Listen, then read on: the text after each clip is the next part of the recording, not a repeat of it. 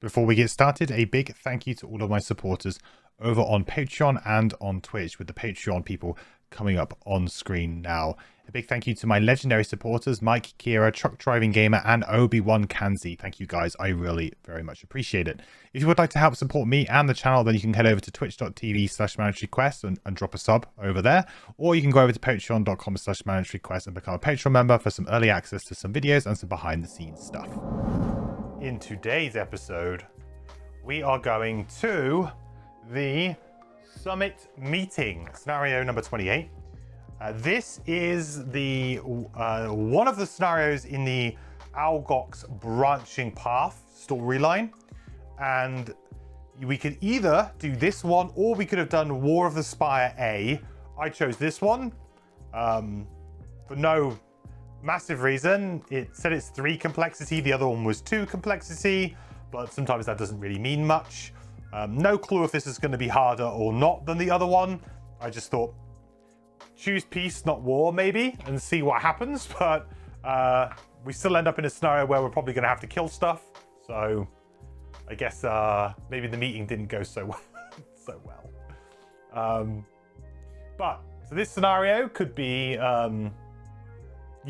could be quite difficult. As you can see, I've set everything up. It's quite difficult to get everything in this scenario in on camera.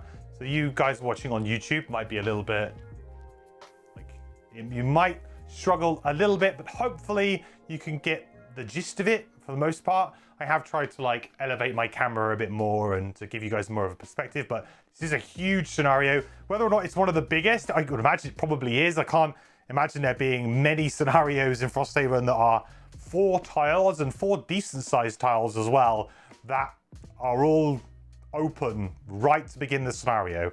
That's right, there are no doors in this scenario that I can tell. There may be some special rules which I haven't fully read yet, but let's just say that there isn't any doors that I could find. So yeah, one kind of very big odd shaped scenario or room. But before we do anything, we need to do ourselves a road event. So we will do a summer road event.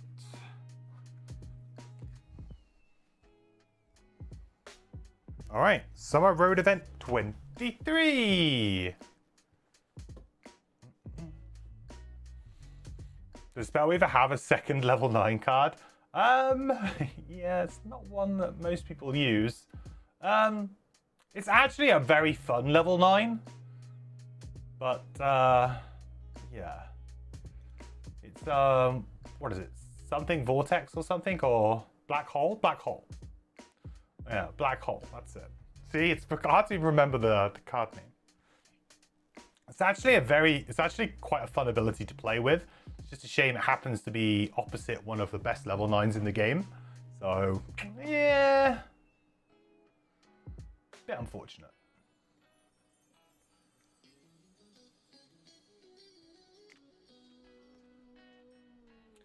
Yeah, you think it's interesting, but unfortunately it's impossible to pass the other one. Yeah, exactly. I've seen a lot of people try and justify it, like, yeah, but you can line everything up so much. It's like, yeah, but Inferno, you don't need to line anything up. You just need to be in the same room. But think about the other cards. You don't need to think about the other cards. I have a thing called a stamina potion. I only need 1 card.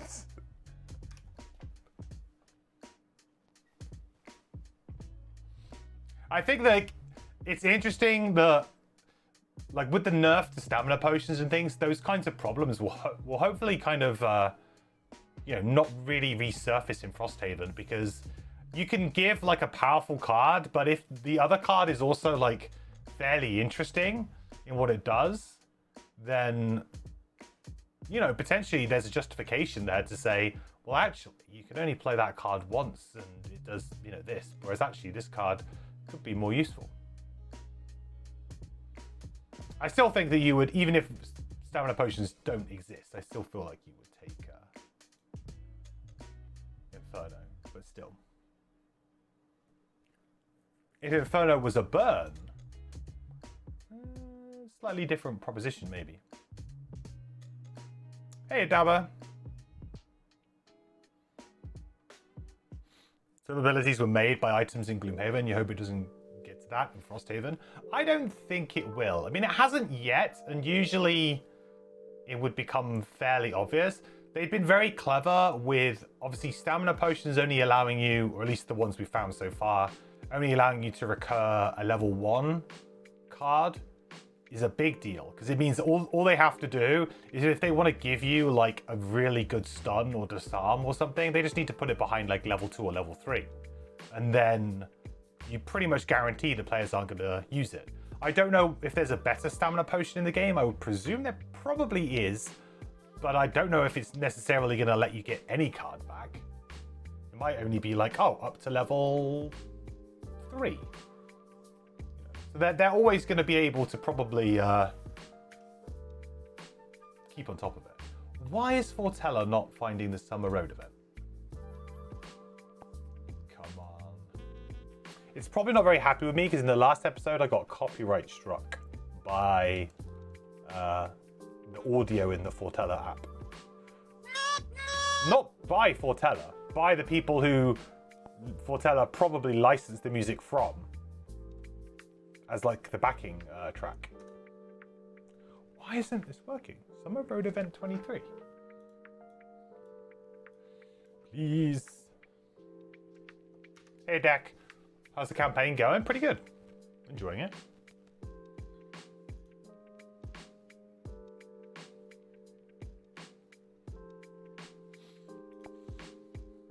Probably licensed. I mean, I assume that they have all of their ducks in line, Adler, but you know, I think it would be very stupid. There we go. I think it'd be very stupid for you to, like, you know, sell an app with not clearing all of the audio in it, especially considering that you are literally an audio app. But who knows? Right, Summer Road Event 23.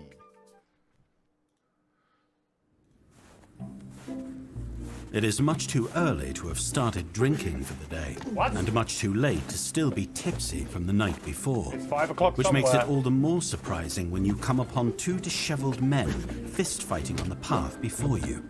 They're fighting not only one another, but also seemingly with the snow. And if you had to place a bet, you'd say the snow is winning. You intervene between the 2 drunks. After a couple sloppy swings somewhere in your direction, they drop all animosity. Thank the oak.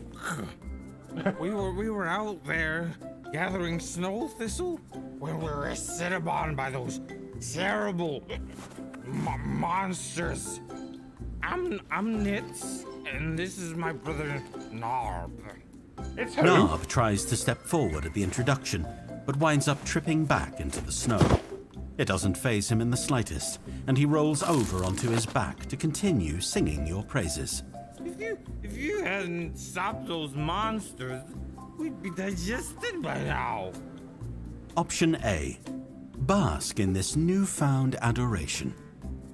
Option B. Deny there were ever any monsters. Okay. Hey, one of these guys called Nits.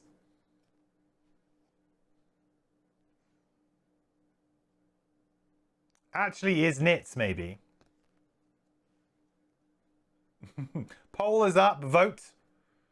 Hopefully you guys can see the option. Hopefully the polls come up. Option A is to bask in this newfound adoration. Option B, deny there were ever any monsters.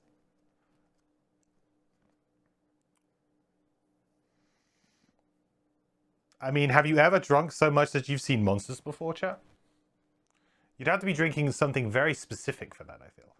Like absinthe or something. I don't think that seeing monsters is like a regular side effect of beer. You're drinking some pretty hard liquor there, friend. Some pretty hard liquor. A? Okay, you guys have gone A. You have? Took you 3 minutes to realize it's a mirror. Nice. Nice. Option A.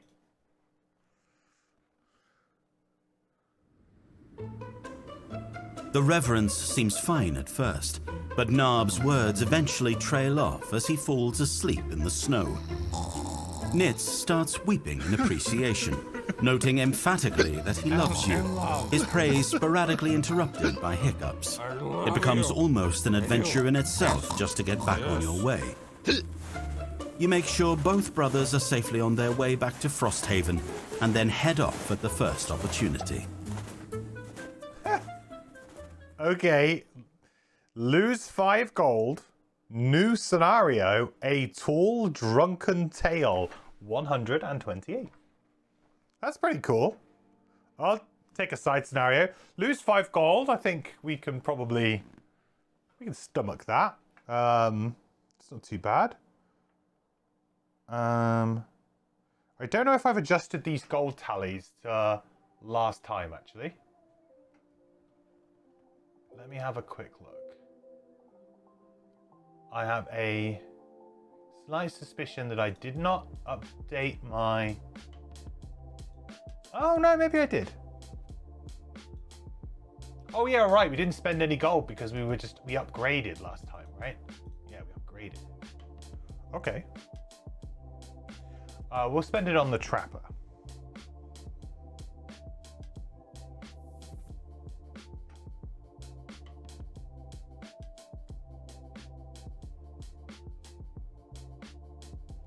Nice. And let me get the sticker out before I forget. 128. Always good to have a side scenario in the back pocket, chat, for when we get new characters, which will be fairly soon.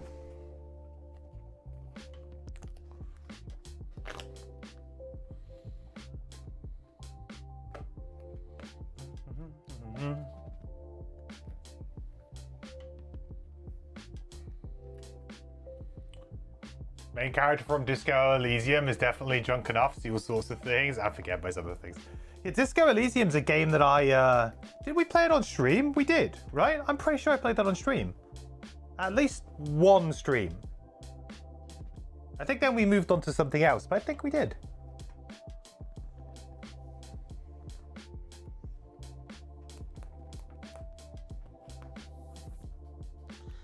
I never finished it. Always kind of regretted not finishing it. I've got a buddy who absolutely, like, loved the game. Like, and was constantly like, you need to finish it, you need to finish it. And I just couldn't, like, quite... I don't know why I didn't. There must have been some other game or something at the time. Something got in the way. I should revisit it at some point. I like the way that you can pretty much lose and die in the first room if you're stupid enough. Very clever game.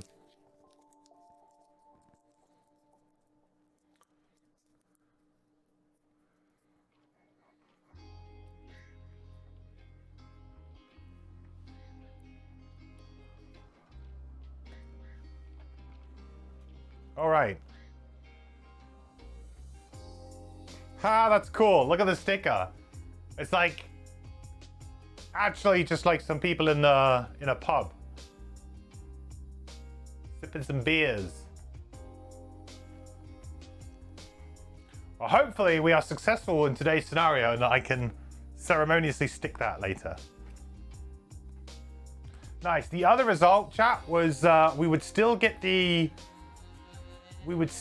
scenario, but we would take some damage. So 5 gold, 1 damage.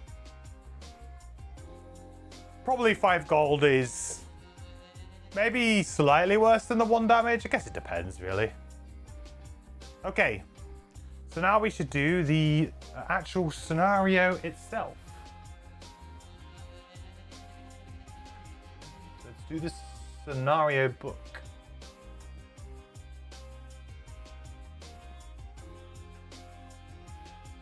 Okay, here we go. Summit meeting. A secret meeting has been arranged. There are elements on both sides of this Olgok's war that want peace, and they have sent emissaries to discuss the possibility of reconciliation. You stand as witnesses to this apocryphal meeting, and you can't deny the wary optimism lingering in the private chamber. a long, oval-shaped cave tucked away from the eyes of either sect. The two emissaries, Gurndel and Bardu, stand in the center of the room, muttering in the Olgok's tongue, and although you can't discern their words, it seems to be going well. So far, the discussion has been carried out with measured tones and much pausing for consideration. In fact, from what you've seen, you're almost surprised that the two tribes haven't found peace before. Almost surprised. Because just as you have that thought, you hear the sounds. Enraged Olgoks storming down the tunnels toward you. Come on! The secret meeting has been discovered, and somehow both sides of the conflict have come to stop it.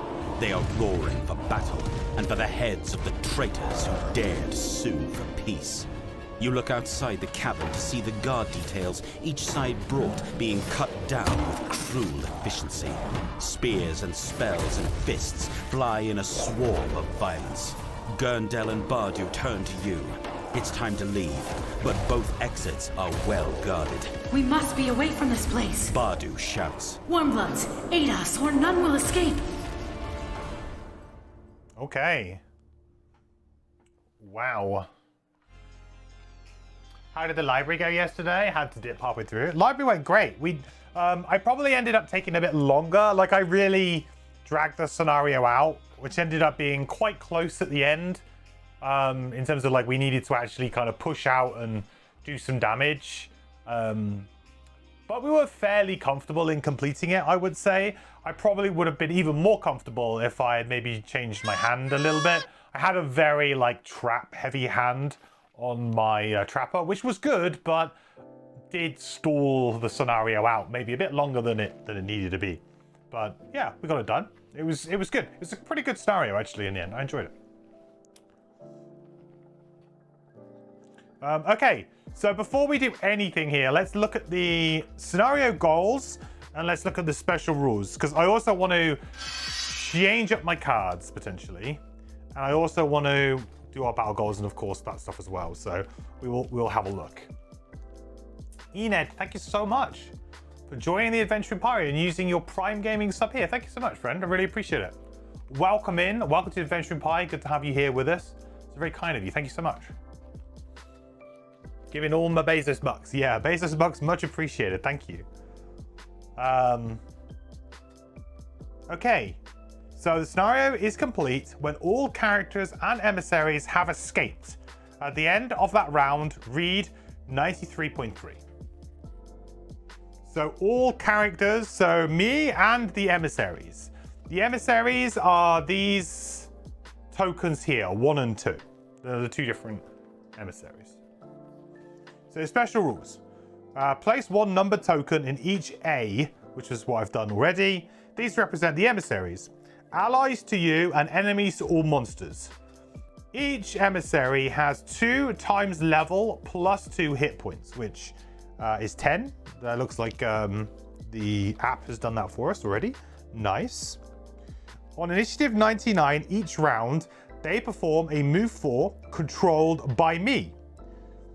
Any character may lose 1 card from their hand or 2 from their discard pile to negate 1 source of damage to an emissary. If either emissary dies or any character becomes exhausted, the scenario is lost.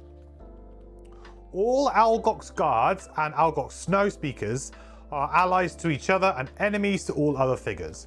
Likewise, all Algok's archers and Algok's ice speakers are allies to each other and enemies to all other figures. Use the ally attack modifier deck for the Algok's archers and Algok's ice speakers, though they are still considered enemies to me. At the start of each enemy round, at the start of each even round, spawn 1 Algok's guard at D. D is here. And 1 Algok's archer at E.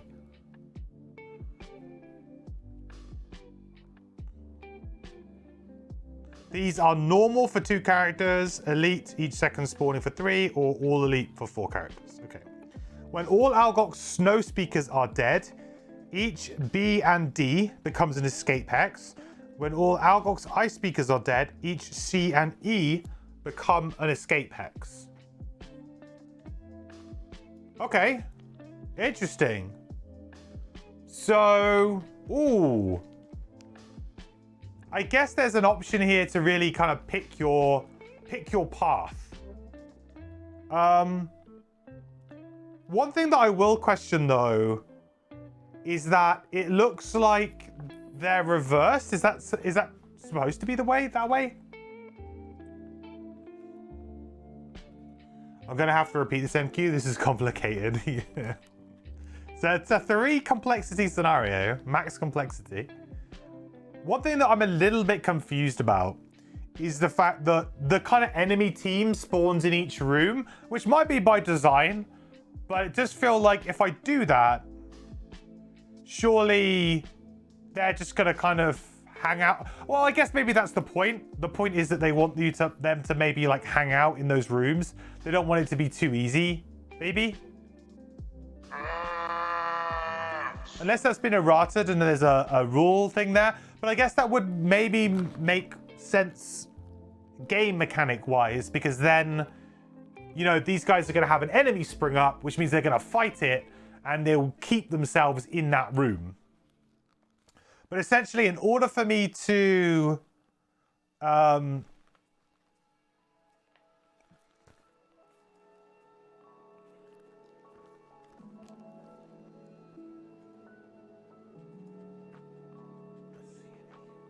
oh, and also the rooms are reversed. Interesting.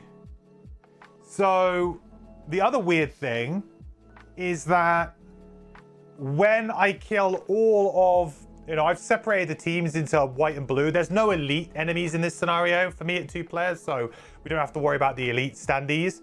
But so if I kill all of the blue team, I actually don't escape here, I escape here, which is kind of weird. And vice versa, defeat the white team, I escape there. Also a little bit odd.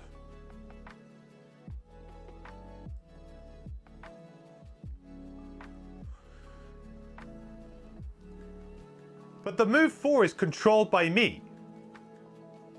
So in theory, I could just say that they move, like, if I control the move, right? Could I not just go like... Weird. Please check official Frosthaven FAQ. There's an error in the scenario. You can copy the text if I want. Okay. Good catch. Let's go to the FAQ then. It does seem a little bit odd. Like, it just seems...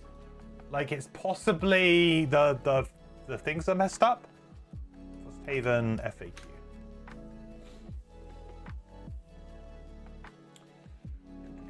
Specific scenario questions.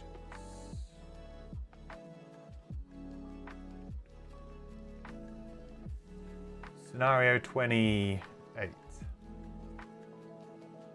The Garden Archer spawns are reversed, as are the exit hexes. Guns should spawn at E and I should spawn at D. Okay, there you go. That seems like considerably less difficult. That's a really big misprint. Ooh. Ooh. That's a really big misprint, guys. Yikers. Like, you know, if you went into this scenario not knowing that there was an error in the... Oh. Boy, does this make this scenario way harder. Okay, makes total sense now. So actually, you know, this is white team's base. This is blue team's base. If we kill all of the blue team, we can escape through blue team's base. If we kill all of the white team, well, I say all of the white team. You only need to kill the ice speakers or the snow speakers. So you only need to kill like the mini bosses, and then you can exit through their respective rooms. But see, there's 2 chests as well. They're different numbers. I wonder if they've got different rewards or if they're similar rewards. It's kind of interesting too.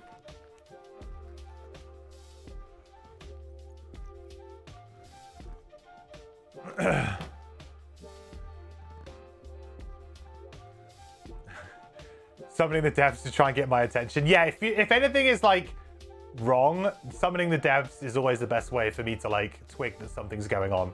When you guys summon the devs, I'm like, something's up. Either I've messed up or something's wrong. Board games in 2023, best played with the patched Game of the Year edition bought from the equivalent of a Steam sale. Yeah, that's a big misprint. It's a really big misprint. Man, misprints happen, but you know, it's like, it's kind of plausible, but it makes the scenario way harder because it's like, oh yeah, you need to go all the way that way and go that way. The only thing that I would think is a little bit odd here, I mean, I like it because let's face it, we all really hated slave pens. We hated the one where you have to protect Hale when she's moving through the scenario as well. Can't remember what number that was, but the escort missions, right? Escort missions in Gloomhaven were always some of the worst because you could just get unlucky and they could just die and it just felt bad. I like the change here where they perform a move 4, we can burn cards instead of them taking damage. That's a great change. But the controlled by us takes away a little bit of that RNG, which is nice, but doesn't that just mean that I can, like, if they have no focus, can I not just go like 1, 2, 3, 4, like, and they don't move? Like, I literally get to just, it feels like there's no jeopardy there. Is that right? It just feels like a bit, like how are they ever going to get in trouble?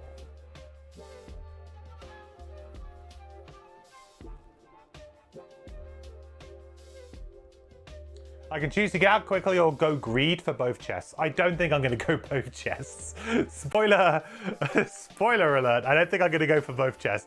Just because, like, I mean, these guys are no joke. And my team is not necessarily... My team is a very methodical team. And this looks like carnage. This scenario is potentially just going to be chaos, isn't it? So it doesn't feel like a very... I mean, if I had like a really big move, you know, if I could get to like here or something, and then, I mean, I do have like a move 6. So I could go like, boom, get here. Like if you had invisibility, go invisible, which again, we do have invisibility on this character. I guess there's a world where you could kind of zip over here. And that would be the one you would do it on, I would think.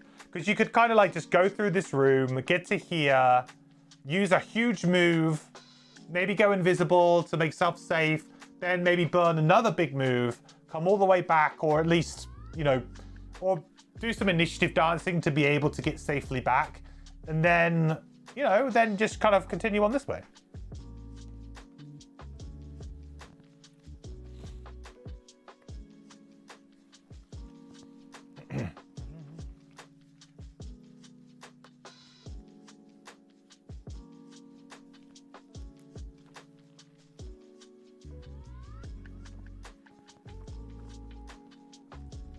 Ba, ba, ba.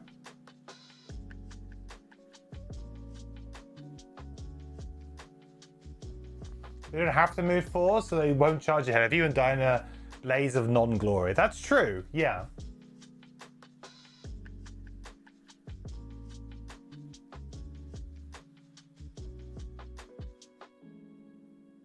I think, I mean, it's going to be interesting to see how it does, but for me, it means that I can kind of play the scenario, I mean, in a good way. I can now play the scenario a little bit more like how I might want to play. I actually always quite enjoy these scenarios where you're like the third party. I really like the ones in Gloomhaven Digital that did this. There wasn't any in the actual campaign mode because, well, it didn't exist in the campaign mode. There were no scenarios in Gloomhaven that had like ally type stuff. But in Guildmaster, they experimented quite a lot with those style of missions, and I really liked them. I've always thought that they were fun because you can kind of sit back and just let the enemies do their thing. It's a very, this type of scenario is really about like initiative control so much more than other ones, because really you'll just be like, okay, I want to sit back and let these guys do their thing. You know, let them beat each other up. It's fine.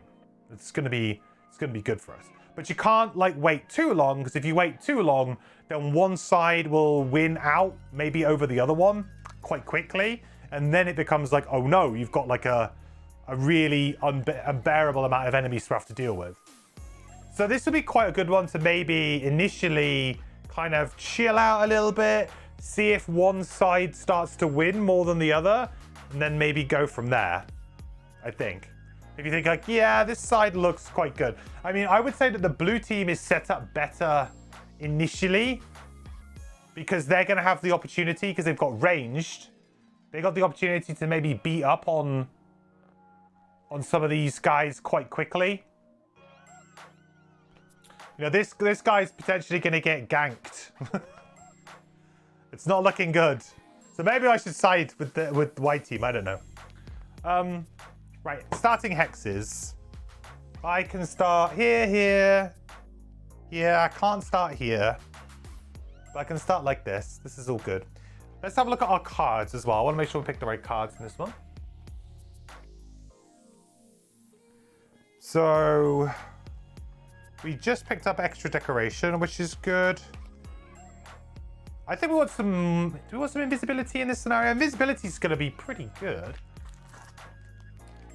You know, it's the kind of thing where we can just go invisible and kind of screw them a little bit and move our allies through it.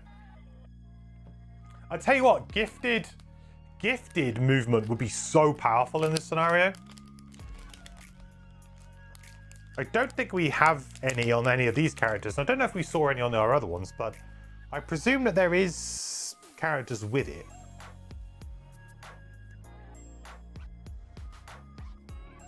Right, I like bringing in furry facade for this scenario. Dismantle should definitely come in.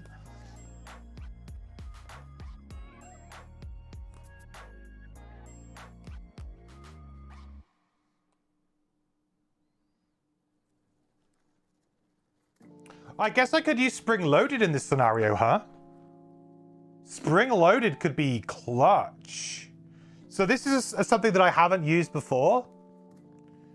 But if I could put like positive traps out and just let these emissaries just run into them and just jump, they get an additional +2 move and jump.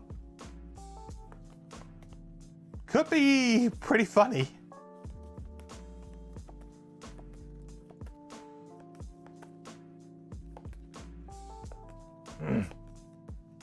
Gloomhaven question here, was it ever explained what the voice is? Yeah.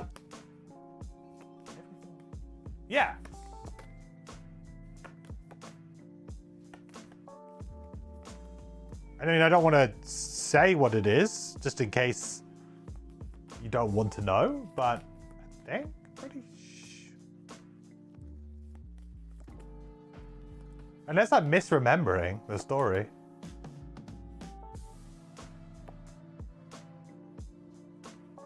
You're on about the vocal cords, right?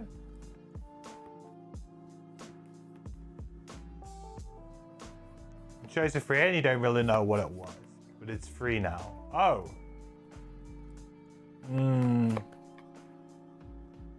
Yeah, if you choose to free it and not fight it. Yeah. If you go the other way, then you fight it.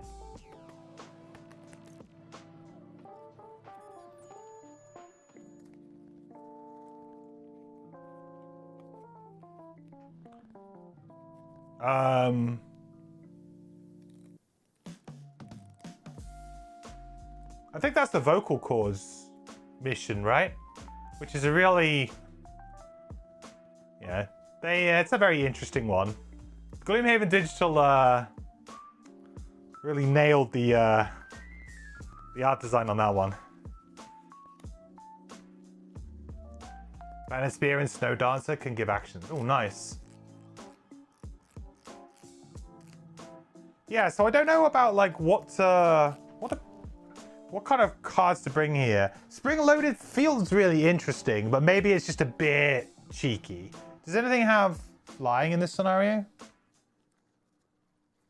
No. Snow Speaker looks like it should, but it doesn't. No flying. So Spring Loaded could be interesting, but maybe it's just a little bit, like, kooky. Because ultimately I do just need to kill, and they can move 4. 4 is a good amount of movement. Like, let's say we want to try and get out in one of these 3, right?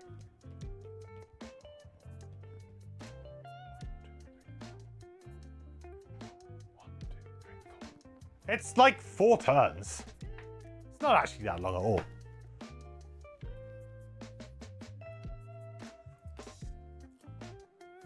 I just need to kill everyone? No, I just need to kill one of the 2 factions.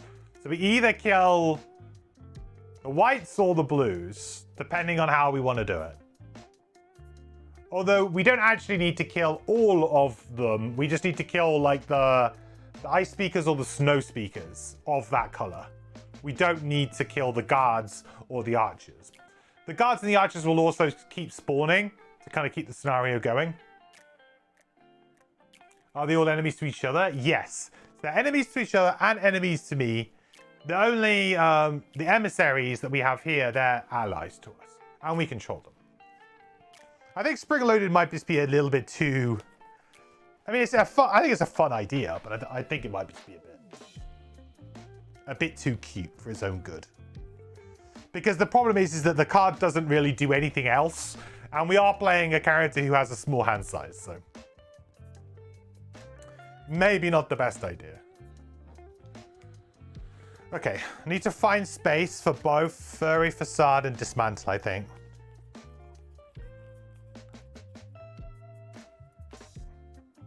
Oh, Caltrops. That was definitely a card I wanted to get rid of, because I just felt like we've got much better now.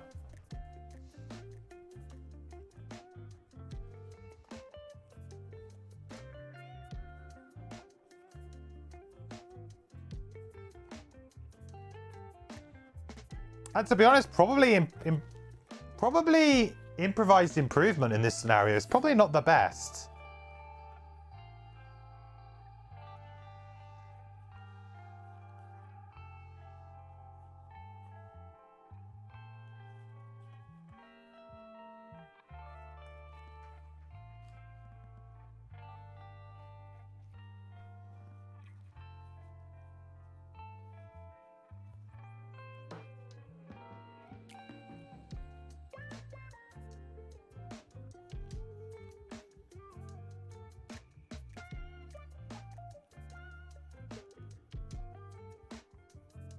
Yeah. Because it's kind of like takes 2 actions to do one thing. I don't love it. I could resurrect the Shoe Dancer and the Standees with the red bases. Guess we could, yeah. 2 treasures, 1 for each path. Yeah, there are 2 treasure chests, but outside of you being, I don't know, some crazy movement character, I think it'd be pretty hard for most people to get it. But if you were playing like a scoundrel type character or had that kind of range of abilities, if you could get there with like a move 6 and then get back, it's doable. You'd need to maybe go invisible in between, or you'd have to maybe do something. It's definitely achievable. Okay, what do we want for...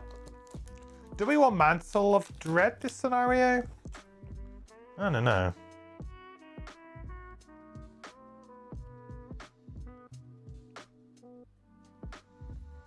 Bane seems good.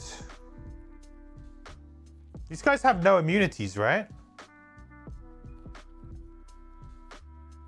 Is this Skull Collection time? Can we make Skull Collection work? Do we think? They have shields? Ice Speakers have a shield.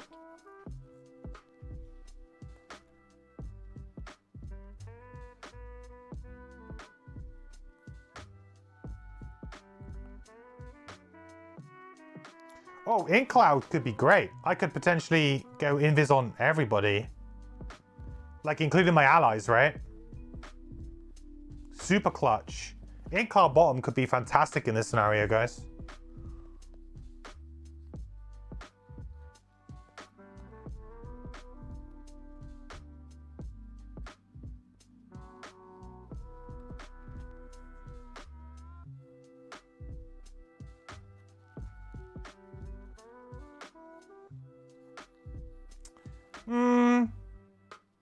I still feel like Skull Collection is just a bit much. Mantle of Dread kind of does the job, because Mantle of Dread will allow me to kind of like slowly bleed out some of the key enemies that I need to. Like if I get like a wound on this guy, or like wound here, wound here, wound here, as I go along, they're going to fight each other and they're going to slowly bleed out, and then I get a good opportunity to get out. So I think Mantle of Dread will come back in as well. I feel like these two cards seem quite good. Possibly Morbid Camouflage as well, because there might be quite a bit of loot ending up in this scenario too.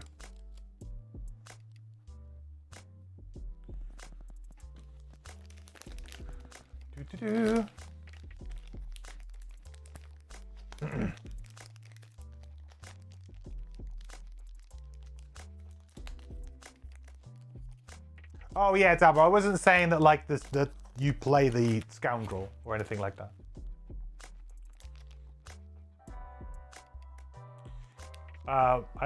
Yeah, you can play the Scoundrel. Obviously, it's like I wouldn't really advise anybody to do that. It's, you know, Frosthaven is kind of its own beast and balanced within itself, so feels like throwing in a character like that could really upset the balance of the game. And you probably don't want to do that.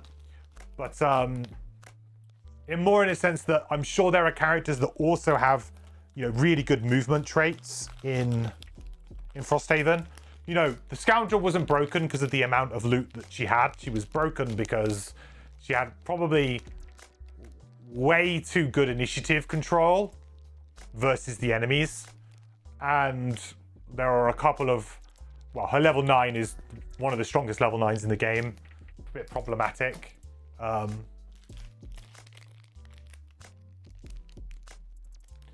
She's probably not one of the worst offenders, though.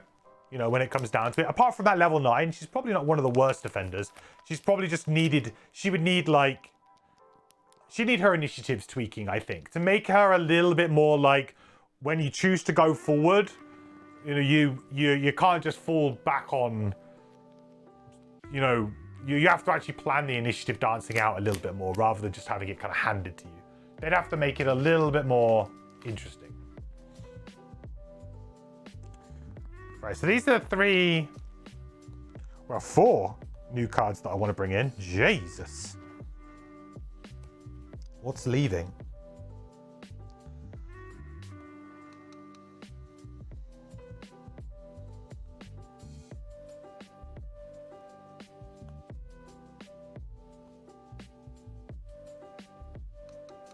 Probably Black Scythe, I think.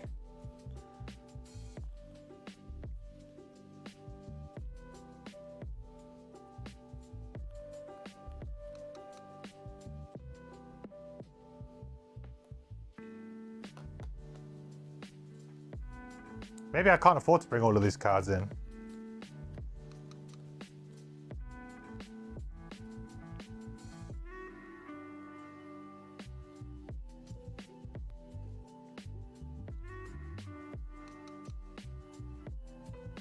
Probably Haunting Brutality.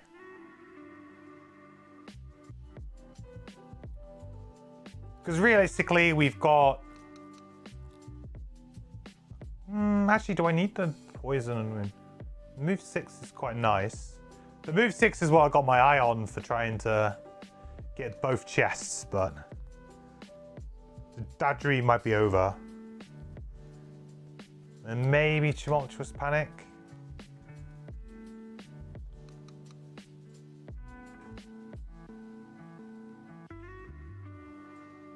What I want is I want lots of late initiatives, chat.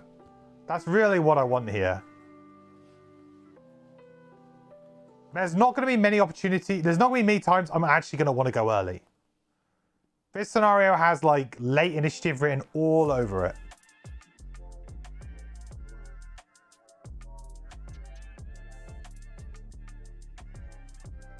So actually, maybe I don't use Morbid Camouflage because it's just a bit cheesy.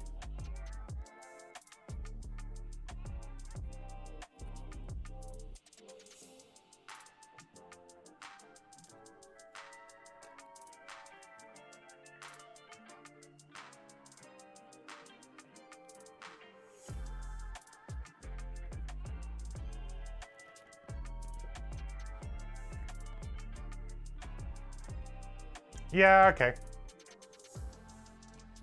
So we're bringing in the main things that are coming in that are a little bit different to usual is really in cloud. That's the main thing that's coming in that's different. And I think we can probably have quite a good quite a good Bane scenario too.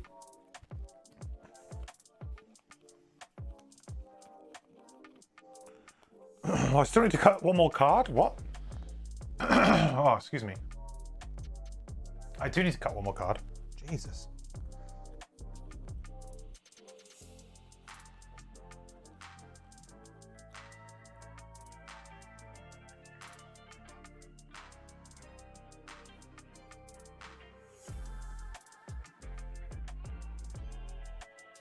Maybe InCloud's a bit too cute then. But then getting to go invisible like on all of my guys seems really useful.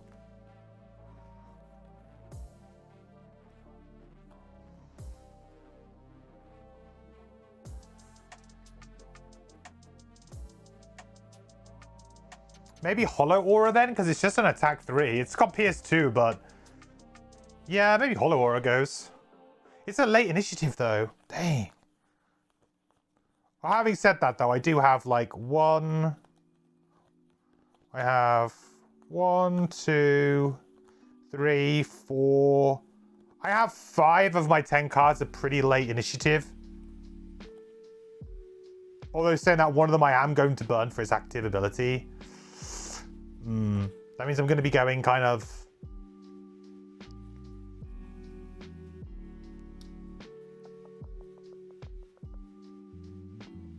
let's give it a Hollow Aura. Screw it. We'll try it out. Let's see how we do. Okay. Hands of cards selected. I wanted to do that because I've definitely not been doing that enough. I have a video coming out soon. Might even put it out tomorrow. Either tomorrow or Friday. Probably Friday actually now. And in that video I talk a little bit about like how I'm feeling about the game. And one of the things I talk about is card selection and ability selection. Pre-scenario seems much more important. I definitely haven't been taking that into account as much. So I'm going to try and actively spend a little bit more time at the beginning of each scenario actually doing that with you guys.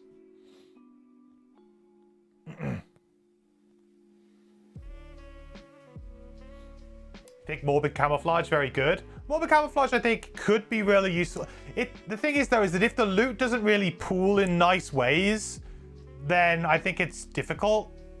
I could swoop in and kill something, I guess, but like the problem that I might have here is that I need to spend several turns here kind of doing nothing.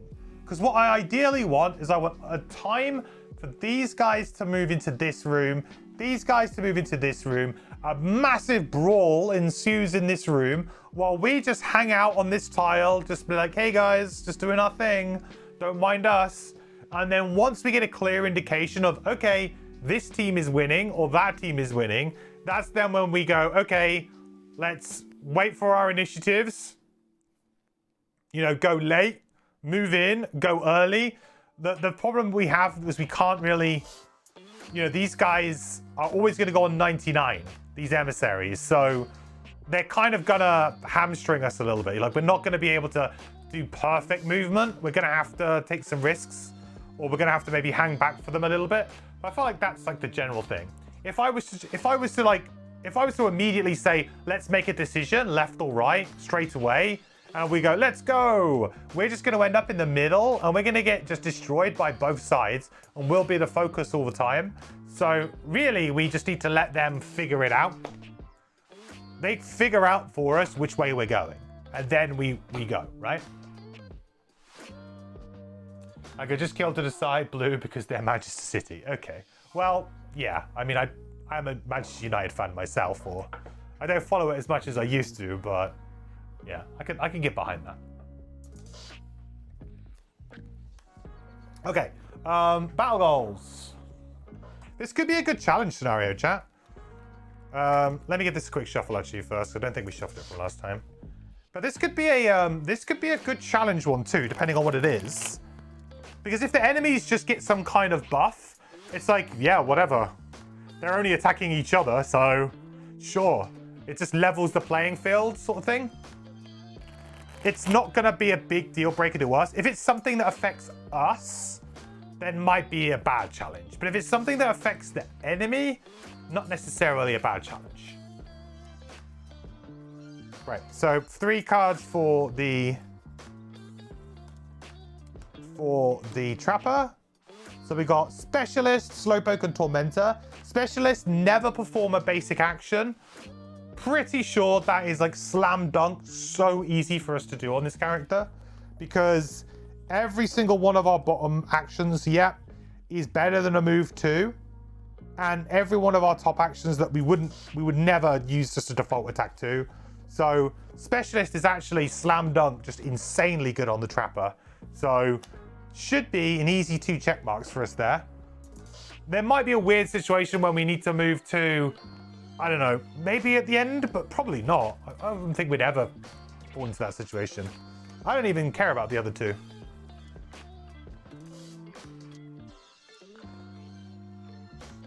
No glare this time. I'm glad you noticed that one, because I have used a roll of gaffer tape, and I have now put it over the light. So hopefully there should be much less glare.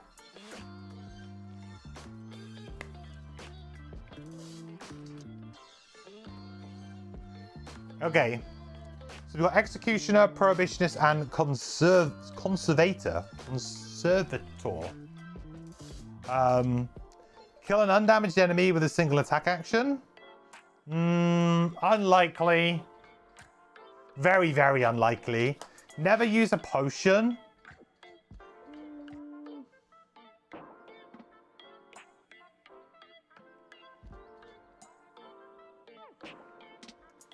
It says potion, right? I don't own a potion item. I own a poison vial. And then these 2 are not potions. Stamina potion specifically says potion, right? So I don't actually own, or I'm not bringing in an item that uses it. So this is just done, right? It doesn't say never use a small item. It says never use a potion.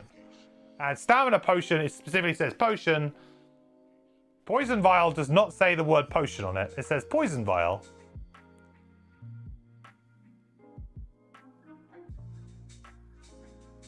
Was poison vial made from brewing? Yes.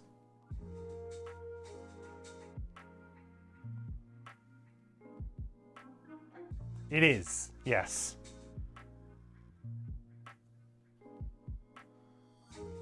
Ambiguous to you then? Well, I mean, it doesn't specifically say the word potion in the name. Just saying.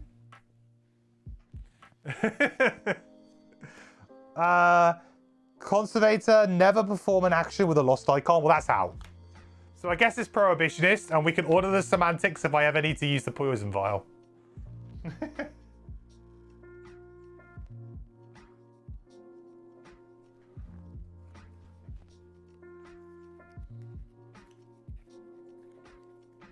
Interpreting game text feels like both the player base and the author want a degree in lore. The way that I always have this running joke with my game group. We went through a period of time when we really struggled to play certain games, like more complicated games, because if there was ever a gray area in the rules, you can damn well be sure one of our players around the table found that gray area and tried to make it work to their advantage in some way to get a competitive edge in it. And if you play games like that, like, we kind of like had to, at a certain point, like, we had to just kind of like get out of that mindset a little bit. I was like, look, you can't look at the rulebook and say like, well, the rulebook doesn't say that I can't do this. It says, yeah, but is it in the spirit of the game? You shouldn't explicitly be looking for gaps in the rules to exploit. And that was like, yeah, we had to kind of like try and get out of that way of thinking a little bit. And needless to say, once we did that, games started to click better for us, and also were finished quicker. We didn't have these long rule debates during game sessions of whether or not a card that somebody had works in a certain way. I mean, one of the reasons why I prefer Euro games to like Ameritrash type games is that Euro games are usually very good with their rules and will usually avoid a gray area, whereas you play games that have like for example, if you play a game like Flux, for example, the number of like inconsistencies on text in cards in games like Flux just really like, to me, make it a worse experience, because it's like, oh, well, it doesn't explicitly say that on the card. Yeah, but does it really make sense from the game to allow you to do that? Stuff like that. So I've always preferred Euro games because generally speaking, the rules are usually simple to follow, make sense, and there isn't too much of like, well, this card says this, but this card says that, and this card says something different.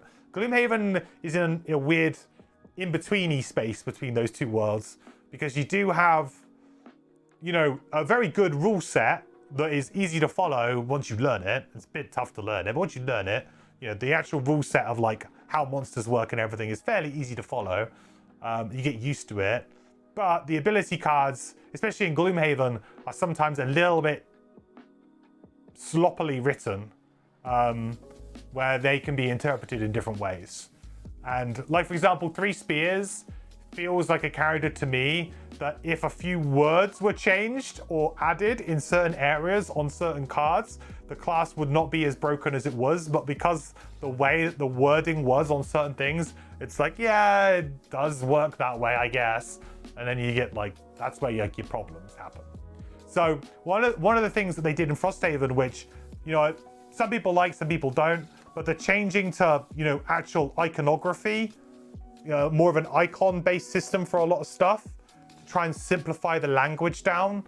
That does help a lot in that department, where I think a lot of the times in Gloomhaven, and if speaking to the devs of Gloomhaven Digital, it was really annoying to them that certain cards would work like slightly different to other ones just because of the way they were worded, and not because maybe there was a massive gameplay reasoning behind it. So a good example is that they changed this in Frosthaven to do with granting allies actions and things like that. Like, for example, granting an ally, some kind of action, and then it would be like whether or not the player controls it or not, or if they take a move action, but then if they had a move value of 0, if it was a move plus something, they wouldn't get it because they didn't have a move value. It's like weird inconsistencies between the way that certain rules worked. Like granting allies movement and stuff was always a weird one. It's a couple of troublesome cards. And yeah, I think it's better for the game in general to try and standardize things.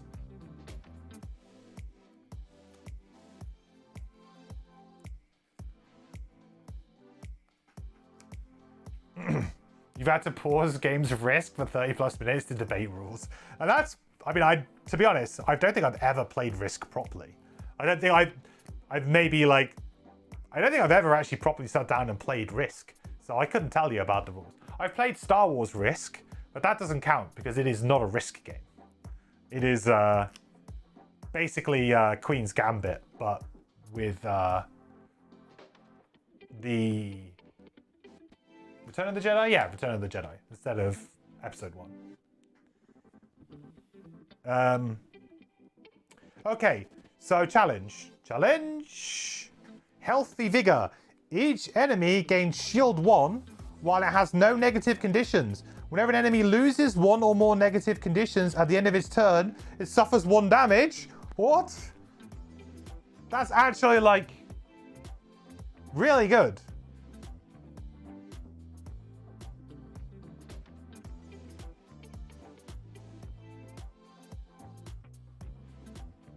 That's really good. That's like perfect. That is a challenge that you want for this type of thing.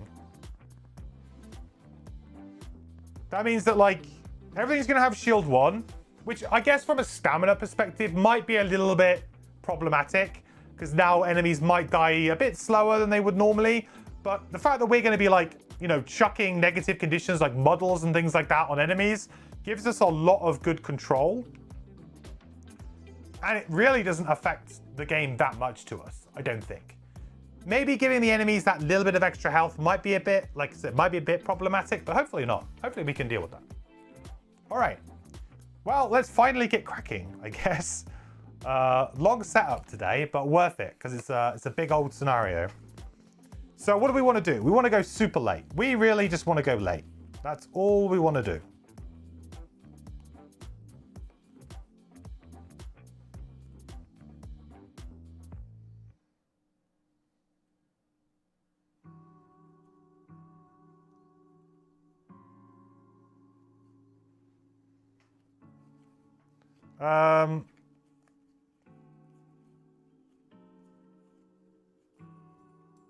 Really wish I had like a ranged ability on here. Okay, I think I want to set up Mantle of Dread this scenario for sure, especially now we have Healthy Vigor up.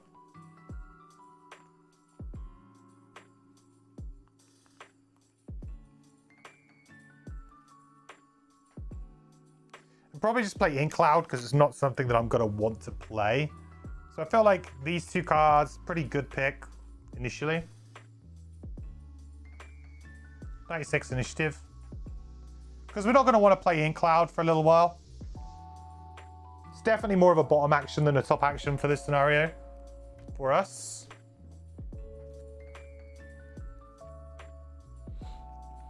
Putting a 1-turn condition on an enemy does pure damage. Sign me up. Yeah, especially as we'll be able to apply Muddle with all of our moves. It's just going to be free damage for us. Then I guess, realistically, we should probably just set up some nice positive traps. Let's be nice and positive. Pyrotechnics being used for the top? What?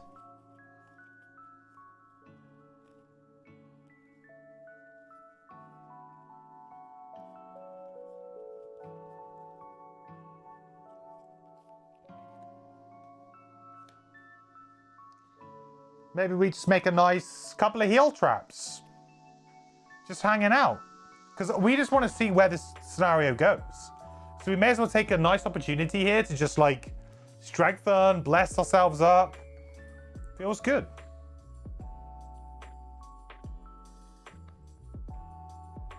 All right.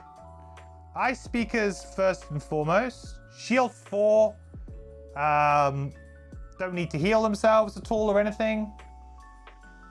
This will remove negative conditions, which will then, I guess, give them damage when they draw that. It's an interesting one, though. Okay, so ice speakers are done. So archers. So what have we got? 1 and 2. So it's an attack 5. Sorry, attack 3, range 5 with a mobilize. 5, 1, 2, 3, 4. So it's just going to stay where it is, and it's going to attack this. Which one uses the allies deck? I guess they do because they're blue, right? That's why I did it. Big brain. Yes, they're going to use the yellow deck. I guess it doesn't really matter. It's the same deck at this point in time. Okay. New extra damage. So it's just going to be 3 damage to number 1. Oh, it has Retaliate 1, range 5, though. Whoa. 3. There's going to be a lot of like... oh, I guess he has shield 1, right? Because he's healthy. He is now immobilized, which is going to do that pure damage later on. Nice. It's going to do 1 damage back to number 1.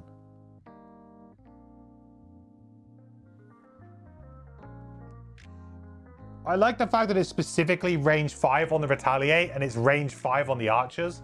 Means that that's actually going to come into play, which is pretty cool. 2. All right, Archers done. Okay, so unfortunately, well, I say he doesn't get to move.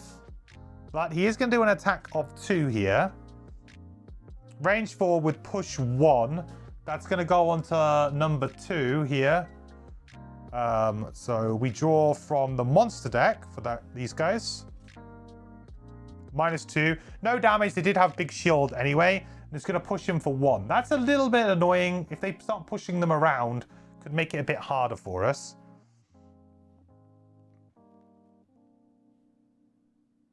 So then it's going to lose a negative condition. So it's going to take a damage. There. Then I've got to move the other guys around. What is it? 3? What's their range? 4. Yep. So it's going to attack for 2 with a push 1. 2.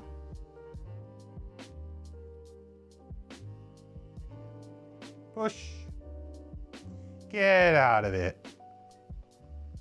Then the other ones are just going to move. 3.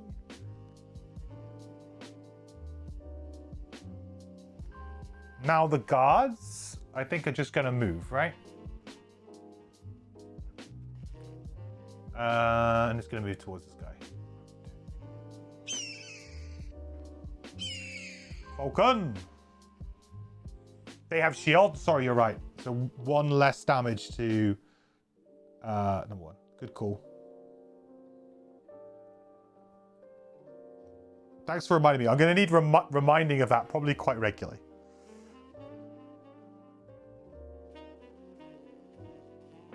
Okay. Good. Now our turn. Lovely. So, oh yeah, we'll do this first. So we will put ourselves a nice...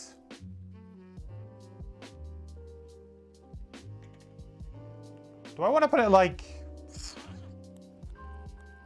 This guy's ranged, right? This guy's melee.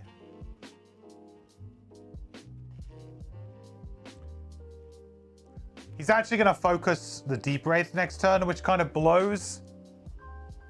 But I guess if I put the positive trap there, it's unlikely that he does.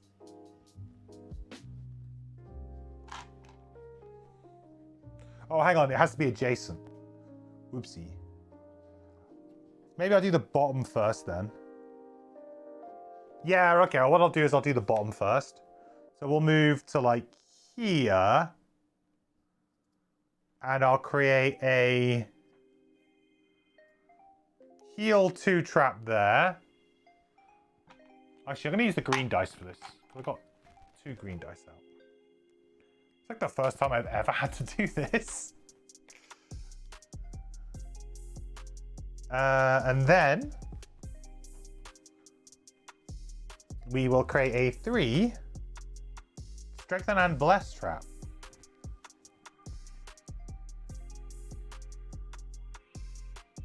Strengthen and bless. Nice. Hey, Core Maker. How's it going, buddy? Good to see you, my man. How's it going? I've been lurking a little bit in your Witcher streams recently. It's a game that I've not really I've never really enjoyed playing them myself, but I enjoy watching other people play them.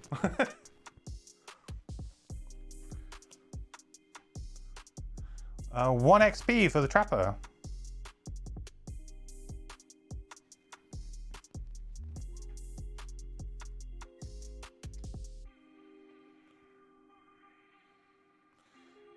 Feels like this UI is going to get quite full in this one. Mantle of Dread. So we're going to get 2 XP on our Deep Wraith. 1, 2. We are going to create Dark. And we are now going to be able to screw with these guys a lot more. Where can I put this card? I'm going to put it up here. Look at that.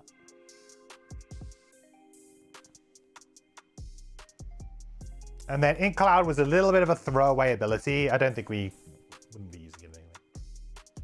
Bit of a throwaway ability. Cool. Nice turn. So our emissaries, to be honest, I mean, I'll probably just like move this one here, and I think that that's it. Just to kind of filter in behind us. I don't think there's any reason to actually move them any differently.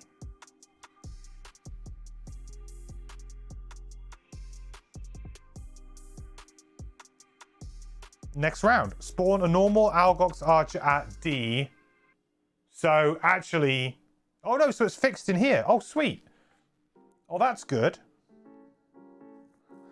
So they have fixed it in... they have followed the FAQ in the app. Secretariat. That's good. I appreciate that very much.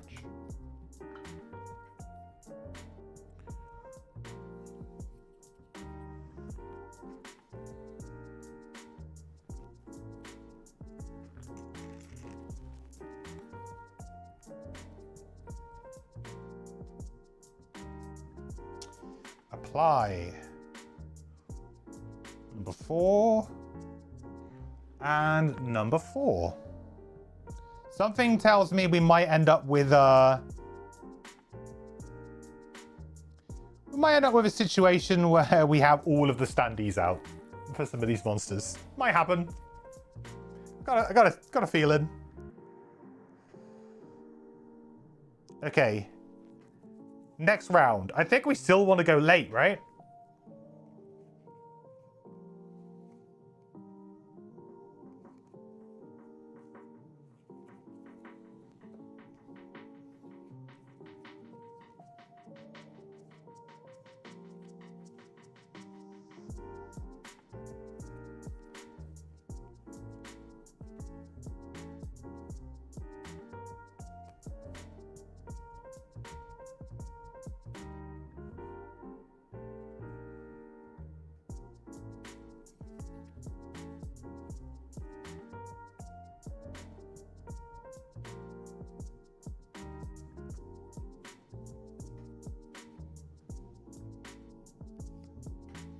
Go. I mean, do we think cursing's actually good for this game? I don't know actually if it is. Might not be.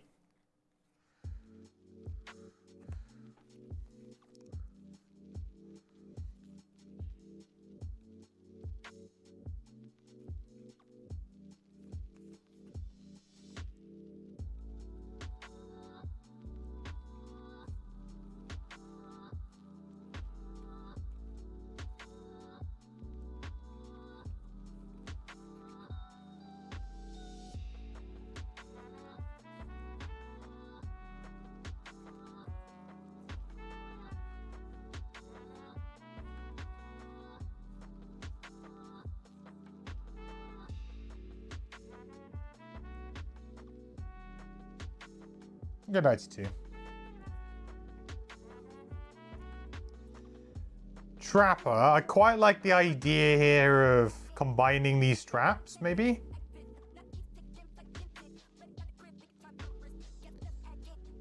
They're making a one nice big trap somewhere.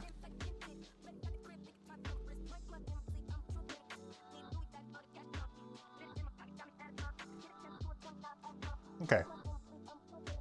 Boots of speed are going to be really useful in this scenario too, huh? 8. Create a 1 hex obstacle in an adjacent empty hex closest to an enemy.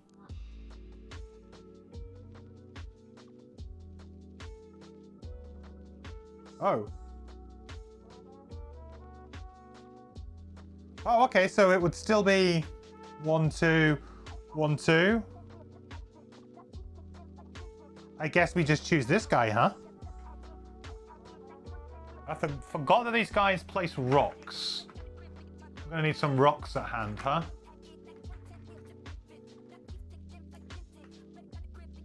Oh, spikes. We should use spikes. That's what we used before.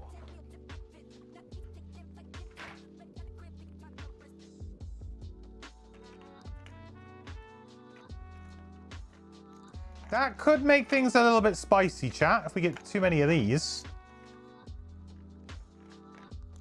Could lead us to a an awkward situation where the scenario fills up and without jump, these emissaries could kind of, well, not be able to get through the scenario.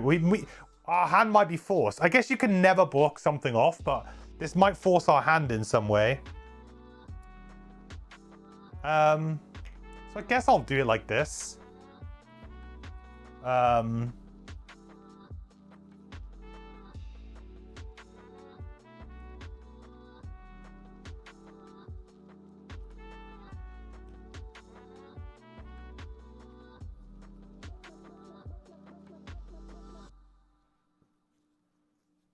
Wow. Actually, this is gonna really...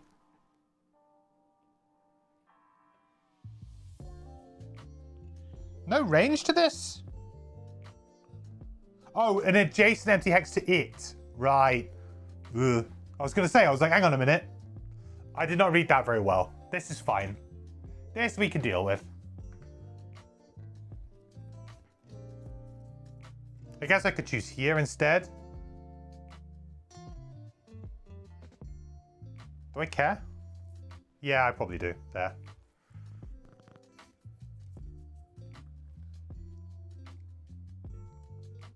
Okay, and it makes ice and earth. Almost misplayed that massively. That could have been a lot worse.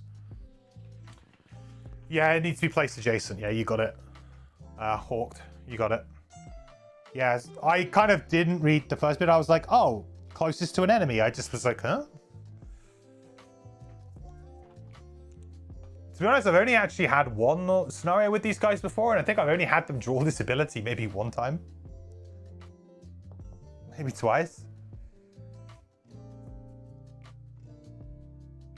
Okay, Algok's guards are doing a ranged attack here,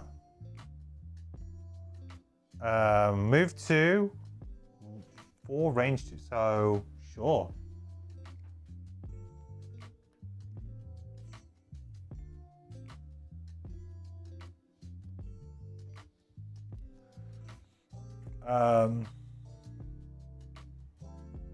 So he's going to attack the big blue. So these guys use the monster deck. It's +1. So it's 5 with the shield though, 4 against number 1. Oh, he's actually got shield 1 already, so it's 3. Wow, I guess the ice speakers now have innate shield 2 pretty much, huh? That might be the difference there, chat. Maybe we don't kill them. That's actually pretty scary.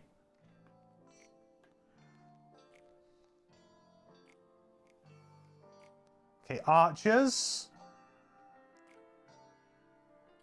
So they're going to attack number 3 here. So it's an attack on this guard. So he's going to go ally deck. Attack for 5. So that's 4 with the shield 3. And then the other one is also in range. +1. So that would be 5. So 5, 6, 7, 8. So 8 damage to number 3.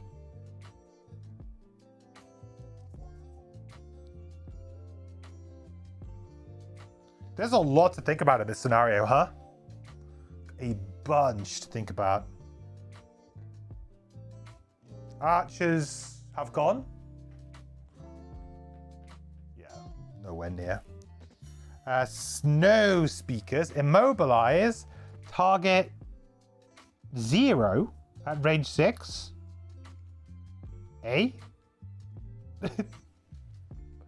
Excuse me? -2 shield. Oh, the guards don't have shield though, right? The guards only have 1 shield.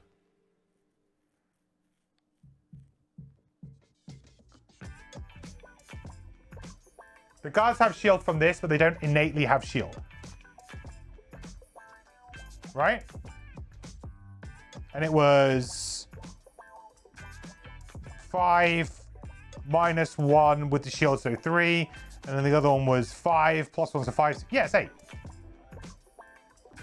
Why target 0? That is my question. That does not seem right. Is that supposed to say all? Seems very, very random. Is that card just dead for snow speakers until higher levels? No, because... No, because there'd be nothing on the stat card that would increase it. I feel like that's a misprint in the app. Let me find their actual cards. That feels wrong. Maybe that's supposed to be like target all or something.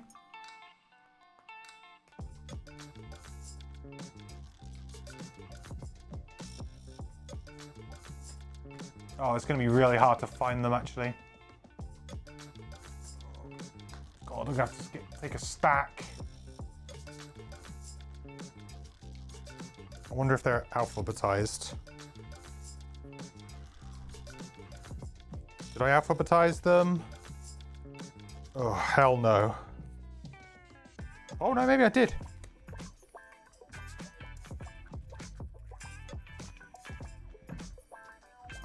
Just I drew from the wrong end.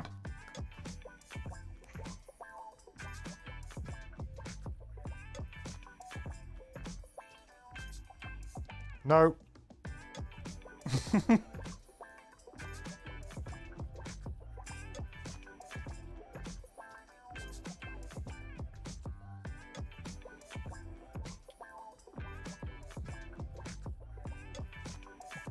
Shoot. Ah. It is target all. That makes sense. Quick double check, but that would be what I would... I don't know why it doesn't say just all on it, but probably just a small error in the app, that's all. Here we go. Snow speakers, right? Yeah.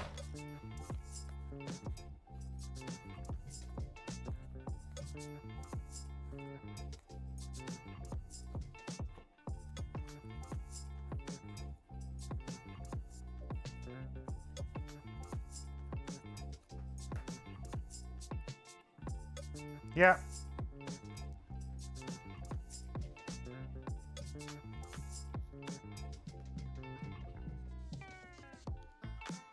Mystery solved.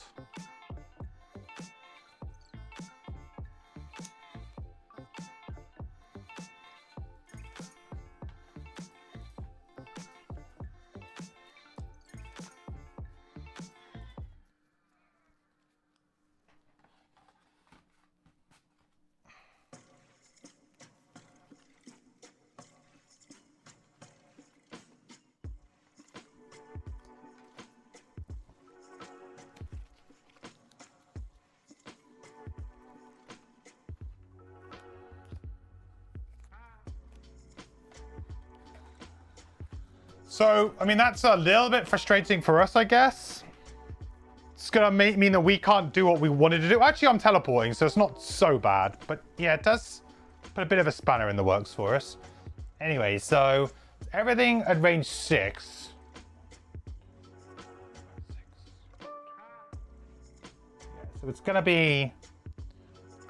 be us for a start.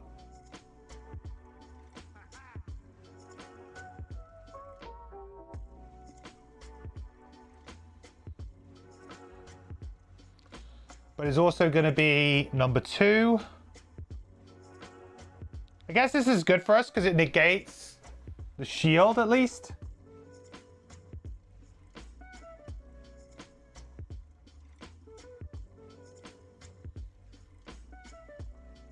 Archer number 1 as well.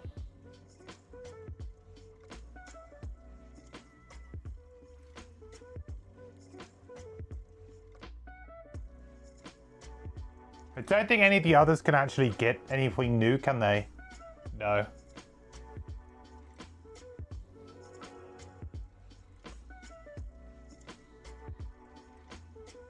Pretty beefy immobilized though.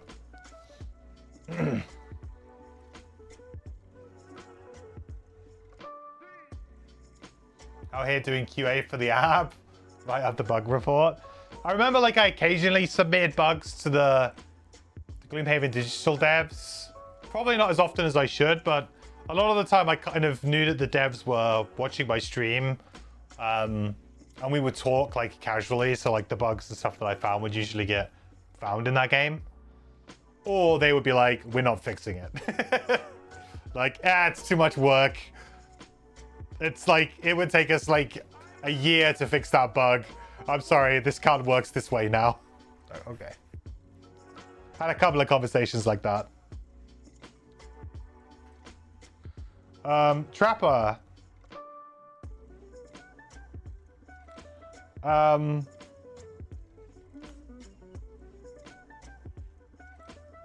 So I guess we'll create one 4 damage trap and an empty hex within range 2.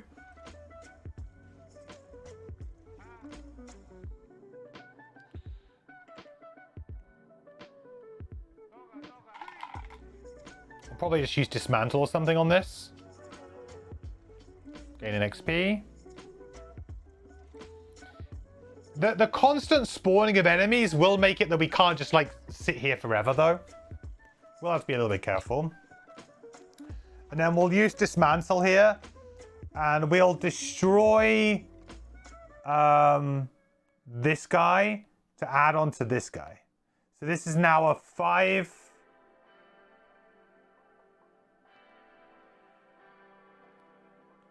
Yeah.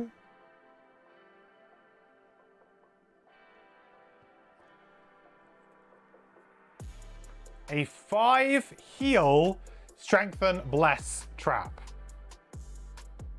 You know, just in case there was any danger of us getting attacked.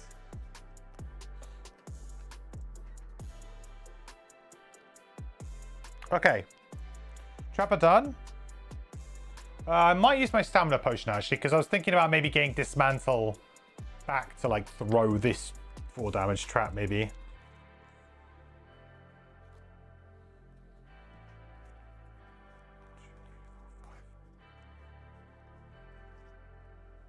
Yeah, sure. I'll get dismantle back with the stamina potion. I may as well use it now. It's nice to have the late initiative and an option for next turn. So Deep Wraith. Oh, it's really annoying. Because I was going to have the opportunity here to, yeah, do something kind of quite cool. But I'm going to have to change my turn a little bit. So I guess what I'll do is I'll teleport 3. Which I can do while immobilized. Because immobilized only blocks movement.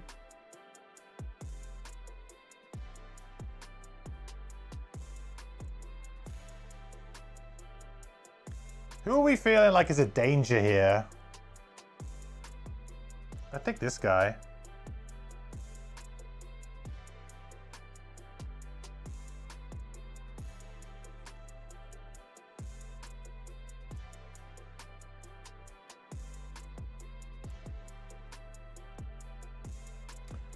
So we'll teleport 3 and we will apply poison. Poison? Wound, sorry.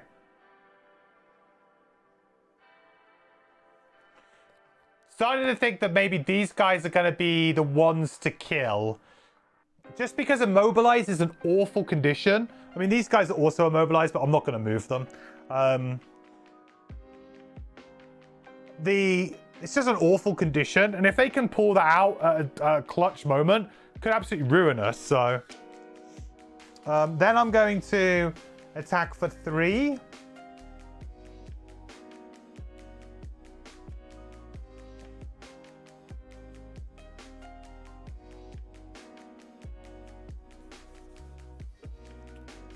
Two, unfortunately.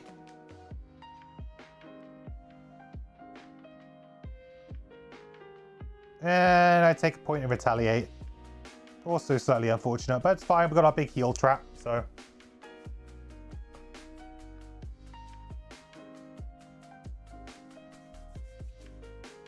Emissaries, they ain't doing nothing.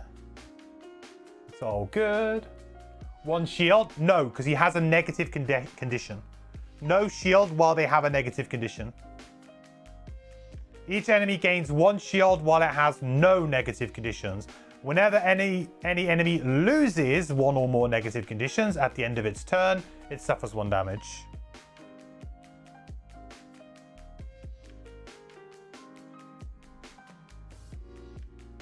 Yeah, it's actually super sweet for our deep wraith, because we can just like pick and choose the enemy that we want to fight, and like the other side doesn't kind of, you know, still remains buffed. So we can really pick and choose our fights, and we like poison super weakens an enemy now as well. It means that you don't get the shield buff compared to the other enemies, and obviously you're going to take more damage from the poison. Very cool.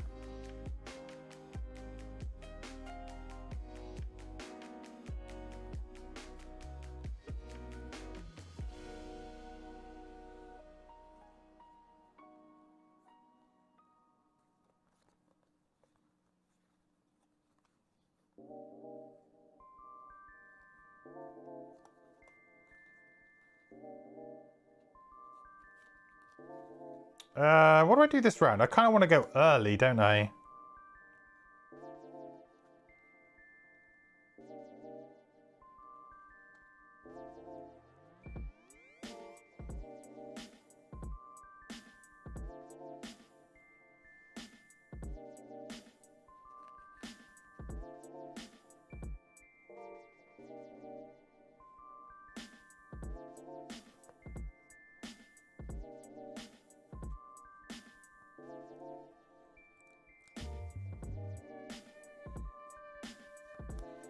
What do I do on my trapper?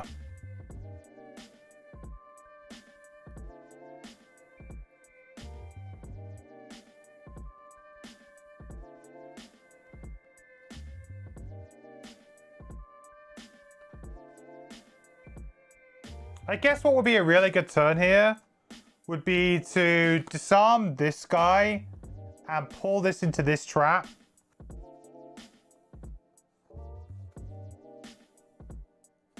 That'd be a super good move, actually. Can't do it on a great, like super great initiative, but I feel like we kill both of these and then we let them kind of figure out the rest of it. I just can't do it on a really great initiative, which worries me a little bit. I can go on 30.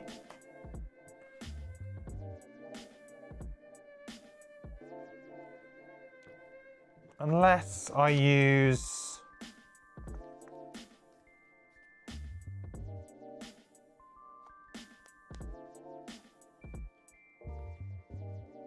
Nah. Risk it for a biscuit.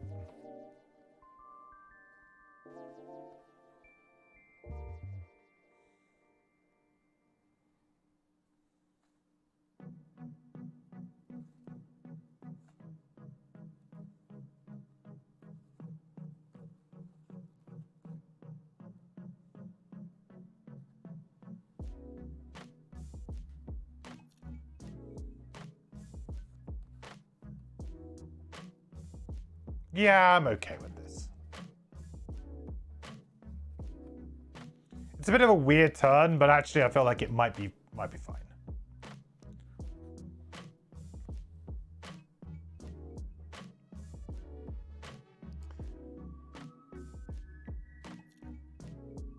Okay, so Alrock Snow Speakers first. Oh, they're immobilizing again. Why is it with them and the immobilized, dude? Leave me alone.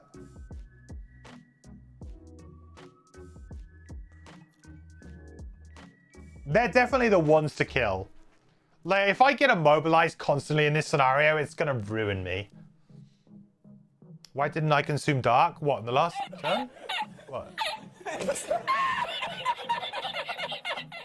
Oh, what? For the skewer the flesh to go invisible?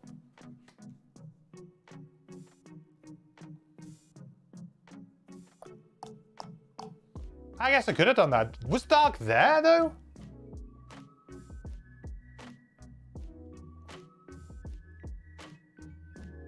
Oh, I guess it was. This and this first turn. Oh, I could have gone invisible.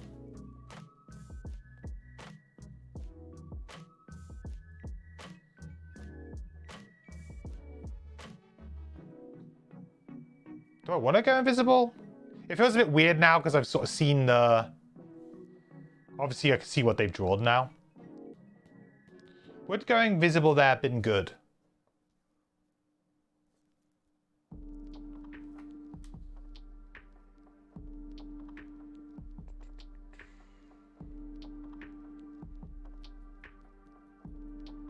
Would I have done it? I mean, I think I probably would have done it.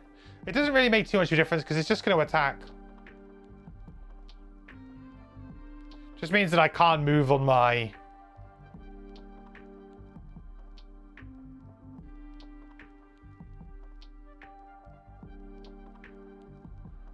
Means I can't move on my... Then that's fine because I'm being so... Yeah, okay, I'll go invisible. Sure. So that gains me an XP, right? And that's been a trophy. Trophy usage is... Yeah, you got to be a bit careful with that. Seems like a natural fit. You're trying to let them go. Yeah, but I'm also in a situation here where I'm only really fighting 2 of them, and hopefully it won't be too bad. The multiple targets on the snow speakers definitely make them the scary enemy in this scenario. Like, I feel like these guys, I could probably just... Like, there's going to be tons when they don't move, or they do stuff like this. Move 3, attack 2, stun, late initiative. I could probably avoid it very easily. So I feel like in terms of scary enemies here, the snow speakers, although they don't always attack, just their ability to immobilize me and just put me on the back foot, I do not like. Okay, so anyway, they're going to do an attack 3. And so they'll go...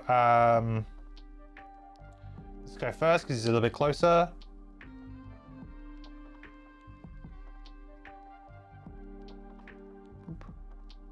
He is he immobilized? He's immobilized right now. So he's not going to have the shield. So it's -1. So it's going to be 3, -1, 2. But then he does have 1 natural shield, so 1. It's very...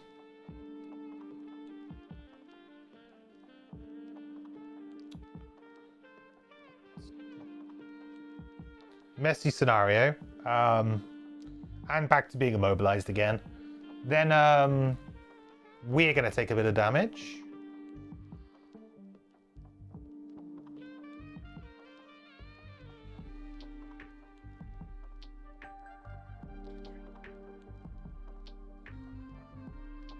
Guess him being immobilized is a good thing for this stun, right? Okay. That's number 1. Can this one reach anything? Is it range 5? It is. So it can reach both the archer and the regular ice speaker. So it's going to go, well, archer first.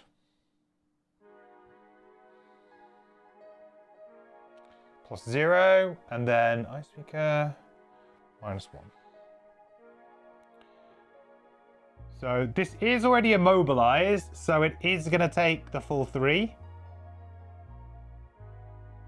This guy's immobilized, so he's going to, again, just take 1 damage because of his shield. Natural shield. Okay.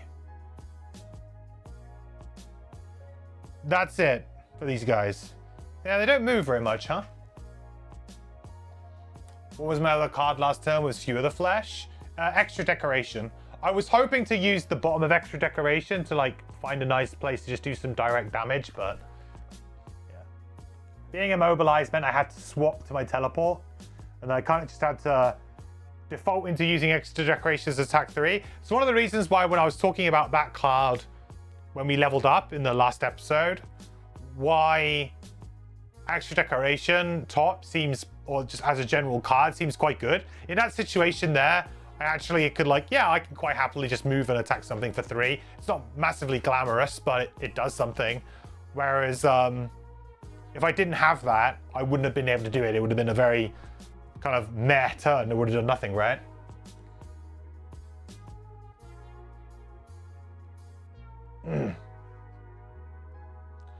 Oh, I suppose you're right. I was invisible. I didn't even think about that. Jesus. So I should have gained... I am so not used to reading these cards. I only need to read the cards. I'm not doing a good job today. So we can retrofit that.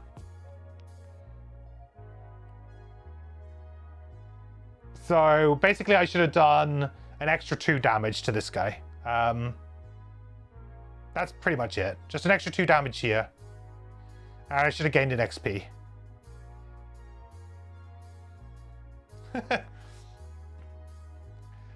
I'm learning, chat. I'll get there.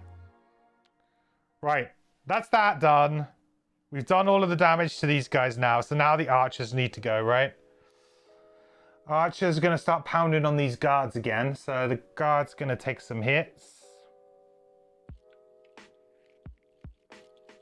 There's a lot to manage in this scenario, huh? So much to think about. So first one's -2. +1.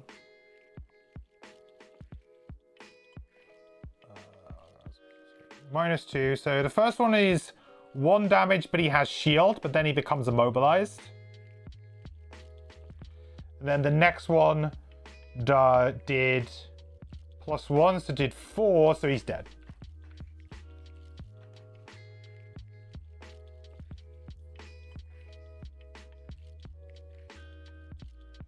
Because he lost the shield by being immobilized by the first one.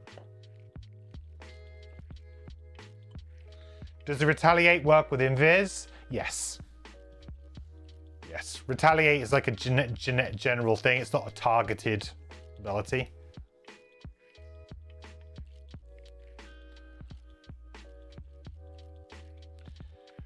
So that's... Oh, this archer's going to move too.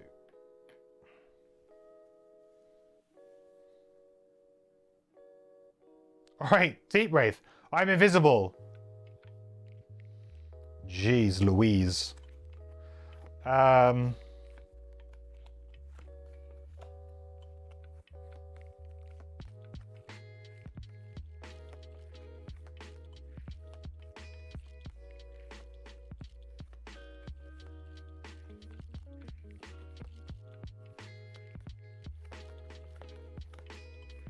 I immobilized on my trapper? I am, aren't I?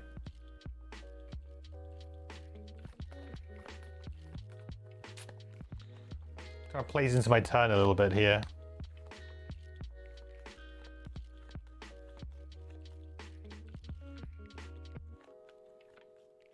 I'm going to have to use that trophy. So I will move to here. Spend a trophy to disarm, because I want to get some damage on this guy.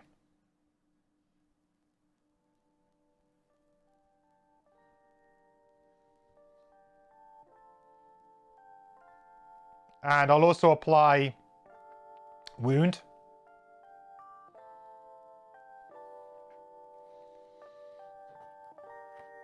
I guess I probably could have done succumb, couldn't I? Didn't think about that extra immobilize.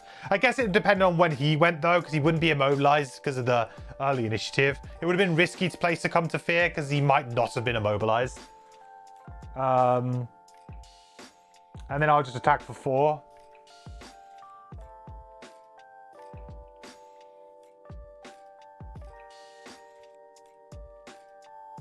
Five, shield 1. So 4. Okay. Yeah, kind of weird.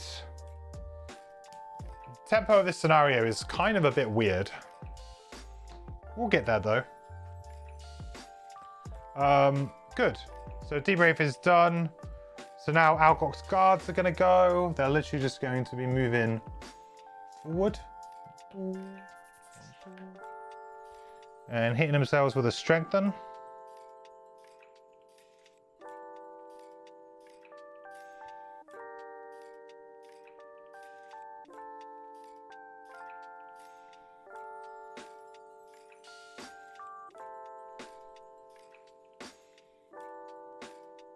So Trapper's turn.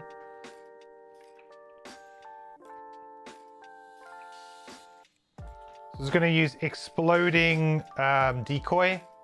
So we're going to attack this guy here for 2.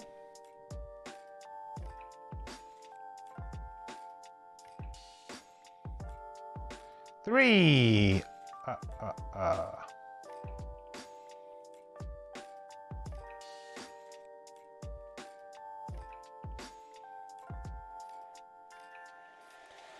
I'm actually not going to pull him through the trap. I think we'll leave him there because he's going to die to the wound, which will give us a trophy as well, which will be great. And then nothing with my bottom card because I can't move or do anything. So that's fine. I need to take a point of damage from the retaliate. Trapper's turn over. So this house Ice Speaker is not doing anything. This one's going to move this way. This one's going to move this way. This one's going to move this way. Ice is made. Emissaries do nothing. All good. Yes. Spawn a normal archer at D. And so this is where it gets a bit scary because these guys are always just going to keep coming in. We don't have to necessarily kill them, but it is scary. Oh yeah, sorry, the scenario condition. You're right. A lot of you're right. I should have done that as well. Oh, so much to remember in this scenario. No kidding, complexity level 3. I might roll that back around then. Who had, like, so he takes 1 damage for sure.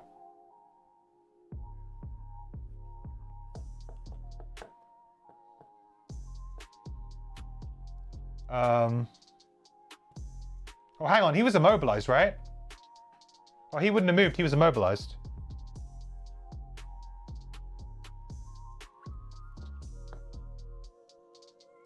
From the previous round.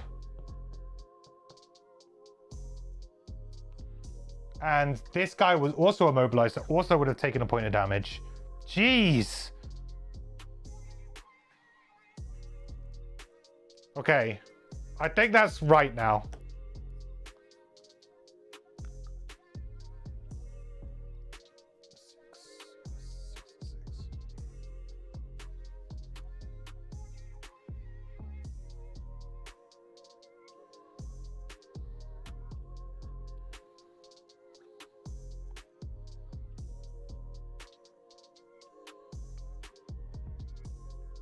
Cool. I think we're good. I think we're good.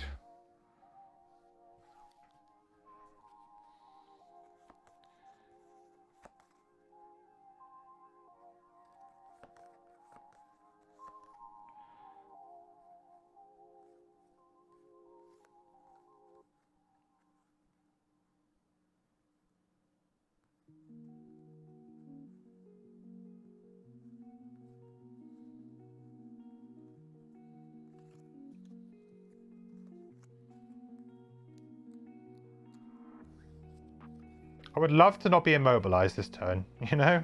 That would be great. You know, I said like I never use a default move to action. Oh, I kind of need to use a default move to action, chat. Oh no.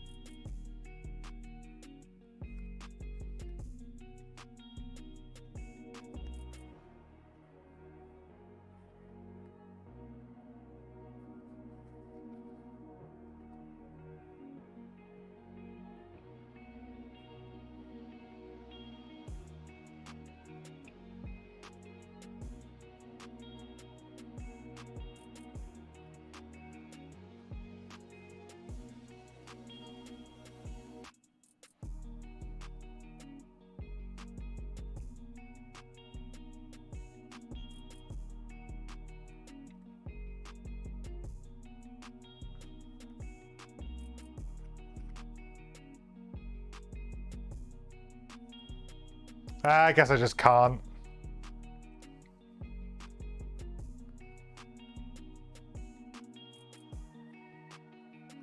I think I just want to probably position myself for like a long rest.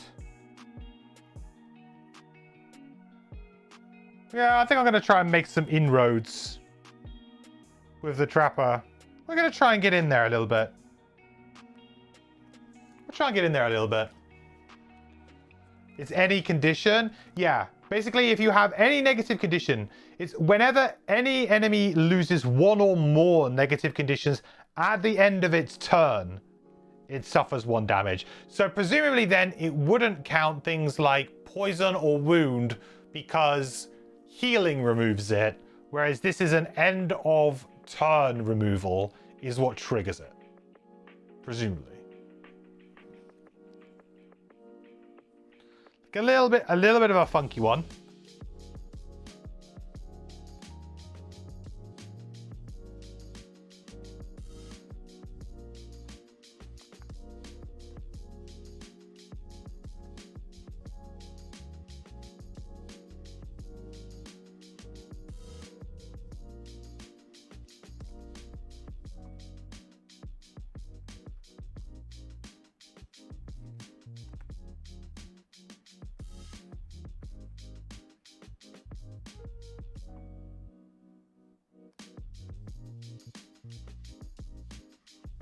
I think I might just have to use like a default attack 2 on this guy. It's kind of rubbish though.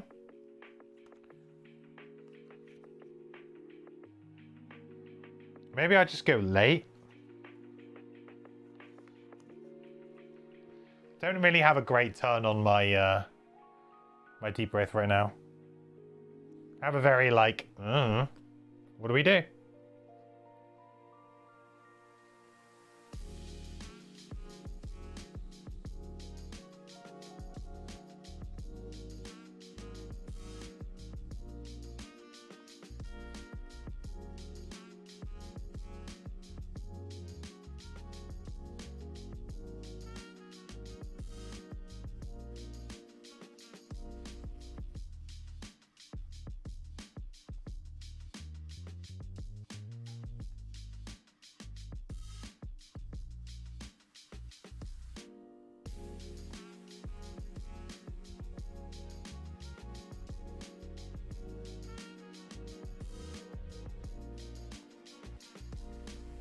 Yeah, it's just weird, really.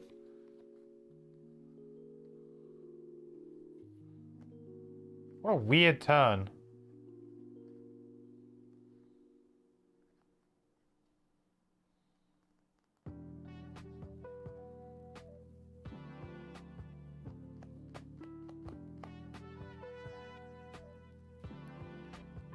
I don't really know. It's like, okay, do this, I guess. I don't know. Weird turn. Right, guards do nothing. Archers. How's this gonna play out? What's their range? 3?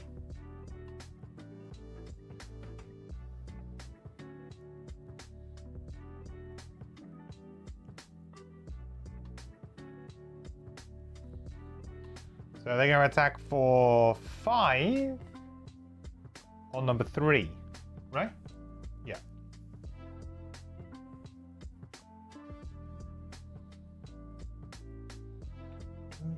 -1. So 4 with the additional shield 3. It's going to do 3 damage to number 3. However, it's going to retaliate back at him, which is going to kill him. Oh, I put the wrong base on this guy, huh? I think I've run out of blue bases.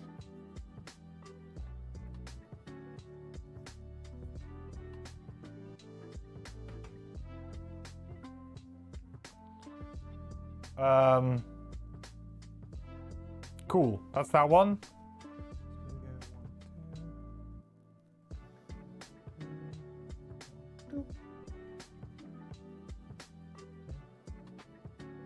Don't guards take damage when they lose strength? It was only negative. It's only negative. Yeah, strength. That would be awesome if it triggered on the strengthen. No, only negative divergent.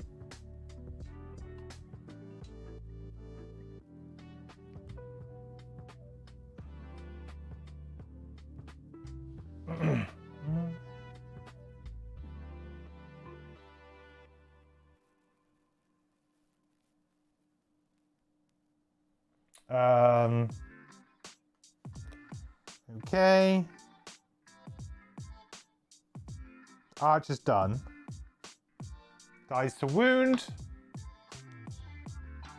Which is super good for us. Because that gets us trophy. Thank you very much.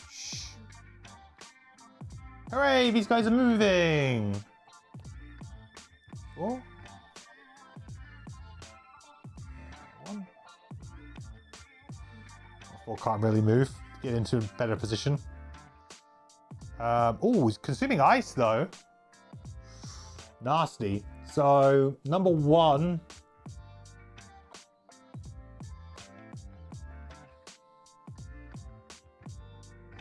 That's plus 0.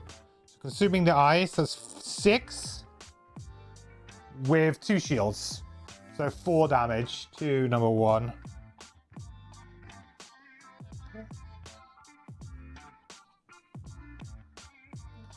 And that is it for them. Hi,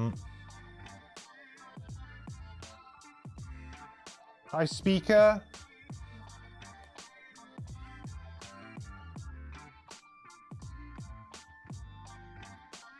This is kind of weird. Is it target all at... Should I maybe use my boots there? Hold tight. Maybe I should use my boots there. I guess I could only have gone on 88 on the Deep Wraith. Could go 75 on the Trapper. Does that really matter? I could probably be disarmed here. It doesn't really matter that much. I guess it's if they draw the ×2, that would kind of blow. Presumably this is again target all. For some reason this card's also wrong.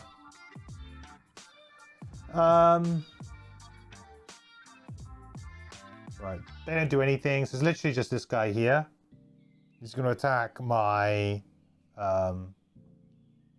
Deep Wraith, first and foremost, with disadvantage.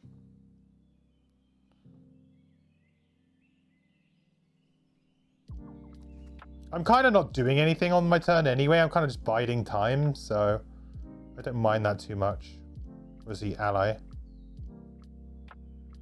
Okay, disadvantage. Okay, so that's 3. And then similarly, disadvantage on the Trapper. Did that just draw one? Looked like it did. 3.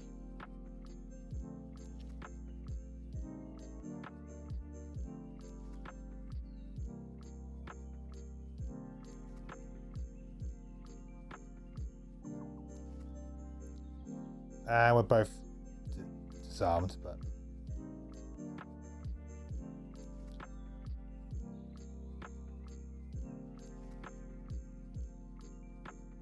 Okie dokie.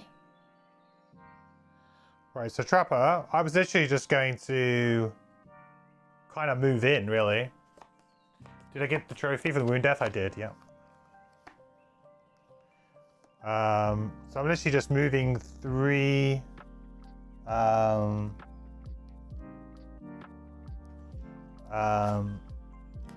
and then moving 1...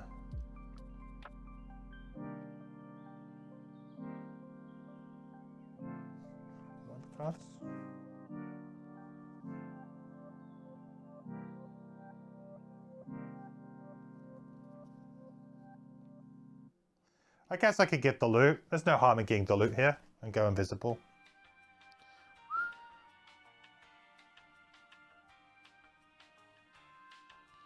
Yeah, going invisible, chat.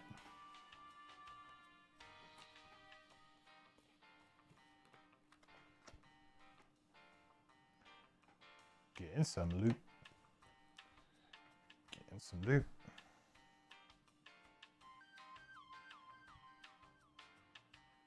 Ooh, money.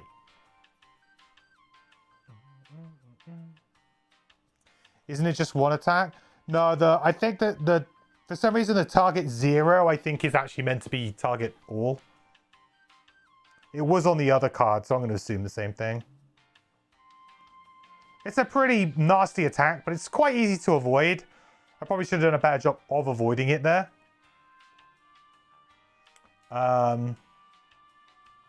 Deep Wraith, I'm probably just going to...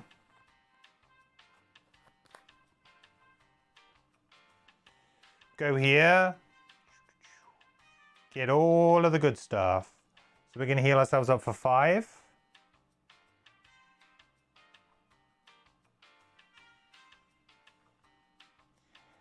Strengthen and bless. Nice. I think it's one attack, then disarm all. Oh, you're right. Oh no, you're totally right.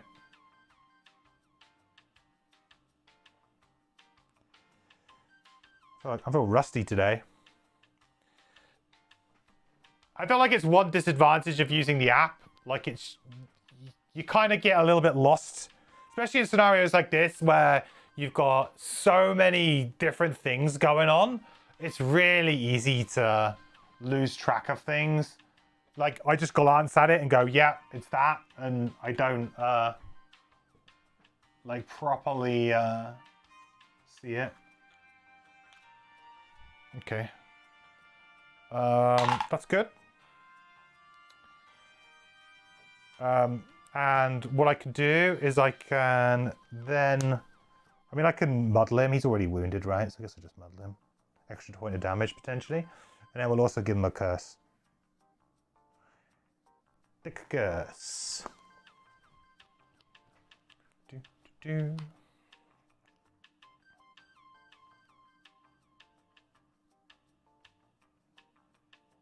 Right, Deep Wraith is done.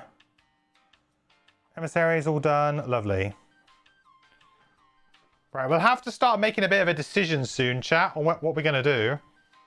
That's for sure.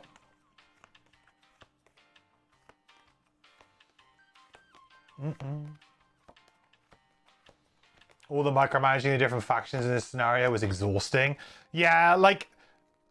I'll be honest, I'm kind of surprised to see a scenario like this in the game, considering that like Gloomhaven Square A, is it Square A, was widely like, that's the only scenario in the entirety of Gloomhaven where actually like, because we were really enjoying the first few, I can't remember how many scenarios it was till we got there, but probably like 5 or at least like 6 or 7. I can't remember how many you have to do to get to that point, but we were really enjoying the game. We were just kind of like learning our characters. Then you hit a scenario like that and it's like an absolute slog.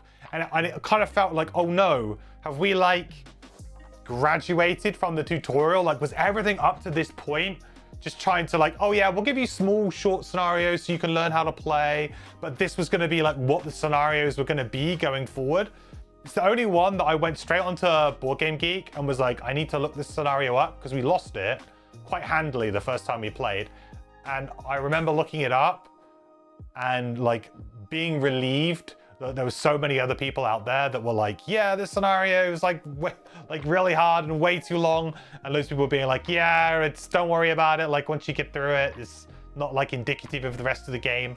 So I was like really surprised that there's a scenario. It's kind of like, it's not quite on that level, to be fair. It's not quite, but it's a bit surprising to have a very messy scenario, if you like. Which scenario are we talking about? Gloomhaven Square A? I think it's A, I'm pretty sure it's A. It's just, like, you spend more time managing the enemies than you do your characters. And in scenarios like that, I think that's in general, I think that's bad scenario design. Like when you are spending more time doing everything else and not as much time choosing your cards and what you want your characters to do, that's taking, that's weighting the game in a bad way, in my opinion. So although I feel like scenarios like this can be kind of fun because they're a bit chaotic and there's, you know, stuff going on, but it really just means that the players need to like rules lawyer themselves, because you need to get like everything 100% right. You need to execute it, and it's a very grueling, like mentally grueling scenario for that reason, not because you're like, oh yeah, we pulled out this really cool win. It's like, no, because you have to try and figure out what everyone is doing every single round and doing it all yourself, right? It's okay for 1 in 120 scenarios. Yeah, basically. Like, I don't mind they're chucking one in every now and again, but this, I do generally like the two factions warring off against each other. Like, it's a really cool theme, and I actually think like it's a very fun premise for a scenario. I just wish there wasn't quite as many enemies, but quite as much of that. But there you go. It also doesn't help that we have challenges as well, right? This is also meaning that, oh wait, there's another thing we have to remember.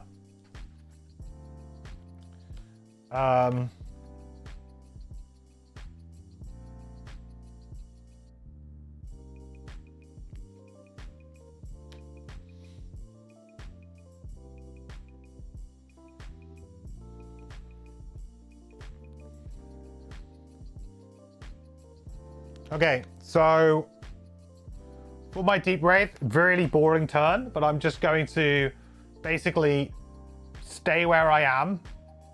I might move 1 hex closer to here because I've probably got nothing to lose by doing that, right? Yeah, I got nothing to lose by doing that. Give myself PS2, and I'm honestly just going to be using a default attack 2. But we do have strengthen, and obviously we're ignoring the shield, so...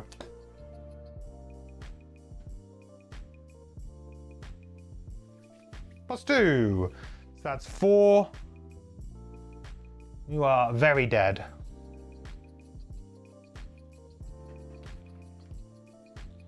Get this trophy back, which is nice. So we've killed 1 of each now.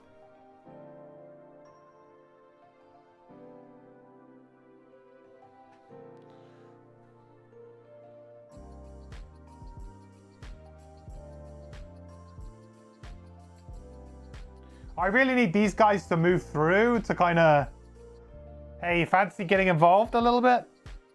Looks like they're moving too, but it's not a lot.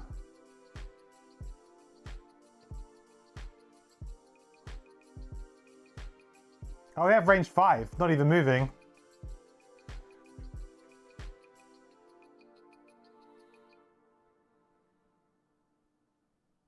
So they are attacking for 3.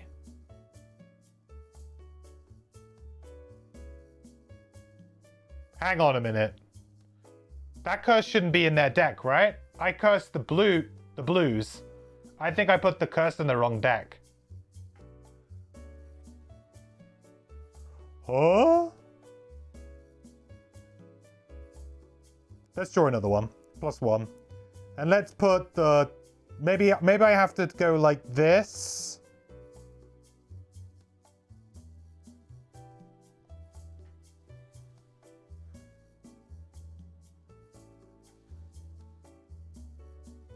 So what was it? +1. So it's 4 with the 2 shields. Only going to do 2.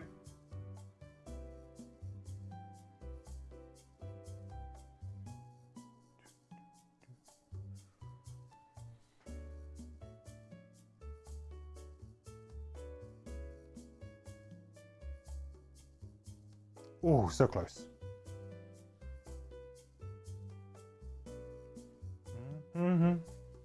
You never play Frosthaven solo. Need another one to remind you of stuff. Yeah, I felt like... I mean, this is why having you guys is so good for me, though. Honestly, if I was playing this game just on my own, I mean, I would probably be able to take some of the energy that I'm bringing, like, in terms of streaming the game, so I could be a bit more laid back. I wouldn't have to worry about presentation of things, and, you know, I've got a lot of other things going through my mind because I'm streaming the game. But I feel like having you guys to just have, like, a bunch of you there to spot things when I miss them is just super, super useful. You're, like, kind of playing that role of you know, the second, third, and kind of person than when you play multiplayer in person. To kind of keep, you know, if there's 4 of you around the table, hopefully one of you will will trigger on something, you know, unless you're getting a rule completely wrong that you've all thought is a certain way. But in terms of like missing little things like, oh, there should have been an extra point of damage there, or oh, that guy actually had 1 shield, or oh no, that actually that standee would have gone before that standee. Little things like that that can just, you know, add up. Always nice to have you guys as a bit of a sounding board for me. Okay. Archers. Archers at the ready. 1, 2, 3, 4. Whoop.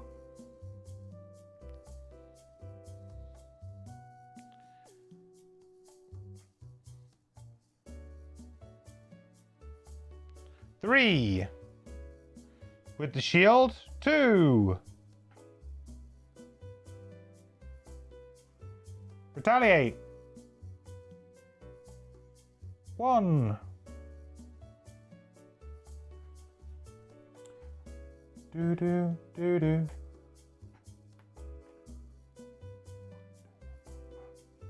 No, not quite. It's good that the archers have moved a little bit now, though.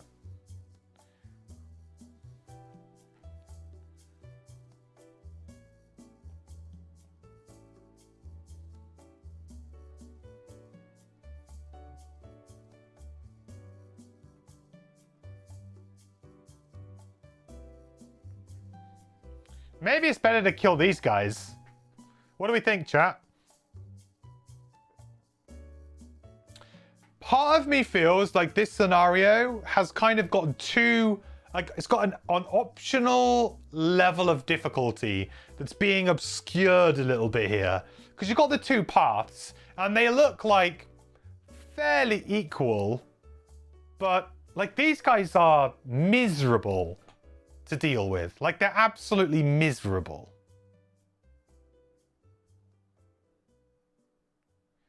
So perhaps the easy option is to go this way.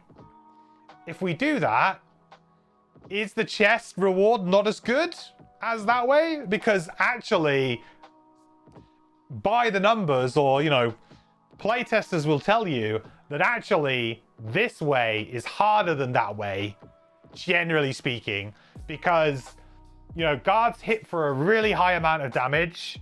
I've actually found guards to be way scarier in Frosthaven than they were in Gloomhaven. I always felt like bandit guards, you could kind of deal with them, but when I was, especially playing on increased difficulty, all it takes is for these guys to get a little bit extra movement, and suddenly they're just constantly in your face, always attacking you for like 5. It's really stressful. But that way, you've got a bunch of enemies that sometimes don't really move, or move quite slowly. They have a couple of cards that don't really do anything. And you've got archers who, you know, really you could probably kill an archer in a single turn if you time it right, or gang up. So maybe that's what we should be doing. And maybe that is actually the better way of going about it.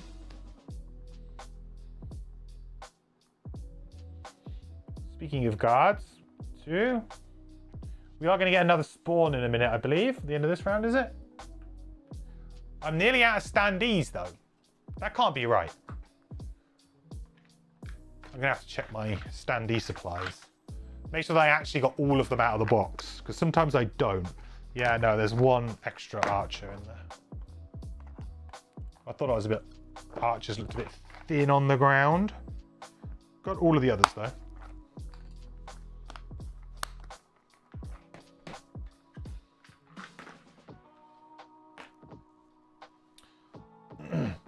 Are there lore reasons to pick a side?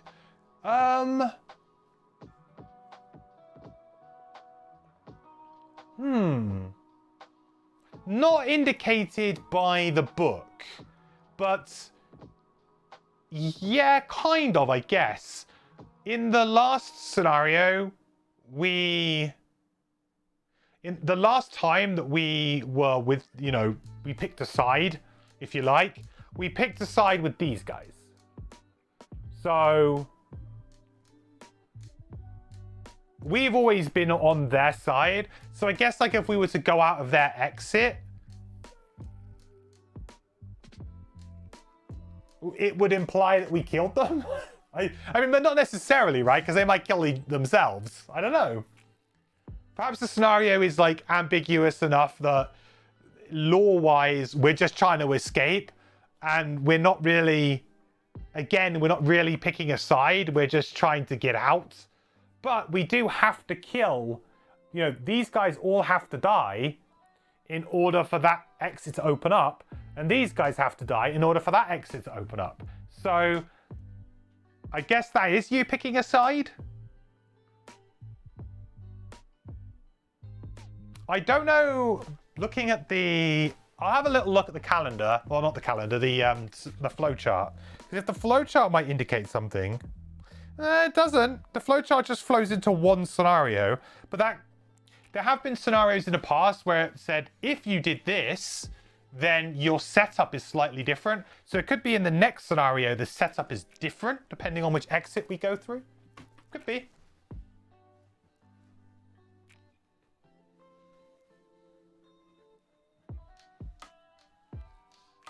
Probably going to have more consequences. Yeah, quite possibly. I do think they've done a pretty good job with the narrative and the kind of splitting pathways in the campaign in Frosthaven. Like, the campaign feels a lot more like you are making a choice at times. Like, you're doing this or you're doing this. Like, the number of times that we've blocked off, or we will be blocking off paths, feels a lot more impactful, and the number of scenarios that we're blocking off. So by choosing this scenario, by the way, I presume that we will be locking off, yeah, we will be War of the Spire, which means that there is going to be 1, 2, 3, 4 scenarios that I won't play through in this playthrough. Like, I mean, I probably will just open them up and take a look and maybe play them casually. But in terms of like my actual campaign, you know, if you want to play it by the rules of the game, that's going to be 4 scenarios that I miss out on. And, you know, vice versa if you go the other way, same thing.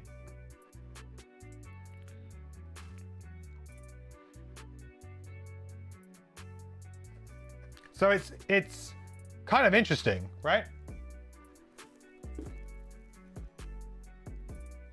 And they did the exact same thing with the tunnels as well. The one we did with the Unfettered questline. Okay, I need to speed this up a little bit. I've just realized the time. I need to keep cracking. So guards just moved, right? Did I move them all? I don't think I did.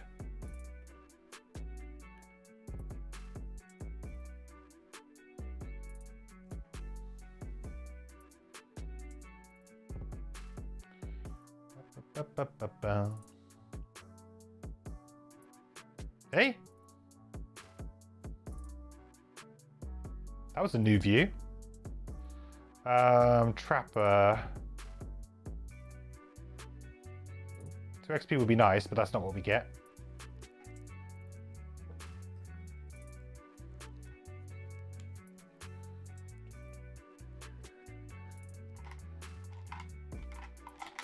Because of our long rest, we can create a 1 damage trap. It's nothing like special really, but we may as well do it. I don't think it's going to make too much of a deal here. The emissaries, I think I will move them. I guess these can go away now, to be honest. I don't think they have any more use.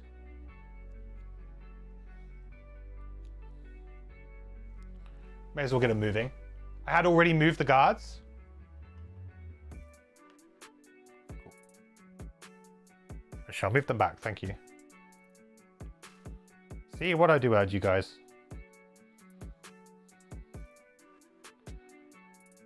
Right. More spawns, more!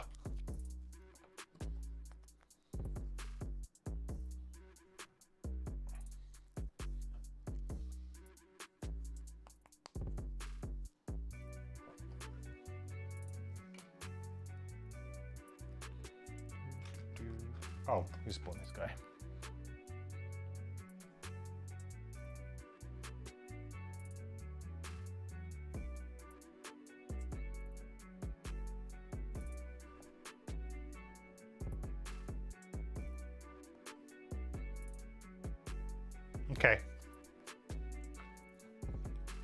Oh, I need to get rid of a card, didn't I?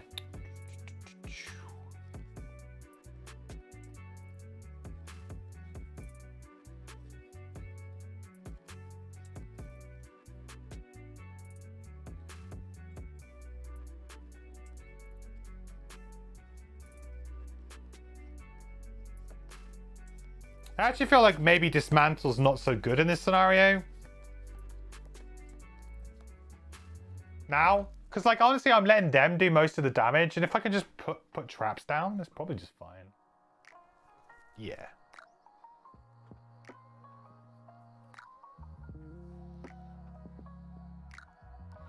Oh, long rest on the deep wraith.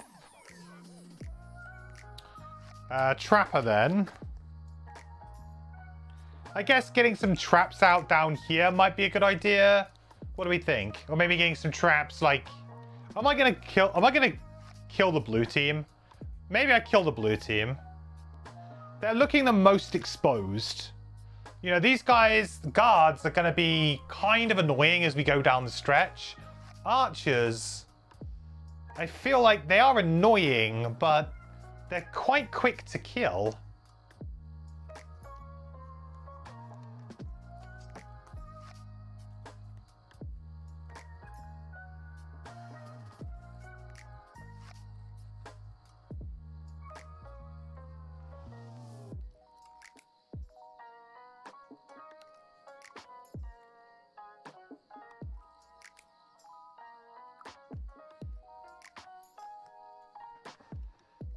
$80. Hope that's enough to go last. Okay. Snow speakers. Go one first. Range 4.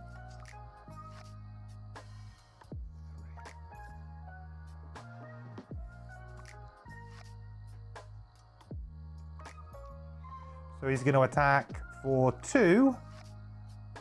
Push 3. Ugh.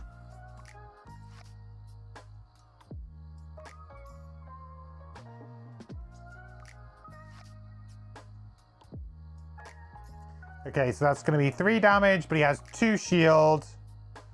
So it's only going to do 1 damage, which does kill him.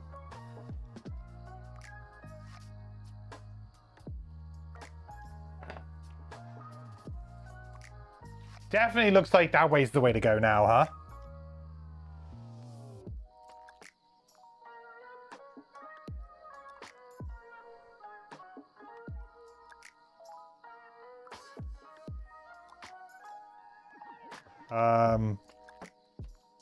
And we'll attack this guy.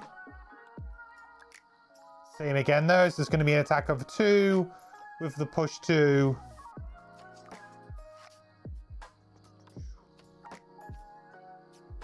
Times 2, so that's 4. Minus 2, so 2 damage. Number 3.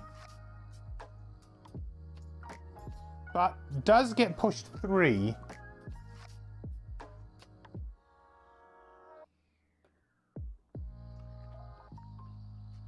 Don't think it matters too much where I push them. Okay. Howcock's guards moving up to. It's a little bit scary because they're going to start coming for me now.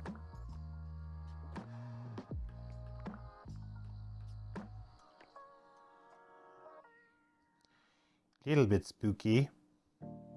I really wish... Oh, you can just press that, right? Oh, yeah, I forgot you can press that.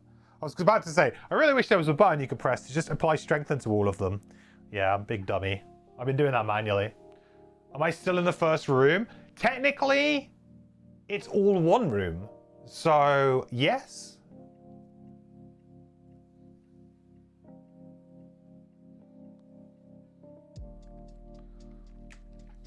Got him.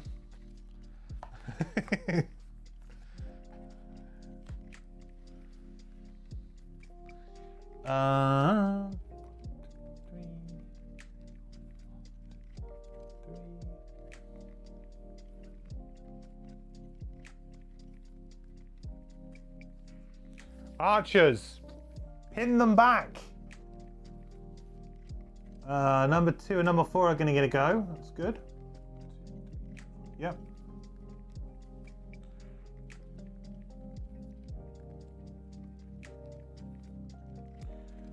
So 5 and 10. Ooh. Yeah, so that's going to be the first one, number 4. Yeah, number 4 is just dead, basically.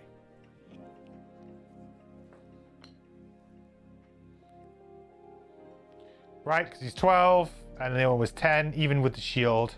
But this one does take a retaliate. So number 2 was going to take a smidge of retaliate.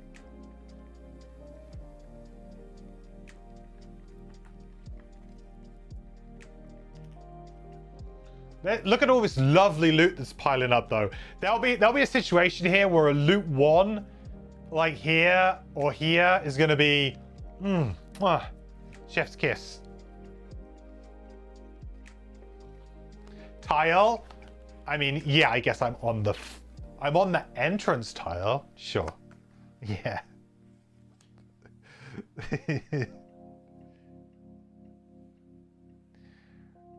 Trapper. Right, we're going to move 3.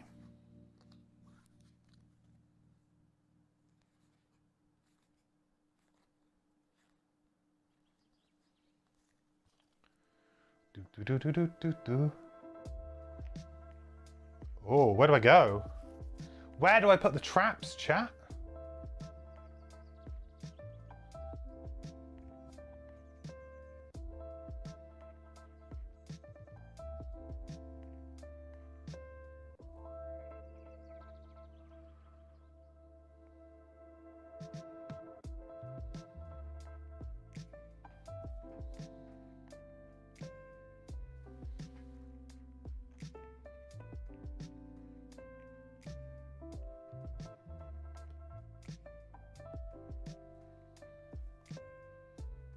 I guess trapping off this section is probably good for me. We'll make this one the big one. So we're moving 3. Sorry, the other card I'm playing is Dangerous Ground. So we'll make the one in the middle 6. Because there's a chance I could just force somebody to get involved in that, get stuck in that.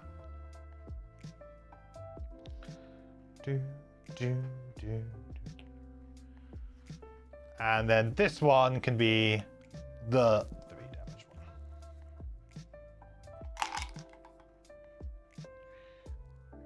Three. And we gain a XP. Feels weird only having 3 XP on the Trapper so far. Feels like we would have gotten a lot more than that, but I guess we did do a whole lot of nothing. Right, emissaries. I'm quite happy for them to move.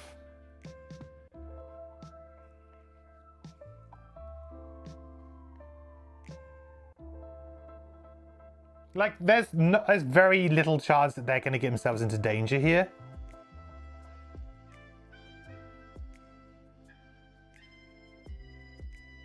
We'll just move them like that. I don't think we move number 2.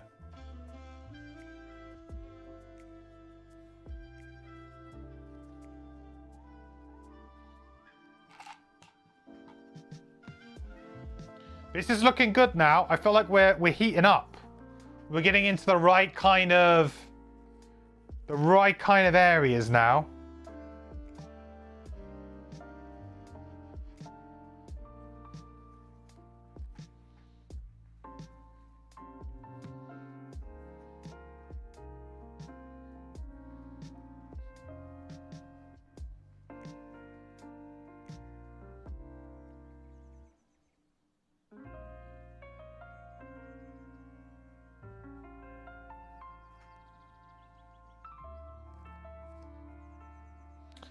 Deep Wraith, we need to do some long resting with, didn't we?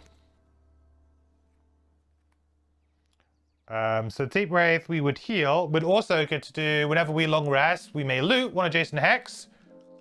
Yeet. If we do gain any loot tokens, gain a trophy. Cool. Let me just draw a loot card. I hate the way it does this. Hang on, if I undo.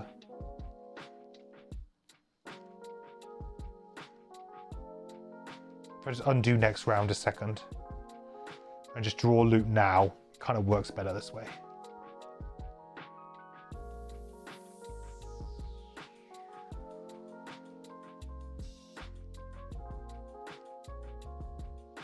Nice.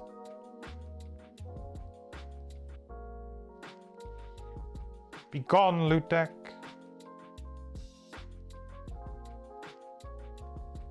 Okay, what card do I get rid of though?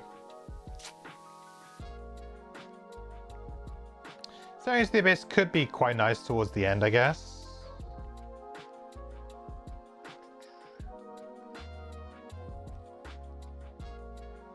In Cloud is going to be very clutch soon.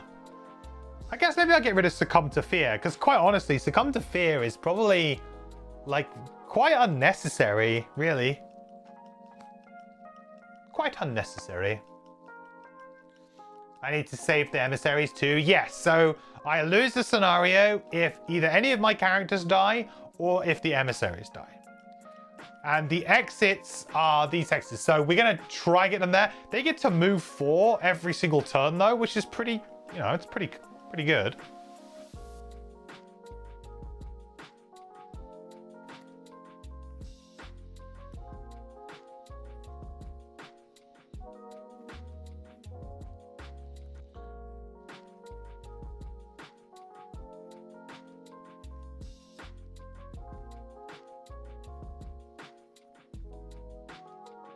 Succumb to Fear is like the one I'm like, do I really want to use Succumb to Fear?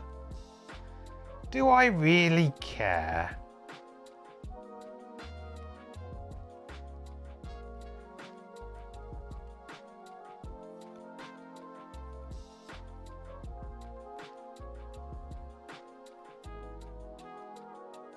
It's an interesting proposition.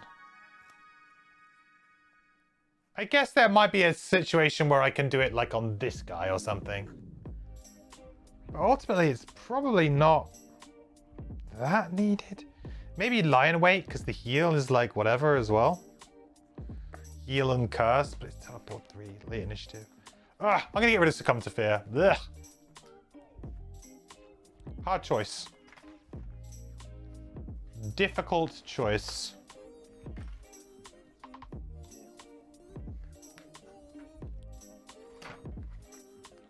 A mess of stuff over here.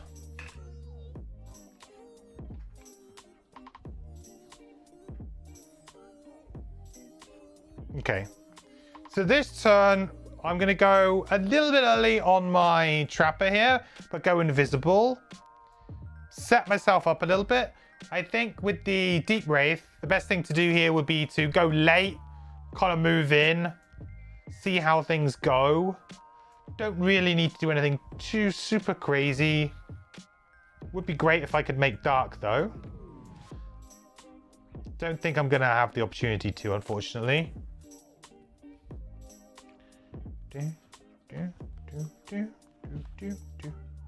I guess I could maybe use Ink Cloud, but then I'd have to go late. I could lie and wait, couldn't I? Let's see how this pans out. I don't think it achieves anything. The really annoying thing with the Deep Wraith is that having just teleports for the most part means that, you know, most of my teleports like teleport 3, which sounds really good, but in a few situations like this where I really want to kind of get out, or at least kind of make a good inroad into the scenario, it's quite difficult.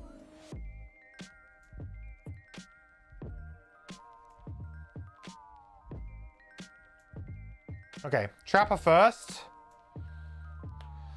So I'm going to move 3.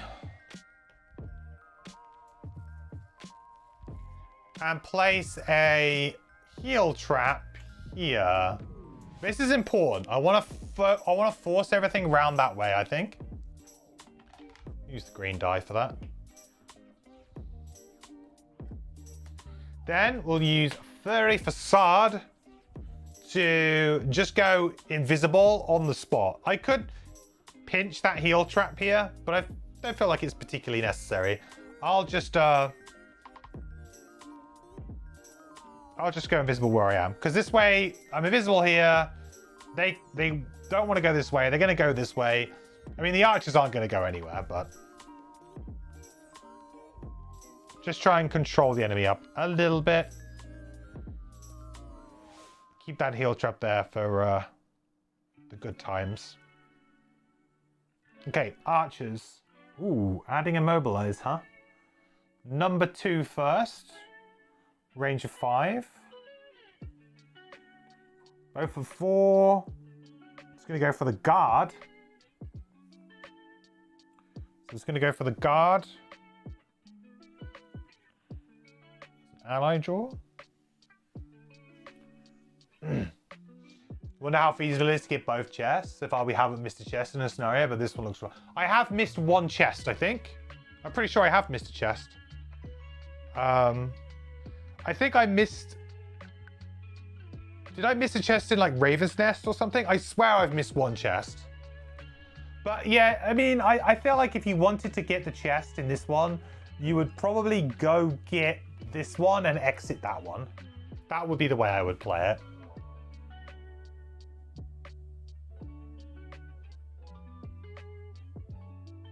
Who knows? If all of these enemies just kind of die, there may still be the opportunity to do that.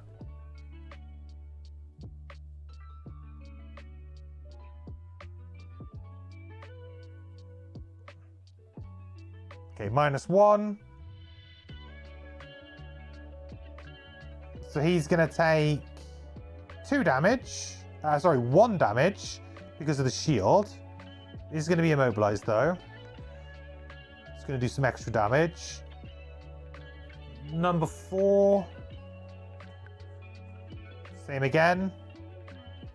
So this time there's no shield. So it's just going to do straight up 3 damage to the guard.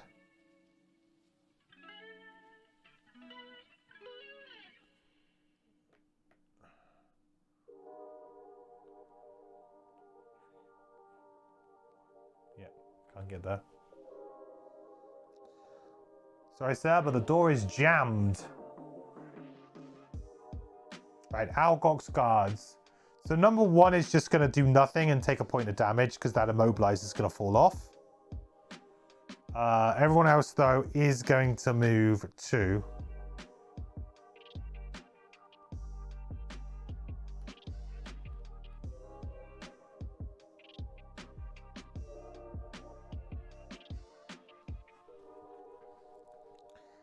Oh, here it is. Immobilize everything at range 6. This is like, ugh, so frustrating. It's going to hit... Well, actually, I suppose it's going to hit this, which is the annoying thing. Yeah, it's going to hit everything.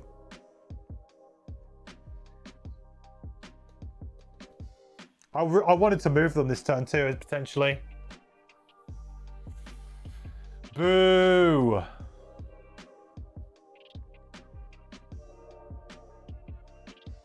So basically...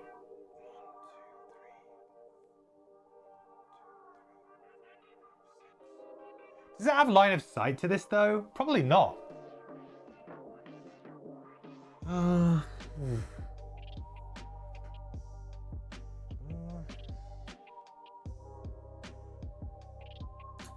It's kind of debatable whether or not it has line of sight to this one. Maybe not.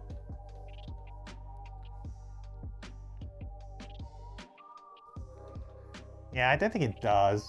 That means it doesn't really have line of sight to this one either, I would say. Well, I don't know actually. From this corner...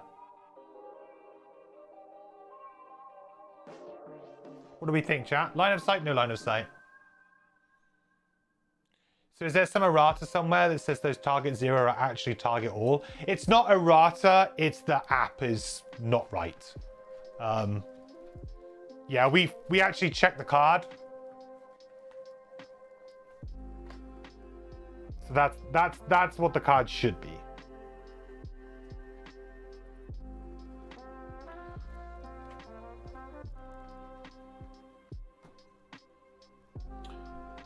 What do we think about line of sight on that? Because I feel like I haven't had a weird line of sight thing for a while. Yeah, I think they can see it. I think I think you can trace from this corner. I think they're a line of sight. If it was like here, it'd be a different story. But I felt like from this corner, you can pretty much see everything. Do I have a ruler anywhere? I guess I could use another side of a tile, couldn't I? Do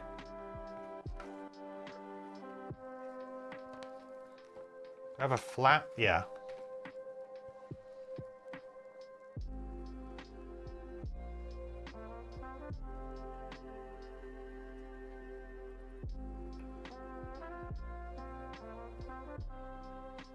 Oh, yeah. Well, actually, it hits the wall.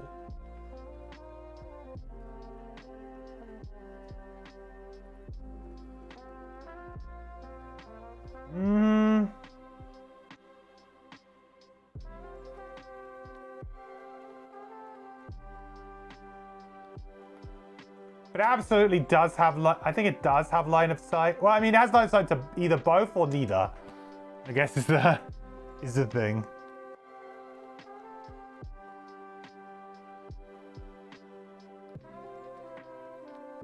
What do we think?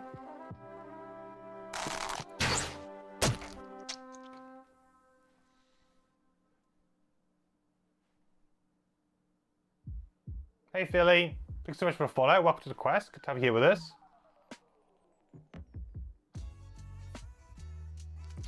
I think it has line of sight. Is that... Did they change the way that you can't... I know that it's like Jaws of the Lion rules now.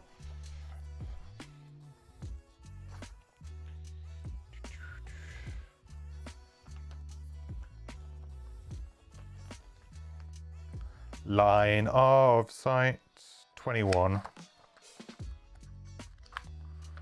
Ugh.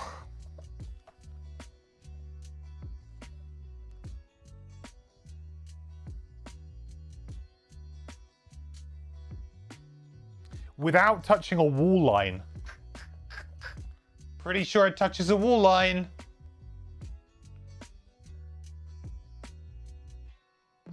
It touches a wall line. Don't think it has line of sight. Okay, anyway, lots of things get immobilized. Loads of stuff gets immobilized, but not as much as before. Get immobilized. You get an immobilized. You get an immobilized.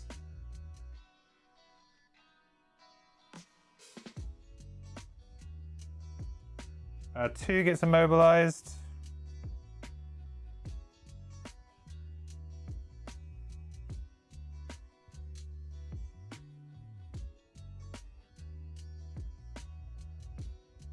Four still gets immobilized, I think, too. Just about.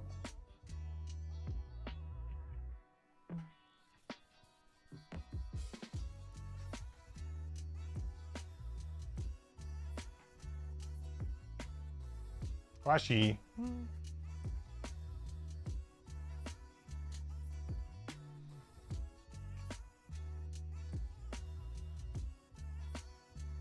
Yeah, it does, because it's on the front of the hex.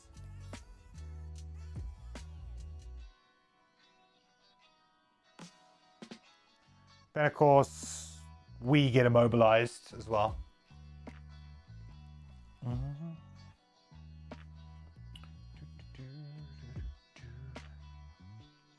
It's been a while since I've had to actually look up the rules for line of sight.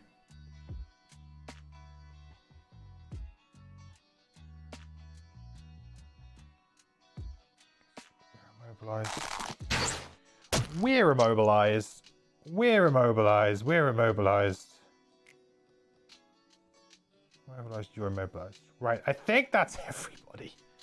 I think. Yeah. Good stuff. Okay. So number 3. Ooh, can't do anything really. But we'll lose a point of damage for losing that immobilized, right? 2 point damage for losing that immobilized. See how the ice beakers are just so much easier to deal with? Harpy, thank you so much for the follow. welcome to the quest. Welcome in. Hope you're doing well. Thank you so much for following. I appreciate it.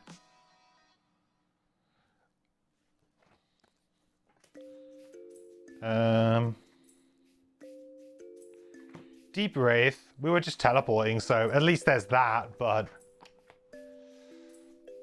I really wanted to make dark.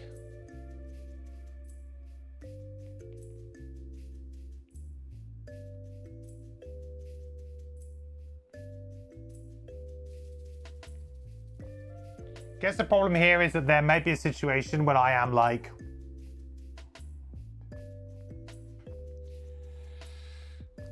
preferable for them to attack. I don't want that to happen. Really do not want that to happen. So next step is to figure out how the frick we get this done.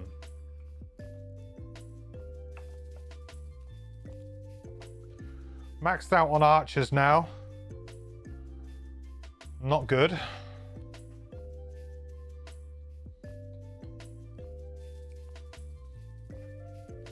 I do like the way that they've paired the enemies though, because like guards are obviously melee and the snow speakers are ranged, whereas it's the other way around with the blue team, where you've got the archers as the ranged, the regular enemy is the ranged if you like, and then you've got the special enemy is the melee. So there's kind of like, they're a bit flipped. So the easy thing to do would be to run away from the archers, because archers are just scary. You don't really want to engage archers. So if you could just run away from them, that would be awesome. But then if you do that, you're running into the guards who will easily chase you down. And you've got these guys who are just pain anyway. It's a really nice balancing of like the two enemy types and what they can do. Like they complement each other pretty well. These guys are just bruisers stuck in the, in the front lines. They're not doing very many attacks. In fact, I don't even know if they've done a single attack, except on me. I don't think they've really done one, but they can take a hit and they buy a lot of time for these archers to just fire away, right?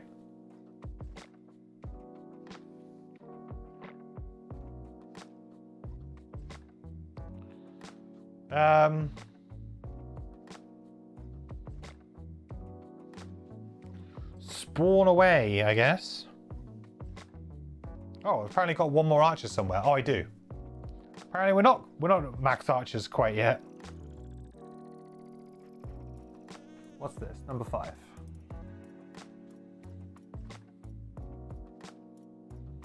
Just feel like maybe I've let it get too far, but hopefully we can just kind of win fairly quickly. That's what I would hope. The camouflage would be good here with all this loot. Yeah, it would be pretty good. I did think, when I talked about it, I was like, yeah, camouflage would be super good. It's okay though.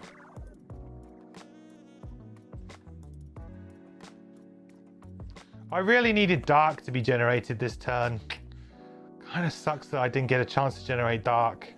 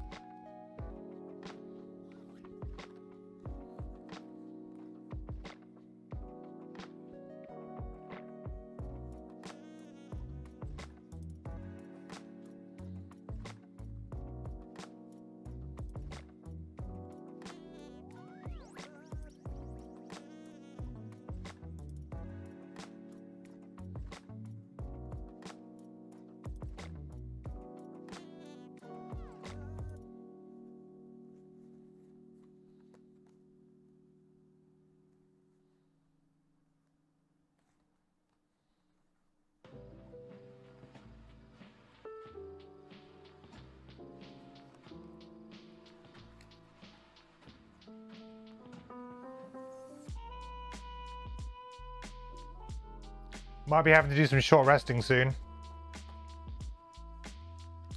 Oh, gods. Here we go. They're actually doing something. Yay! Right. What's their range? 3?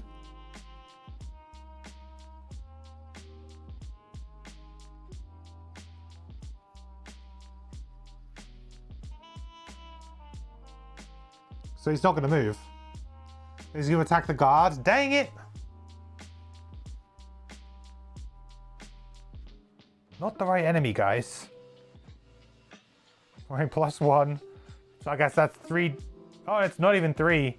It's 2 damage because of the extra shield this round.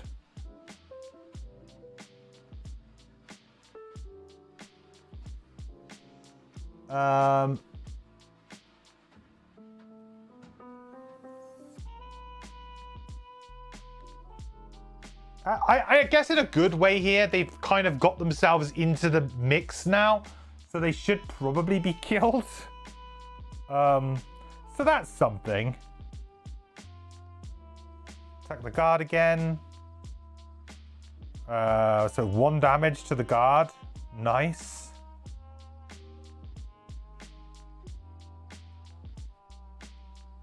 Okay, that's... Oh, shit. Are the blue stand allies or a third faction? They're a third faction. It's basically whites versus blues versus us. And we also have 2 allies here. Yeah, I'm just using the blue standees to denote the 2 factions, yeah.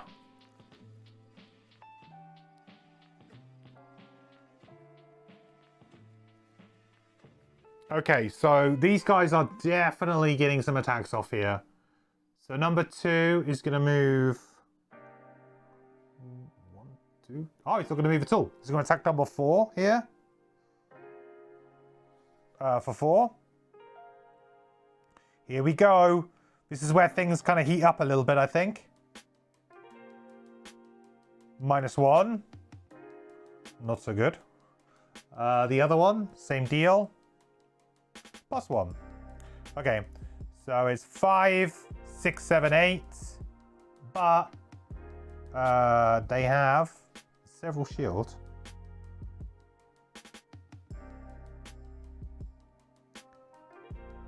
So it was 3, so 1 damage initially. No damage initially.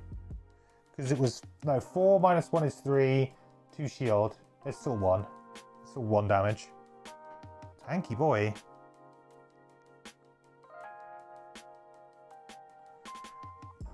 And then the other one is 3 damage.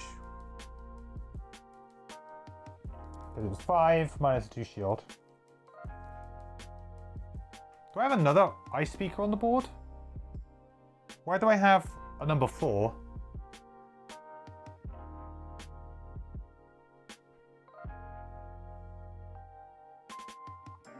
Weird. I didn't like accidentally remove one when I shouldn't, huh? Oh, he was the one who got ×2'd against, right? Just got crit into oblivion. Yeah. Just got crit into oblivion. Yeah.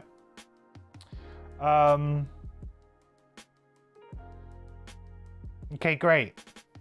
Archers are attacking with range 5 here. Ooh.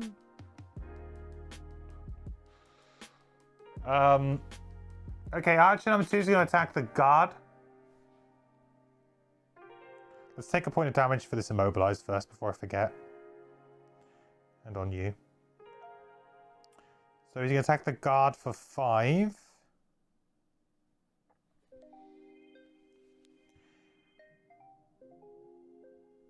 -5. Minus 2 shield. 3. Ooh.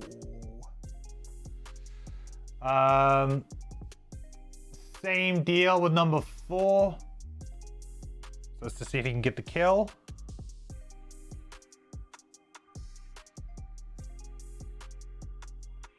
Gets it done.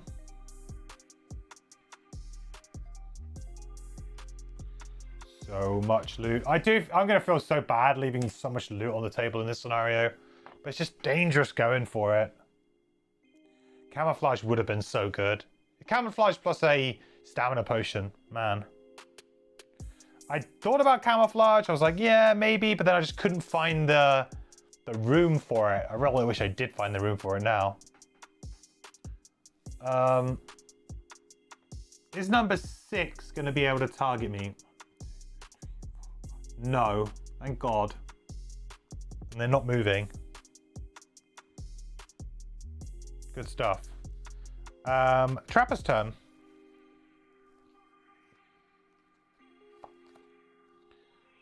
Oh, this worked out quite nicely.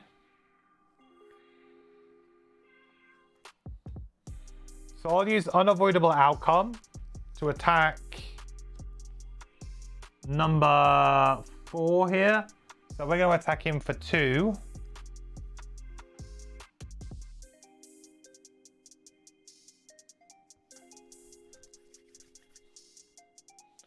One, because of all the shields, nothing happens. But the main reason we do it is to blow this trap up.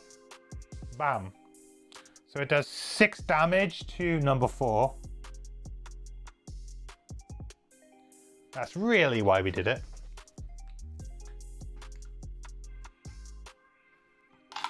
Very cool. Then we will use Flurry of Nails. And I think we want to start making inroads in here a little bit.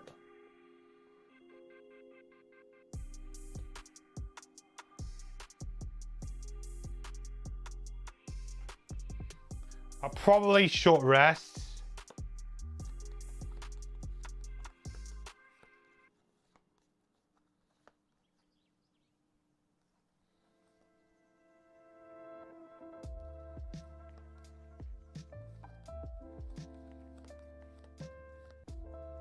I'll probably short rest and get Furry Facade back next turn. Try and like make our way towards the chest a little bit. Gotta try and clear the way a little bit for these guys to come through.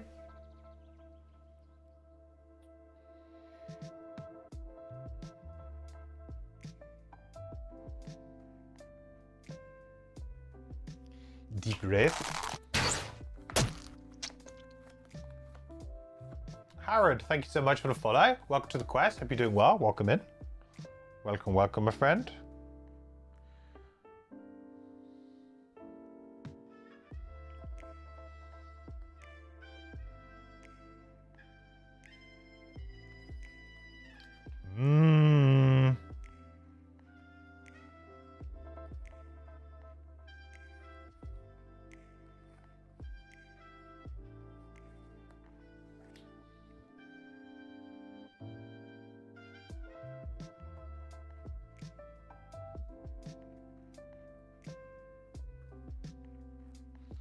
Okay, I think I'm gonna go move 3 here.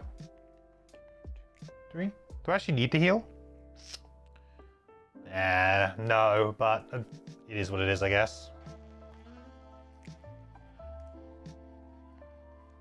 We'll do 1 damage to Archer number 2. We'll also wound them through the bottom of our ability. Create Dark. I think we might be doing a short rest of our own in a minute. Then we'll do Skewer the Flesh. So we'll attack him for 1. Kind of just going to hope that we get the kill here. 2. Nice. And then I guess we'll just do it again. Nice. Dead.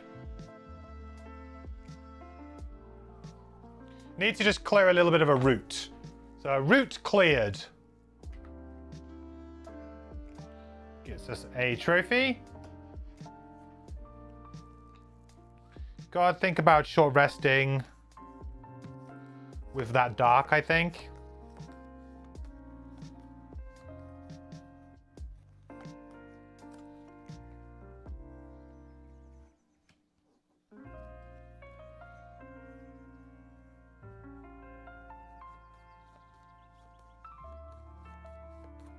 Got to think about it, I think.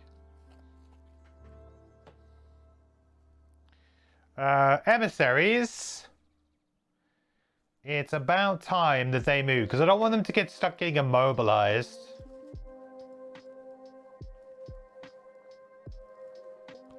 Realistically, I don't have to worry about them being the target from these guys.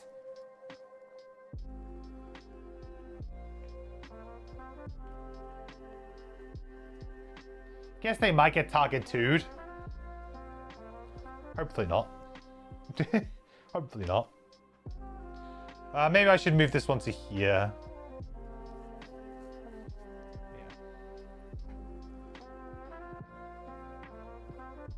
Okay. Short rest time, I think.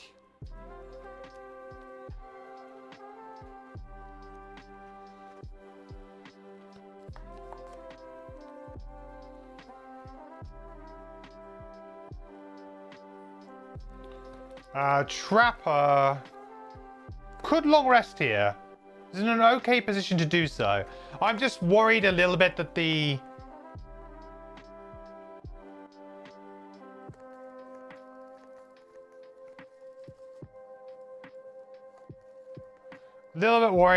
Deep Wraith. What am I worried about with the Deep Wraith? Well, if we go invisible there, then actually long resting is fine. Oh, we're not invisible on the Trapper, are we? No, we were going to short rest to get invisible. Yeah, short rest on both. Okay. Yes, yes, yes. Archers are very scary. Attacking for 5 is just basically death to our Trapper, so we need to definitely kill. I think we need to probably kill the back 2 and hope that these 2 just get killed by these. We kind of just make our way and hope we get there. There's one more archer that could spawn. Might just have to face tank it right at the very end. Alright, card we get rid of is... Oh, Furry Facade. I'm taking a point of damage. That's not going. Flurry of Nails. This is a pretty good one. We can't use that. Sorry,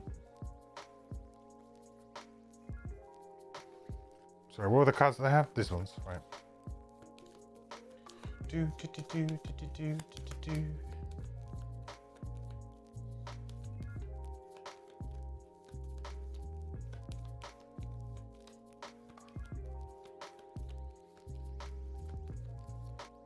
And Deep Wraith, we burn. Extra decoration. That's a good one, but maybe we can get rid of that. It's a very good card, but maybe we can get rid of it because we actually have all of the other pieces in our hand, I think. I think so.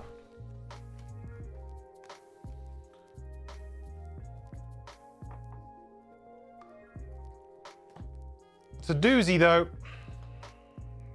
It's a doozy. Right, so this round I need to go invisible on a lot of people.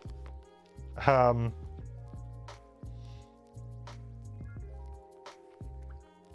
I'm also hopefully going to do a decent amount of damage to the enemies as well. So we're going 14 on the Deep Wraith. We're going to go super early. We're going to... we'll probably just teleport to like here, to be honest.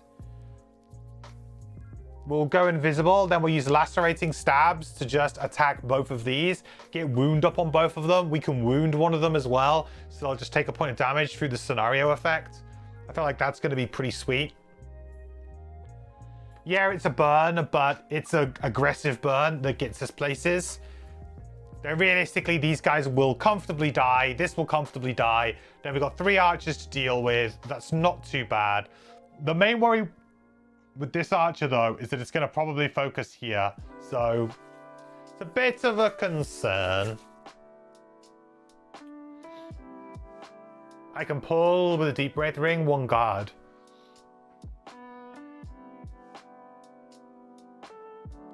I could. What would be better if I could pull...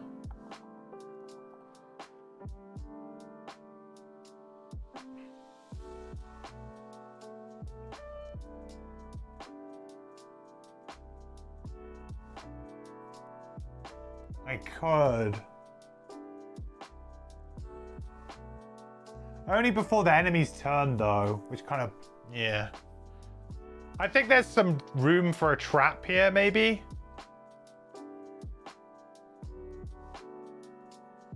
There's some room for a trap here, maybe. The trapper's got a bit of an odd turn.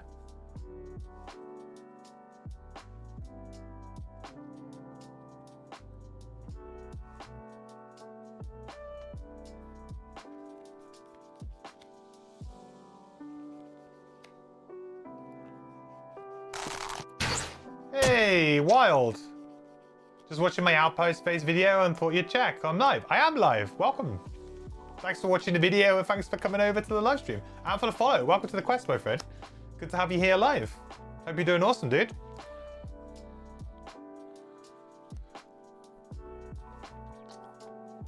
Yeah, this is like a really interesting turn because I'm a little bit paranoid that these guys are gonna get destroyed. Just a little bit paranoid. But I feel like I can kill this guy. And then I guess it's whether or not I can kill number 6. That's the big deal here. Can I kill number 6? I'd have to do something with... I'd have to not go invisible, which I guess is scary, but... The problem that I have is I don't have any traps in this room yet. And having no traps is not a great place to be. I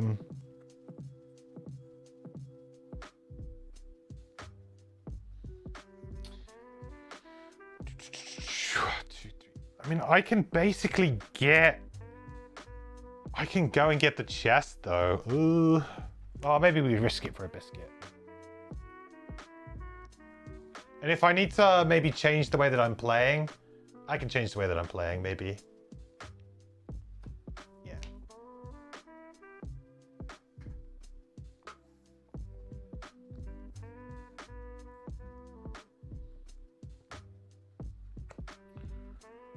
Ooh, ooh.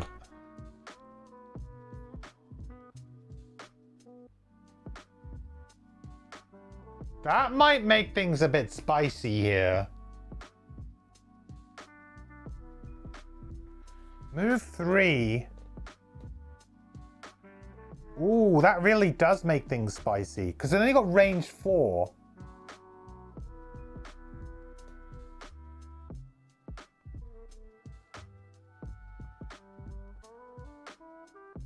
What if I let the Deep Wraith kind of take this a bit?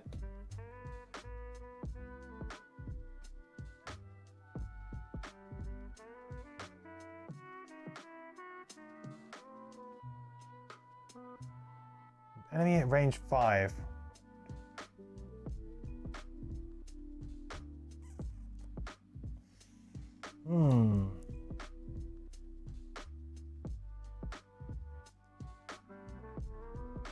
The problem is these guys are going to absolutely take a pounding here.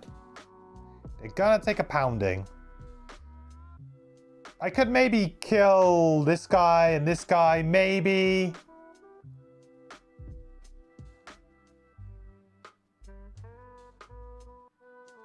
In a weird way, I kind of wish I could go earlier on my Trapper, which then means I can move off of this spot, which then means my Deep Wraith can go here and can attack both of these guys. Number 4 and number 6. 4 has 6, 6 has 7. I can basically wound and muddle both of them. That might be the play.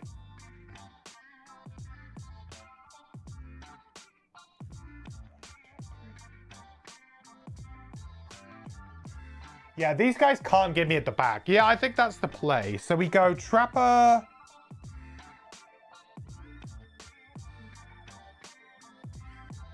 Boots. To go on 8.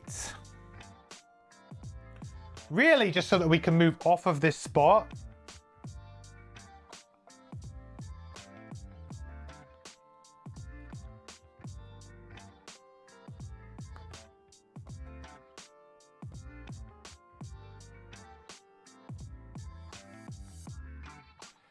Then we go move 3. Create a heal. I think we create like a heal trap there. It's going to be useful at some point. Doing well. You just started your Frosthaven yesterday. Awesome, dude. You got many adventures in front of you.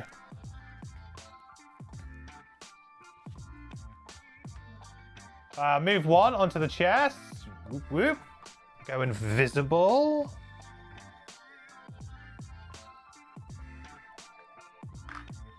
Right, what chest number is it? 48. Let's go. 48. Gain 3 loot cards. Eh.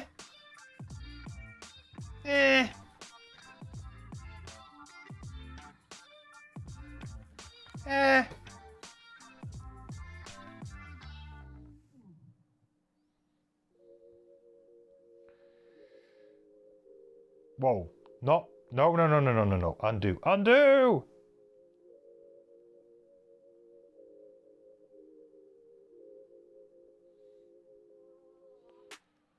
He probably thinks the Deep Wraith is gone. Yeah. Nice. There you go. Wow. Whoa, 3 lumber. Nice.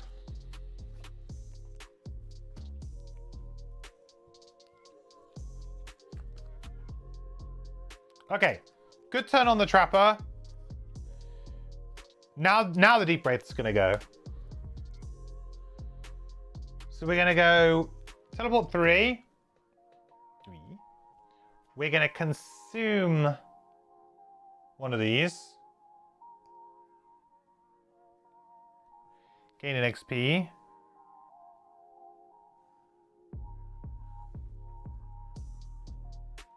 Consume the dark. We are now invisible.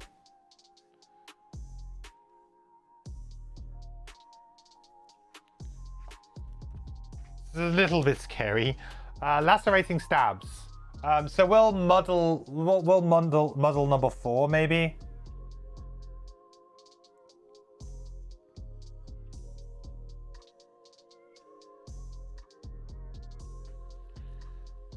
Actually, we should probably muddle number 6, shouldn't we? Because we might have an opportunity to kill number 4.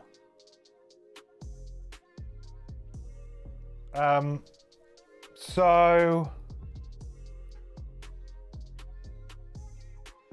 yeah, what I'll do is I'll attack for 2 and wound on number 6.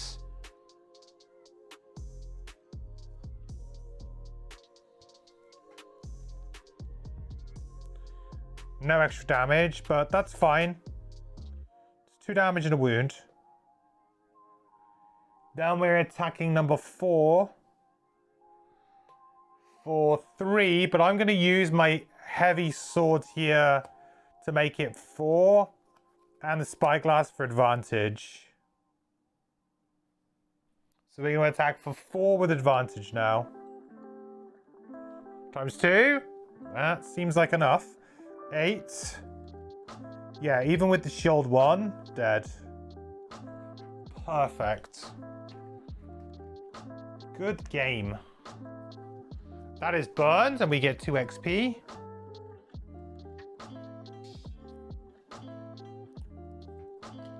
Nice. Wow. Good turn. Good turn, everyone. Okay, so archers are going to go.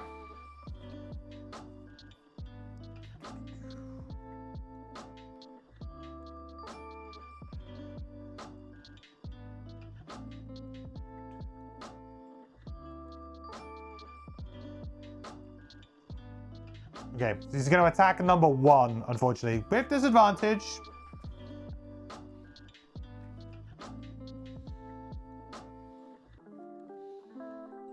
Oh, I should get a trophy.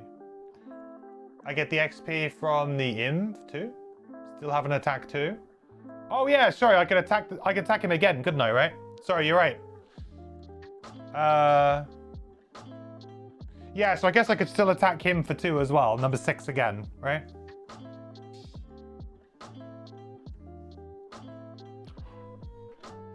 What? Crazy! You're crazy!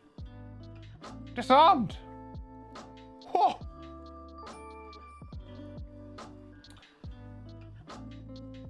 Yeah, I think I gave myself the XP for the invisible banker. I think I did.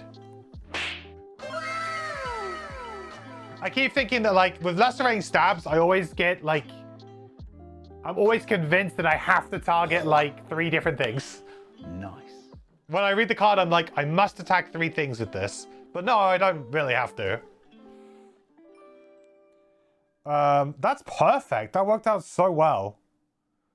So now, at the end of his turn, he's gonna drop off 1, right?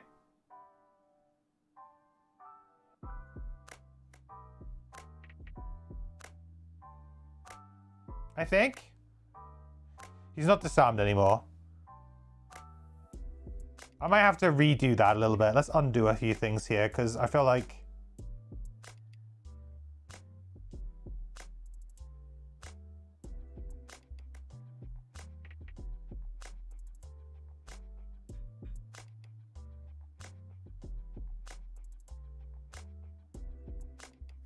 Yeah, no, he's right. He's at 1 health.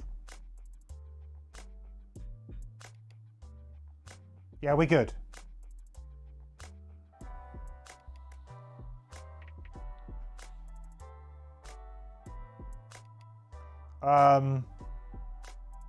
He only takes 1 damage, by the way. It's only 1 damage regardless of how many negative conditions you have. It's if any move, so unfortunately we do have to wait for the wound to tick over, but it's dead, which is what we wanted. Snow speakers then. Right. Come on, snow speakers. Right, so it's going to attack number 4 here for 3.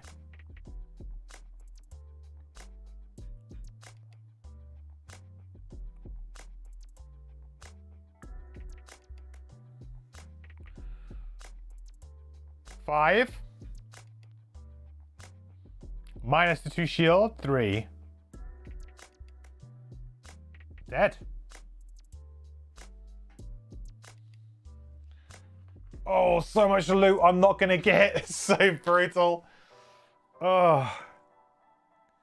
Then number 3 will attack number 3.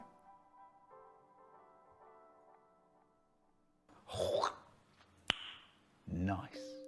That's a miss, though. That is a nasty miss. Algok's guard. Is a guard going to finally attack? Oh, Lord.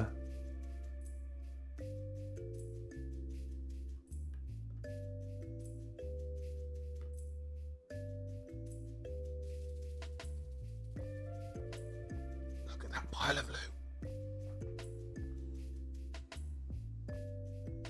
3, 2, 2 shield. Nada. No damage.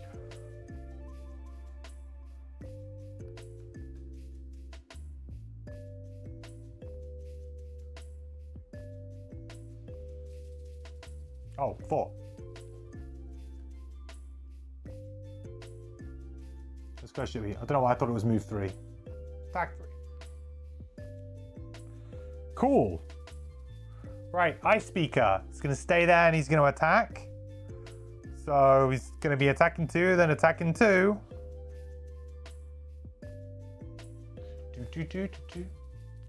Why aren't the archers attacking Trapper? The Trapper is invisible.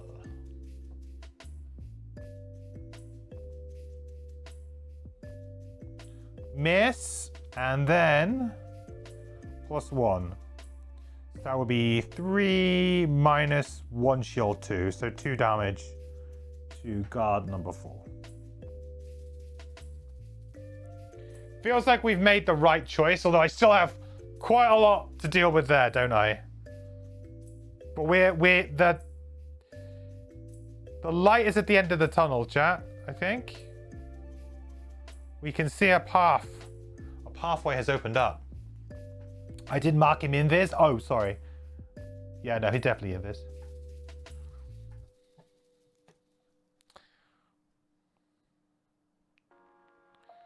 Okay. Is it just me, or have we had the same, like, 3 or 4 songs in a row? I don't know what's going on with this playlist.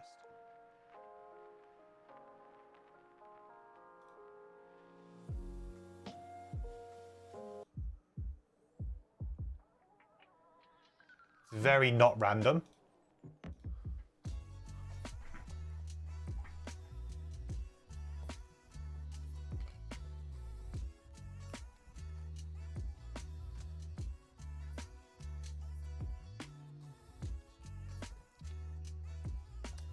Right, so this turn,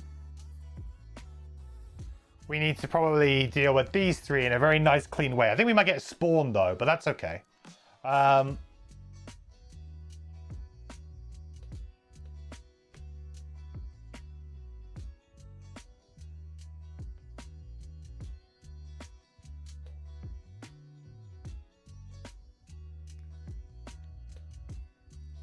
Quick emissaries.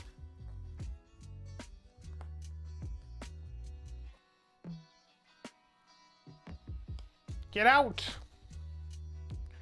Okay, this turn, definitely want to just get stuck in.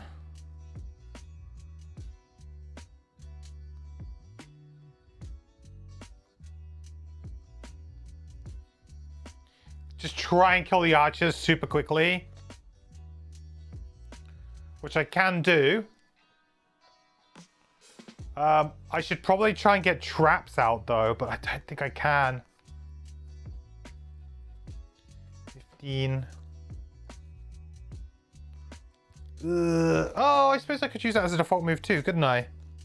That could work.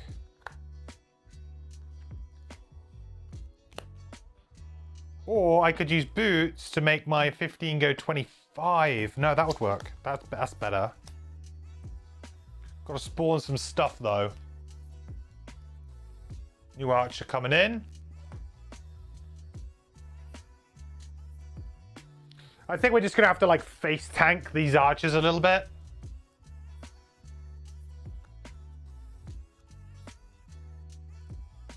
But I got a nice plan to deal with this.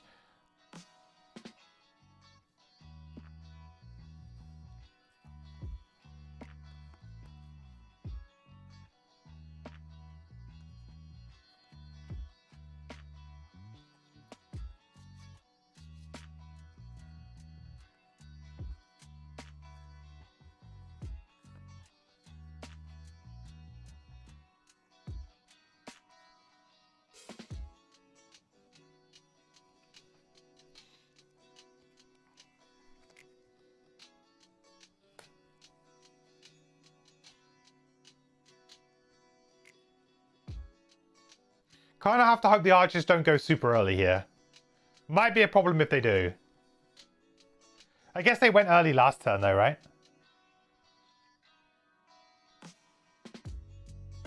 Yeah, I don't know if they can go earlier than that again. This is where I'm proved very wrong. I guess 6 is already dead, so...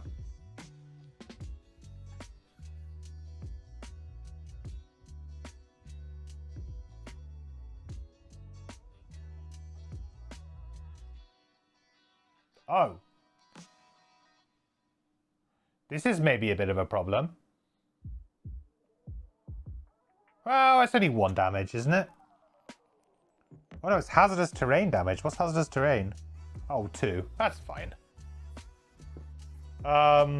Okay. Well, it happens. Ice and earth. And I presume it's going to have to place it here, right? Well, actually, I could choose here. Because technically, this doesn't count as occupying it with the new rules. So, because it does say in a tile, in an adjacent empty hex closest to an enemy, it's going to focus here. But this would be like 2 away, right? And it's going to be adjacent. So it's got to be here. So it's going to do 2 damage to number 2.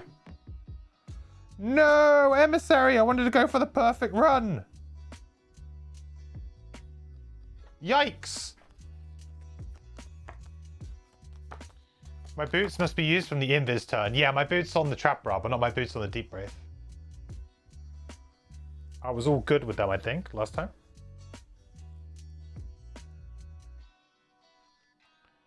I just need deep wraith boots this time. To go 25.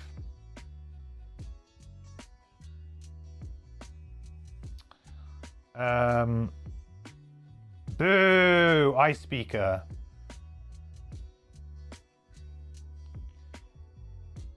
Right, so Trapper's turn.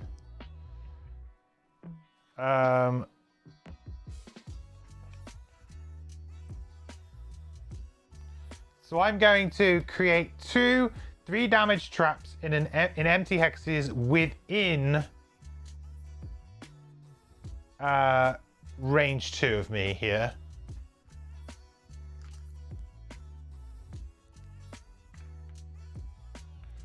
Dice, dice. Dice, dice, baby.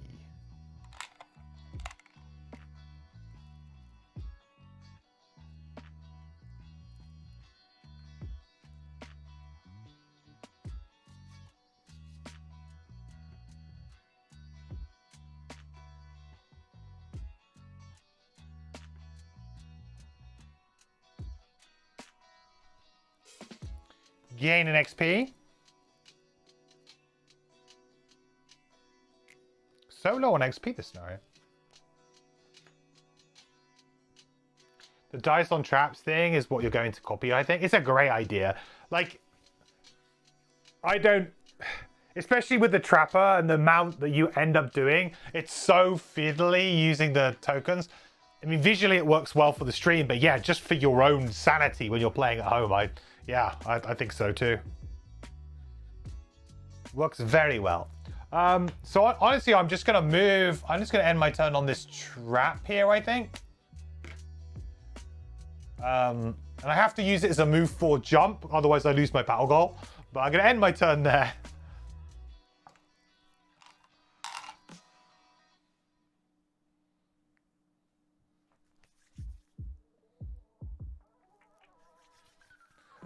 Deep Wraith. Here we go, chat. Big plays, big plays. We're gonna teleport 3. I don't need to heal, so we won't use the bottom of that. Then we're gonna burn Crippling Terror. So we do an attack 4, target 2. We're gonna consume a trophy here to add push 2 and immobilize to this action. Gain 2 XP as well. Big turn. So, number 3.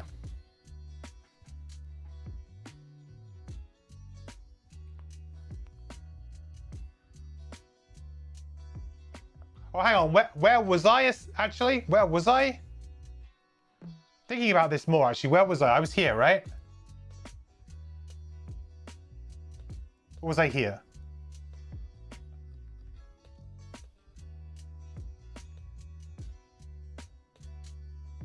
Big difference if I was here or here, chat. Anyone remember? I've forgotten. Was I here? No, I was here, right? Because I went 1, what? Yeah, no, I was here. Okay, doesn't matter. I was thinking whether or not I could use my dangerous gear a little bit here. Yeah, next to the emissary. Yeah, that's right. That's me trying to find a nice way to use my dangerous gear, but... okay. So, yeah, let's just get on with it. We'll attack for 4 on number 3. Oh, also, because I move, I can apply an effect here.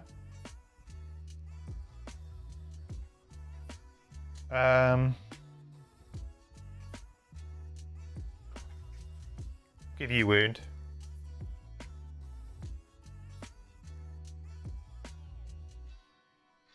So attack for 4.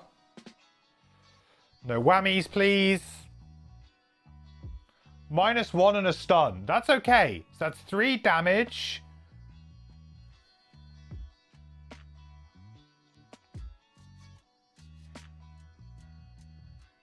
Stun. Push 2. It's gonna die.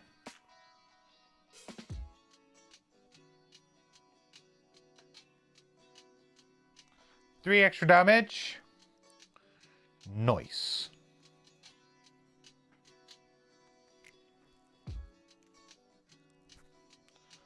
Now we're cooking with gas. And then same again on number 5. Oh! 8. Shield. Dead. Oh.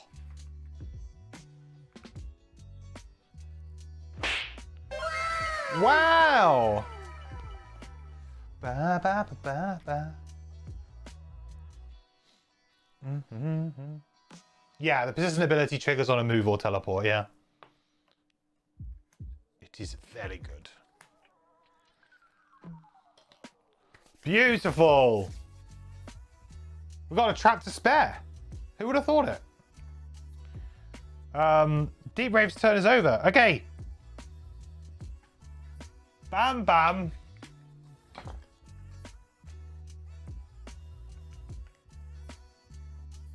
Two more trophies. Actually, 3 more trophies. I don't think I gave myself the trophy for the kill, did I? 6 trophies now.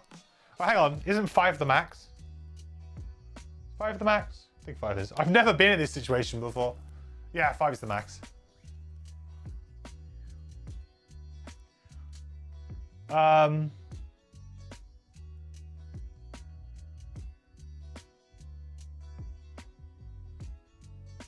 Hang on a minute, I've got one too many standees somehow. How is it? How have I progressed without giving that number? It's kind of weird. Oh no, that was supposed to be number 4. Hang on, we'll just swap it out with number 5. Doesn't really matter, does it? Right, so he's going to attack Trapper here for 5 with disadvantage.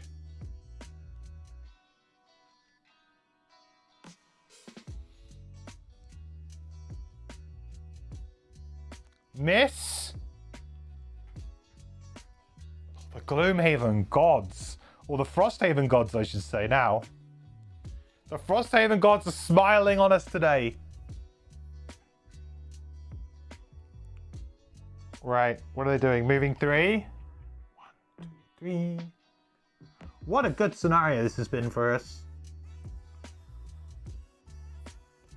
I mean, we're not out of the woods quite yet, but we're getting there. Alright, attacking for 4.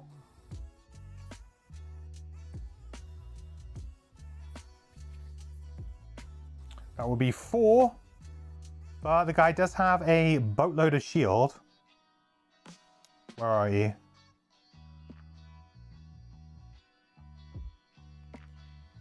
A boatload of shield. That was number 4, 5, 1, 2, 3. 6. 1, 2, 3. Oh, actually, he wouldn't move.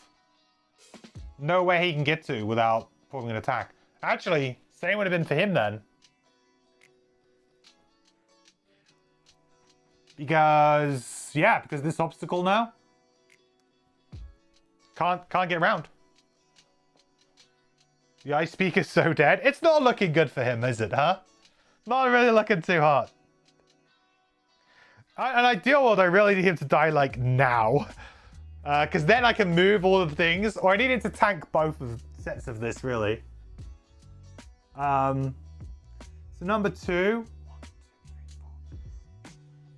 Oh, he's not going to be able to reach, actually. Yeah. Only range 4. Oh, there's ice, though, for the +2 here. So number 3 is going to get him. Going to consume ice. So he's going to attack for 6 here.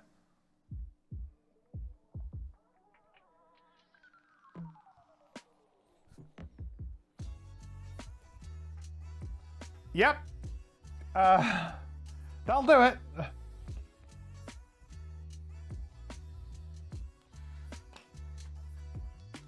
All right. Kind of panic stations now, though. Get out. Run. Run.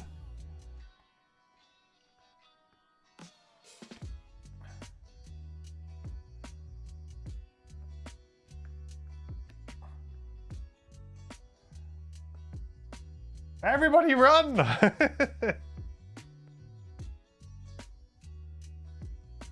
The exit is open. Okay, we've 100% got this. Oh no, actually actually think this through. Maybe I don't move them where I moved them to. Maybe I put them like, because they only need to be 4 away, right?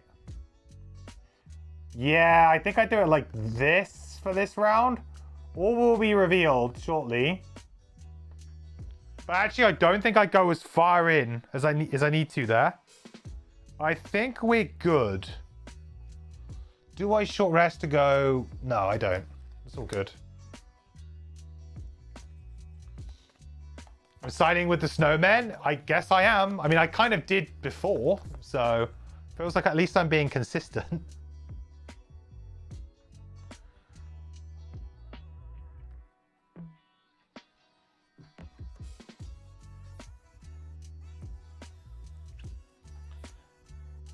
Trapper, what are you gonna do? Your turn's a bit strange, huh? Would be kind of good to do some damage on that guy, but it's gonna be very difficult. He needs to move off that spot, really, right? Well, I suppose I could let them leave this turn, and then maybe on the next turn I could leave.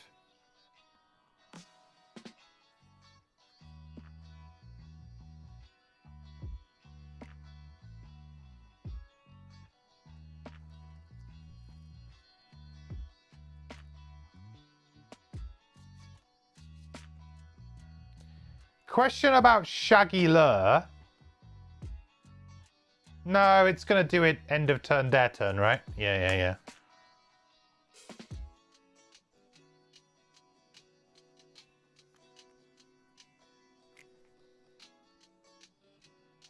Okay, that's good. I think we're good. I actually think we got a really good turn. I need to short rest to do that. Hang on a minute. Short rest to do that. Hang on, chat.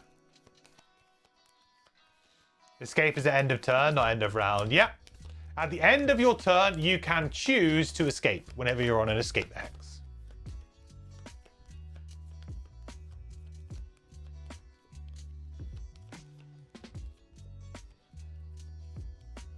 So in theory, I actually don't need all of them open, right?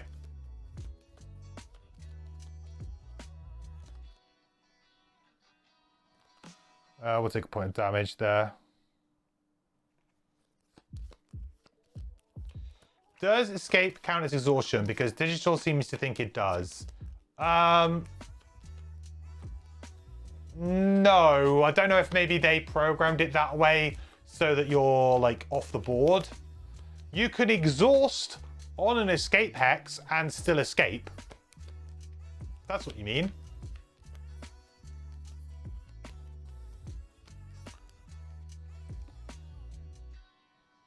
That's fine.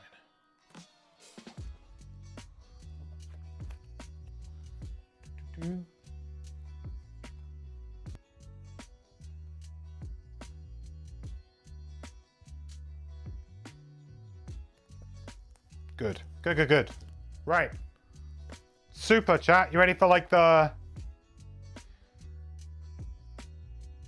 Hopefully this works well.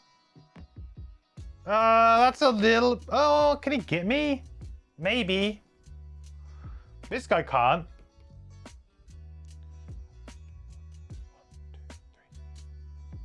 1, 2, 3. I think he can just about... I suppose it's the line of sight thing again though, right? Doesn't have line of sight without hitting a wall. No line of sight. Oh, we're good.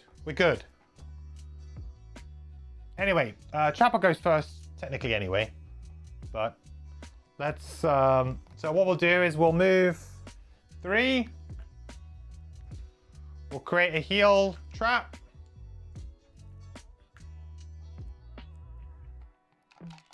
Lovely, lovely heal trap.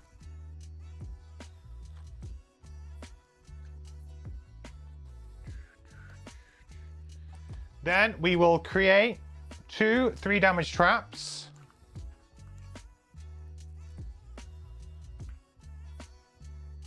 Leave us alone.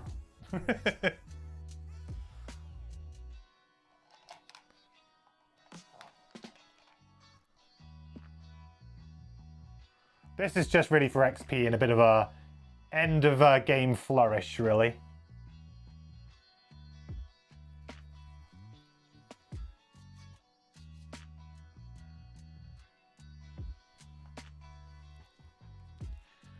Okay, perfect. So we know that the snow speaker can't hit anything. That's great. So Deep Wraith. We are going to do invisible all. Finally, I'm going to do it. At range 1 for 1 XP. Yay!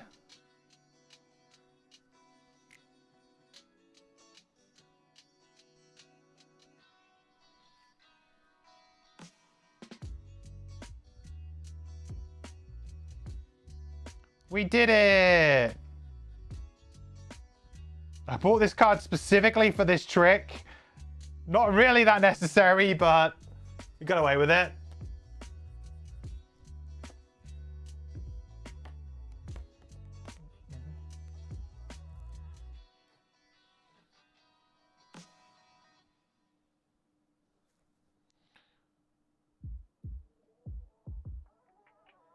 Right, Archer, can't see anybody. Like, what? Nothing to do. Algos cards, got nothing to do. Emissaries. Sneaky, sneaky. 1, 2, 3, 4. And I can heal him.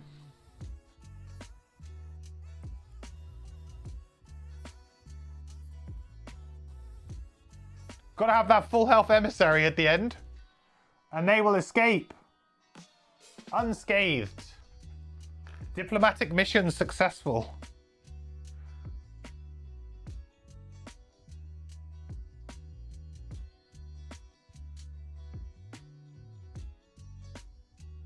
Right, next round. So we have to spawn an archer. It's kind of fine. We don't really care. We're just going to get out now. Ooh. And a guard. I think, well, the last guard standee. Nice. You missed how the emissaries got invisible. What does that? It was the bottom of Ink Cloud. Cool, huh?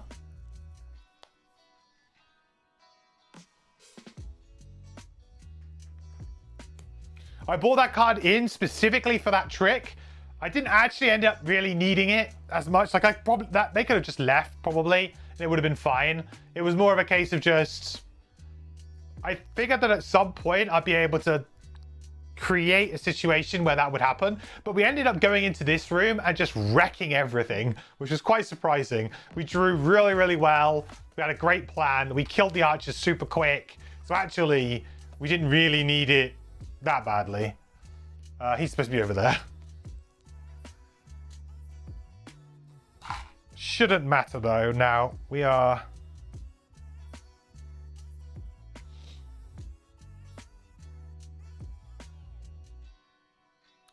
done.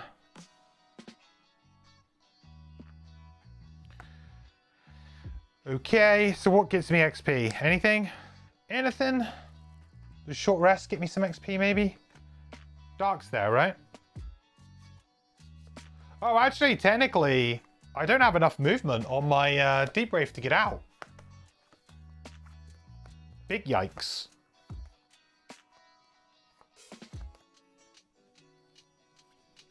guess I mean I'll get a bit of loot, I guess.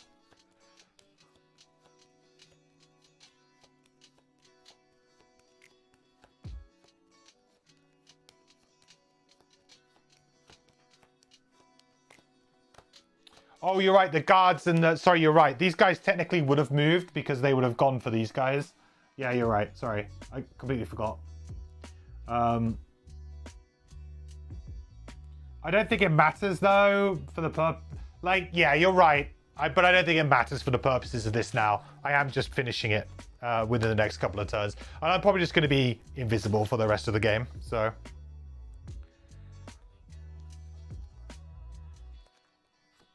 I have to be a little bit careful with... I'm actually very low on cards on the kelp, but we should be able to get out.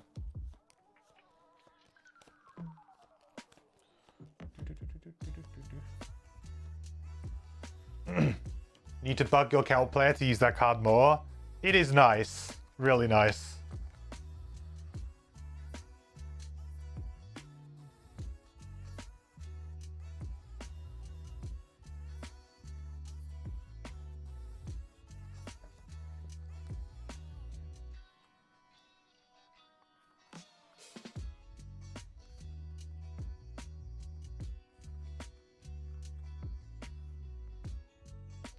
I can kind of min-max a little bit of loot here, I guess. Seems kind of reasonable, doesn't it? Probably a good idea.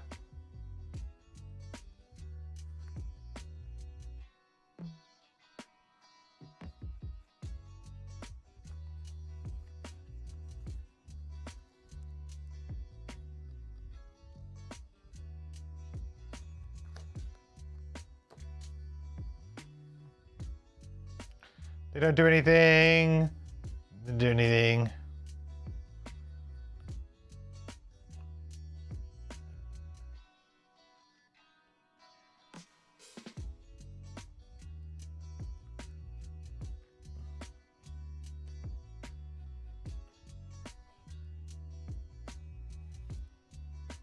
All right, so we'll place a 3 damage, a 3. This is a heal 3, strengthen, whatever. There. And then we'll do a move 3. I'll move through it, heal myself up for 3.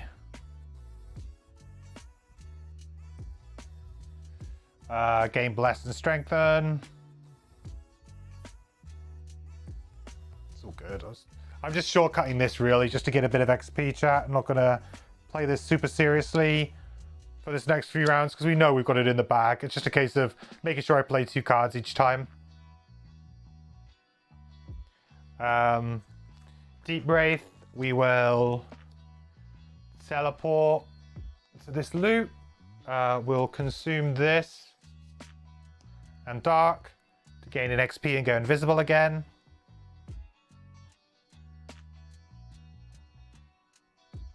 Get invisible. Then we'll use Crushing Darkness. We'll use one of these. Gain an XP. Look at how much XP we got on the Deep Wraith. This is crazy. Just crazy. We'll attack for 5 on, I guess, number 4.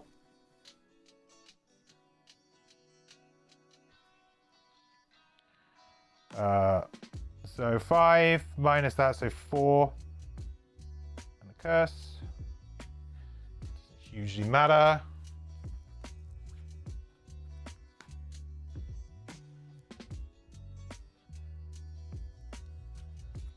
Okay, great. Emissaries are done. They are free.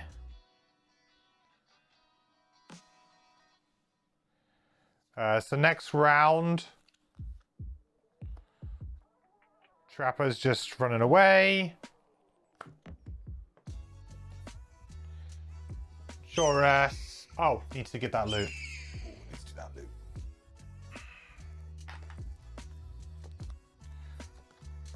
Sure ass, Deep Wraith.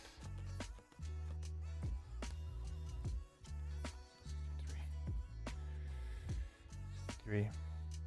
I'll just remember to draw on the Deep Wraith's turn.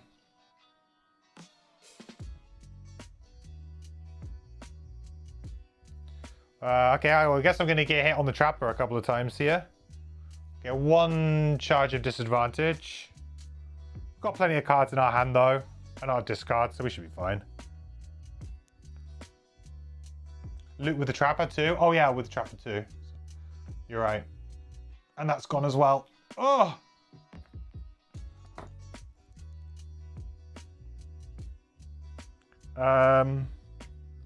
Yeah, sorry, I just need to resolve this, don't I? I'm just trying to get this done. This scenario took a long time.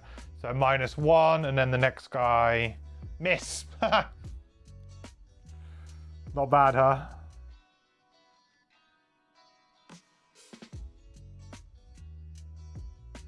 And then they're going to create 3 damage traps, I guess.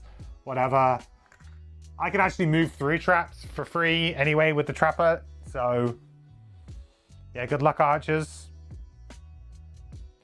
Yeah, so trapper. Just gonna get out 1, 2, 3, 4. Ball catcher.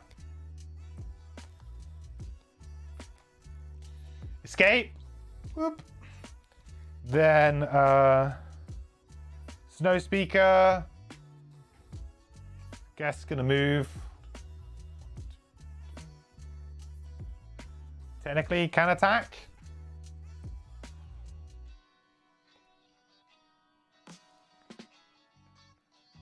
So I should have moved first.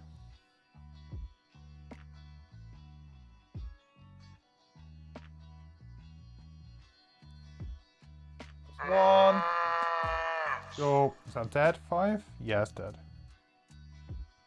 Doesn't really matter. Oh yeah, I need to draw loot. I know, guys.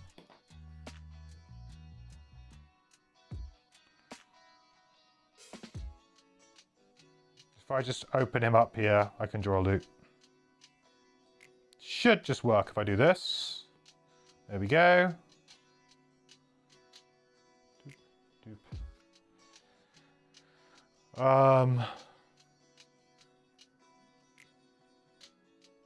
What am I doing? Deep Wraith. I'm literally just walking out. Deep Wraith's just walking out. That's it.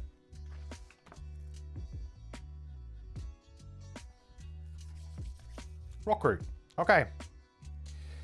Done. There it is, chat. That was a fun scenario. Despite all of the like weird, it's a lot of admin for one person. Trying to solo this, boy, oh boy.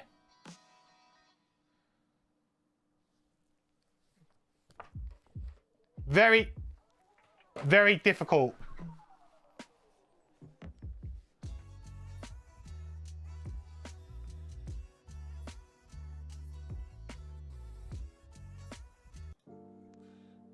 Feels like that song, it's not working right, this.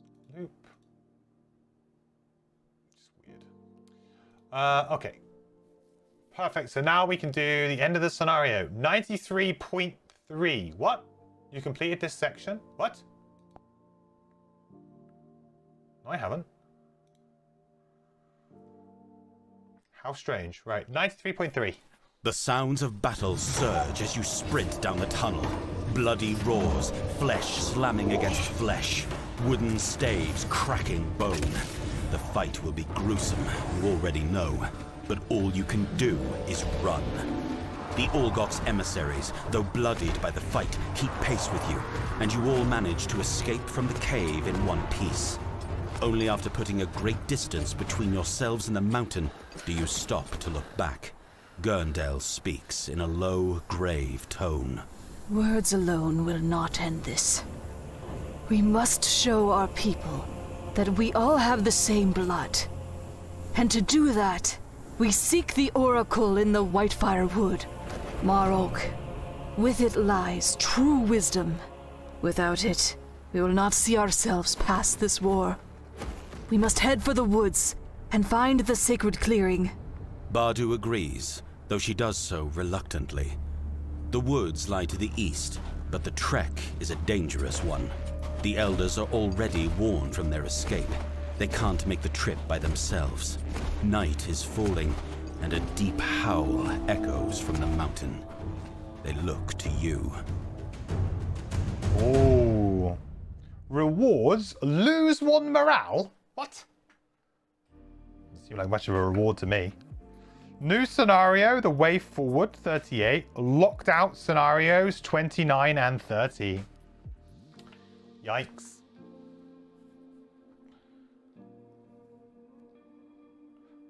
Lose 1 morale. What kind of a reward is that?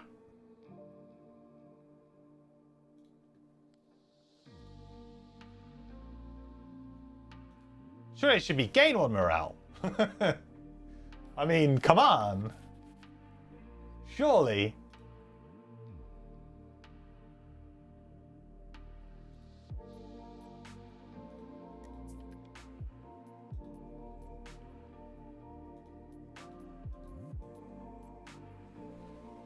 $29 and $30 I can't do anymore. Where's 30 then? Oh, I don't think I had that though. Maybe I was supposed to have that.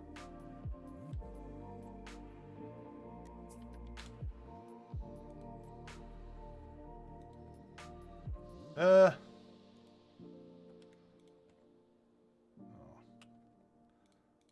Just want the X really.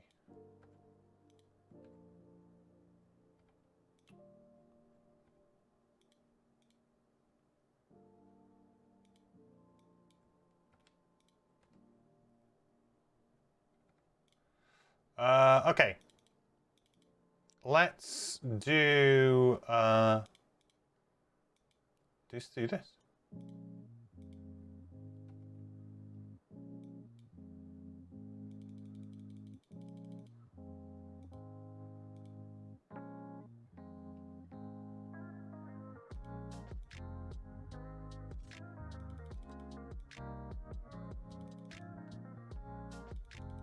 Lots of locked out scenarios now, huh? This is now a negative morale playthrough? No.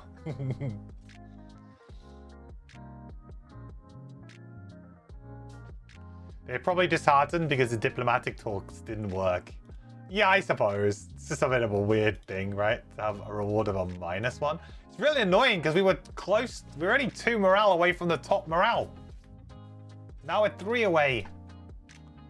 It was rough.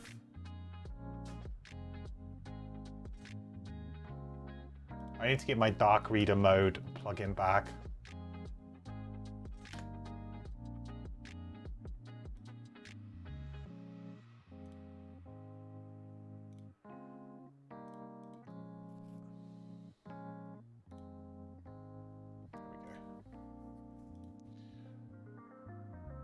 Well, that was a fun scenario. Let's jump across to here quickly.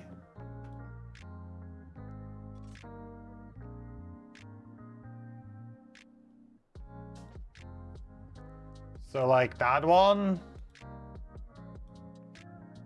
And that one, I think. Both scenarios you can no longer do. Gain 2 inspiration. Let's have a look and see how much XP we get. Success! Double 2-tick battle goal. 1-tick battle goal. Nice. Never used a potion.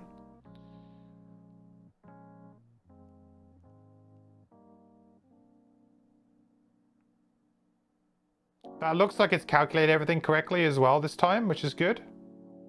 We just need to add 2 XP on, right, for the challenge. I wish there was a tick here to say, like, challenge.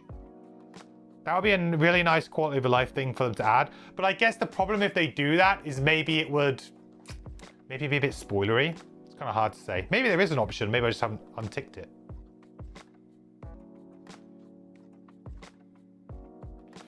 Oh, are you kidding me? 4 XP away? Dude.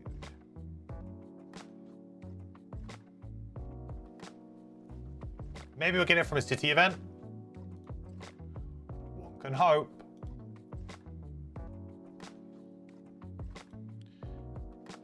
Pretty good haul though, in general, I would say.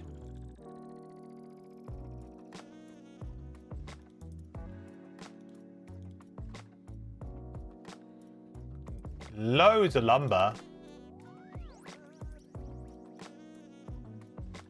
Bountiful. We get an extra perk as well, I think.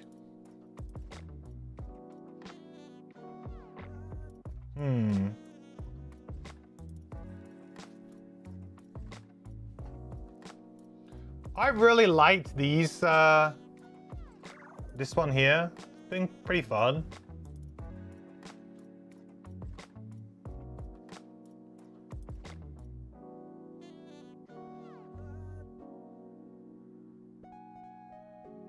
I'm just gonna keep going at it. I don't even know if it's correct. It's just fun.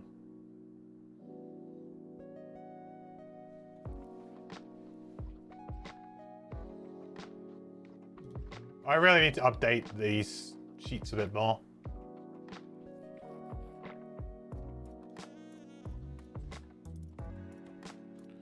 I'll try and get around to that tomorrow, guys.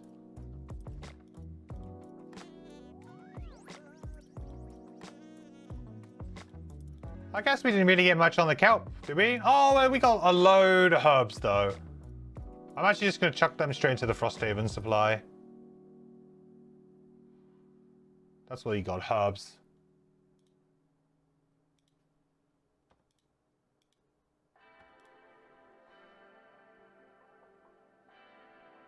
Oh, did you get a perk as well? Sweet.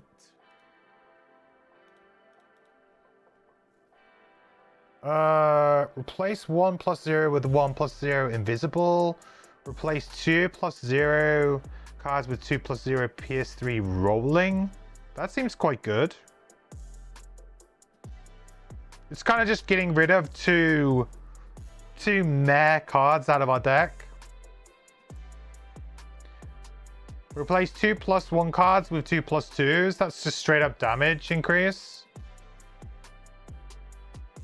Do we think the rolling PS3s are that good though? Are they just going to be like meh? But then the thing is we're getting rid of 2 bad cards from our deck, really. I feel like at this juncture it's between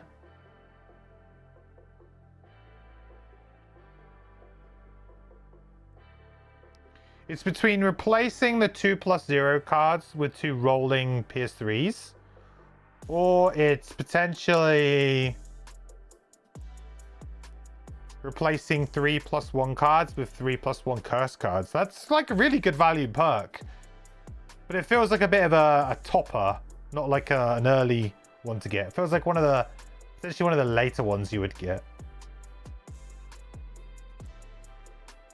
You're a big fan of ignoring scenario effects. I kind of just didn't get it with this character. I do agree. I think it's good. I guess it removes 2 + 0s too. I probably didn't realize that. I tried to stay away from it to try and not just take, you know,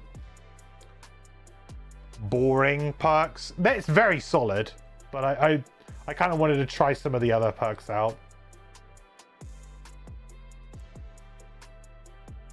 Sure, we can do it.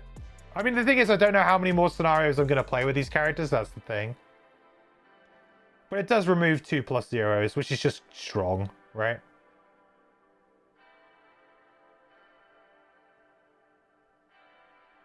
You let me pick it? Pick. Yeah. Yeah, probably should have done it much, much earlier, but there you go. Yeah, it's a super good value perk for sure.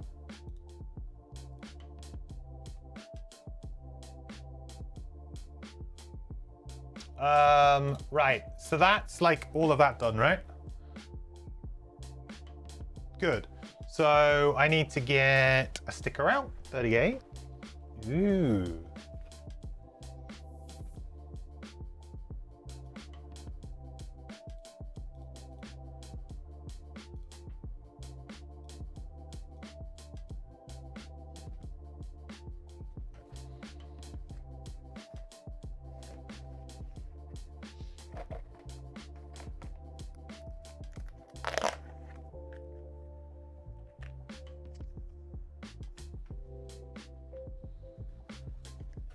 Okay. Now we need to do speed outpost phase, chat. Speed outpost phase. Let's go.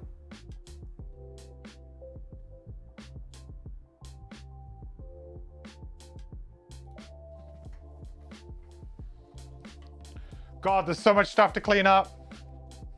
Oh, also, I should put a town guard perk in as well, before I forget. Nice challenge. Nice challenge.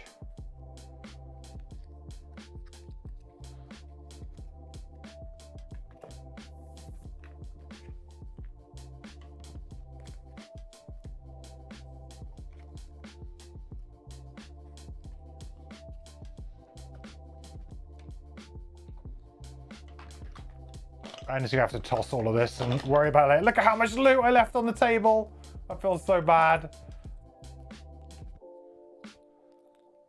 But it was a nice, successful scenario. That scenario really felt like I had really nice control over my characters, and I kind of was doing everything that I wanted to do. The trap was actually probably less effective than I thought it was going to be. I honestly thought the trap would be, you know, it looked like it might be another trap MVP style scenario where we could just control the flow of enemies to our advantage and let them just hurt each other. It really looked like, yeah, trap was again gonna come up as MVP, but actually Deep Wraith was the real MVP in that scenario. It had so much like damage and just the wound and stuff like that. The conditions just came in clutch when we needed them. Drew like an absolute boss. That's all you need, really.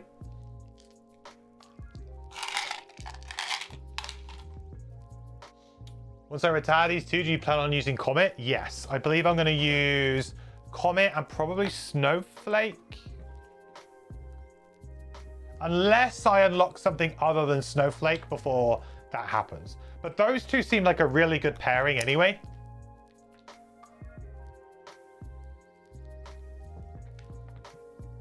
Or to be clear, they have so much. They have so much obstacle and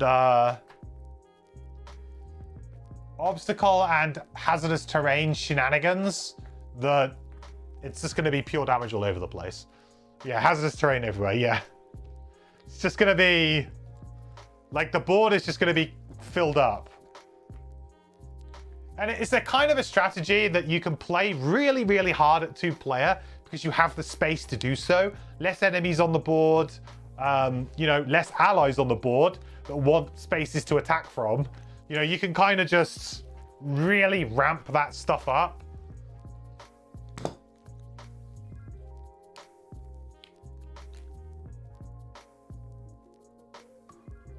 It does, you know, I feel like if you're playing in a 4-player game, the amount of traps and stuff that you might play on the Trapper, you might like kind of dial it down a little bit.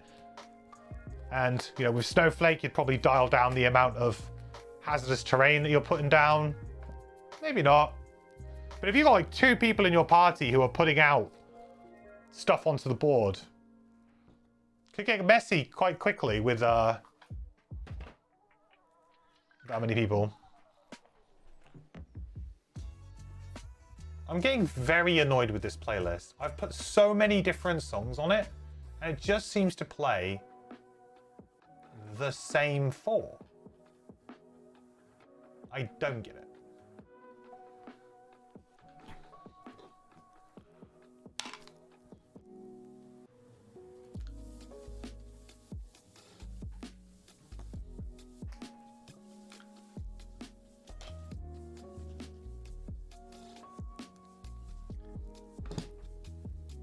Right, get rid of this.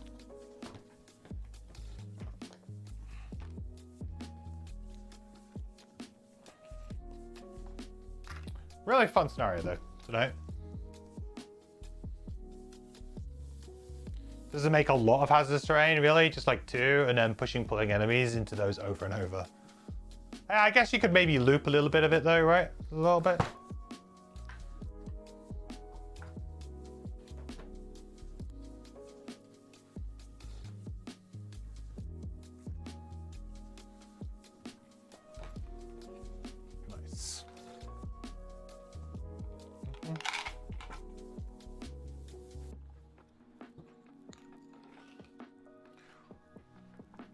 Boom. Oh, we have section book stuff. Oh, God. Where's my pencil? Outpost phase 178.1.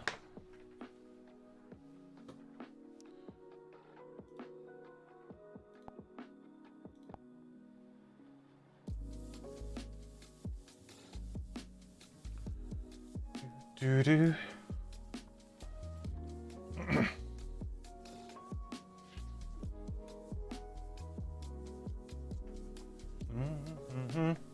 Oh, if people don't know, I don't know if people can notice it.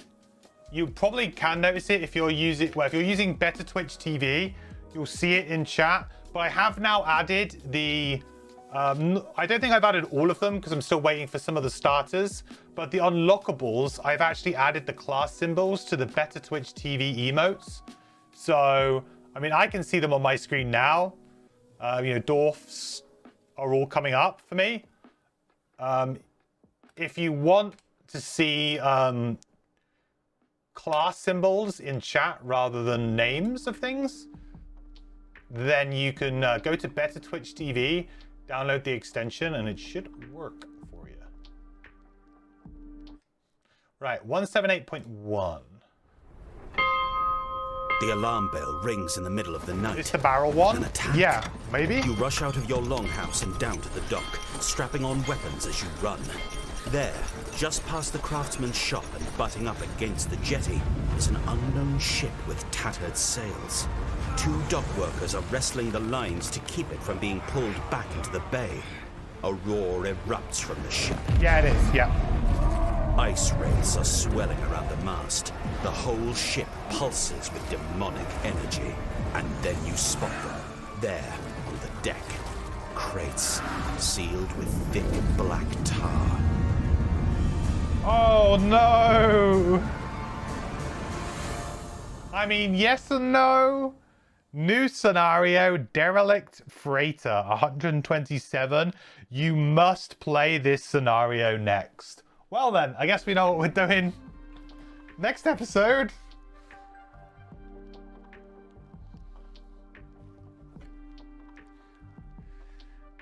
One, 2, 7. I mean, I guess it makes sense because otherwise, like, what's going on, right? It's washed up into shore. Look at that. It's kind of cool. A mandatory quest? I see what you did there. It is indeed a mandatory quest.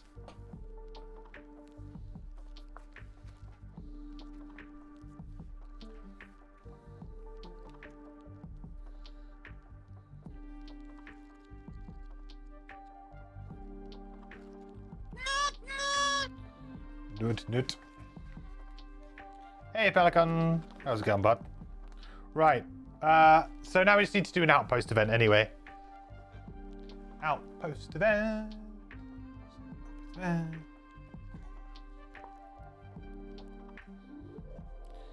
Number 14.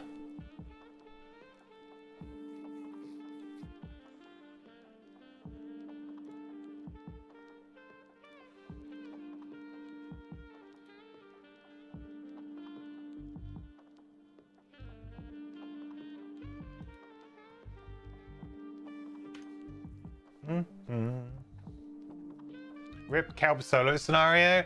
Yeah, it would have been maybe nice to do that. I'm definitely going to do the solo scenarios before I retire characters if I can. I think it's just a good idea. Even if we don't complete them, I think it's just a nice thing to do. I think I didn't actually win the Deathwalker one, but I was like happy that we kind of like played it and we kind of understood it. It was like, yeah, there was no real need to like win. It was good to kind of explore it.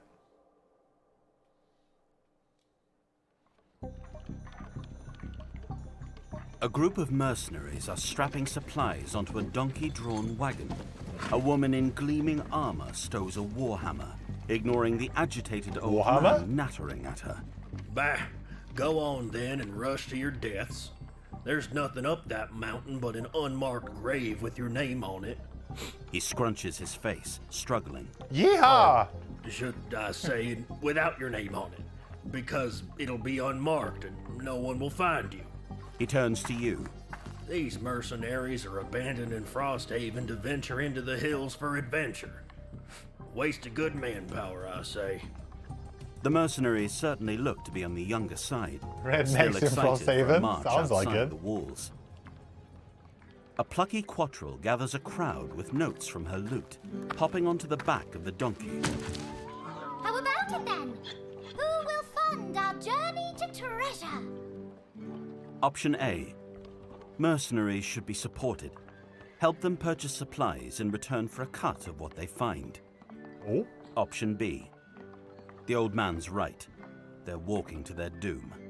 Try to stop them.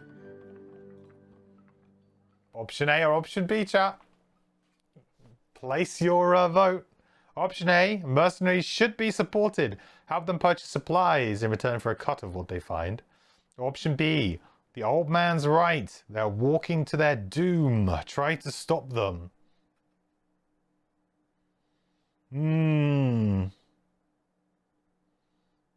I mean, it could go either way. Knowing this game, it could really go either way. Could be nice. Could be really terrible.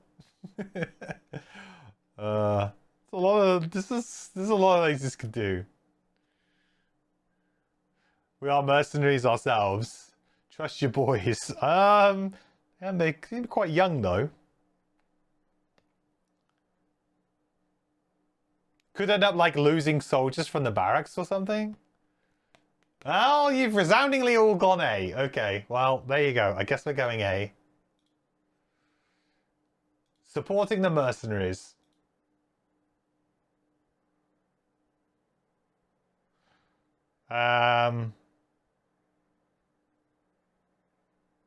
Okay. Lose 10 collective gold and any 2 collective herb resources. Okay, that seems reasonable. Yeah, we can do that. Okay. Well, if we do that, we get some potential stuff, which is looks like could be quite cool. So we'll do that.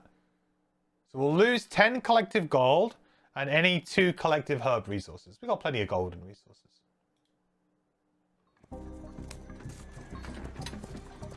A.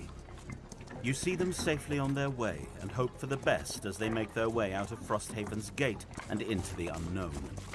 The backing of someone like you is enough for the town to also throw in their support, and an orchid with a longbow strapped to his back nods in thanks as they pass.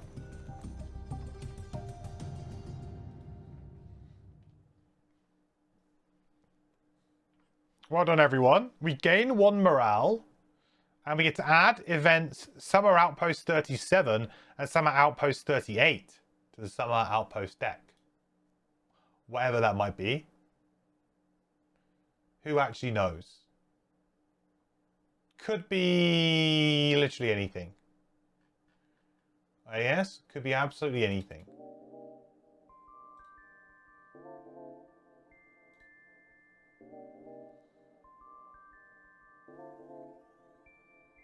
At least we get that morale back.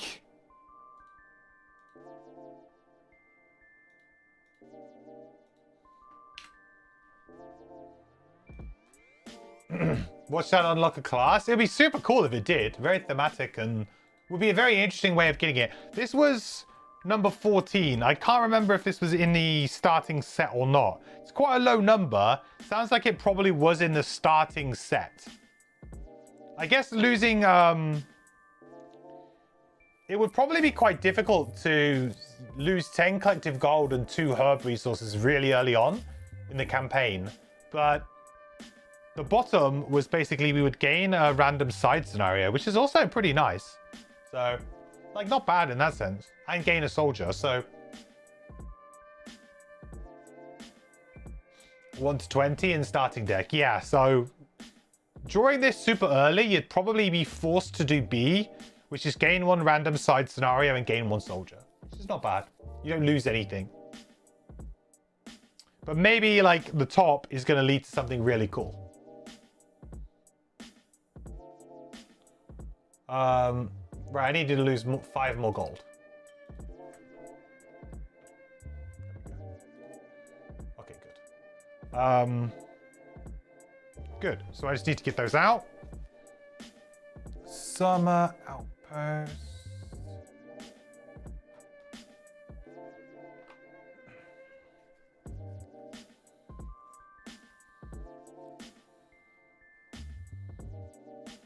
37 and 38.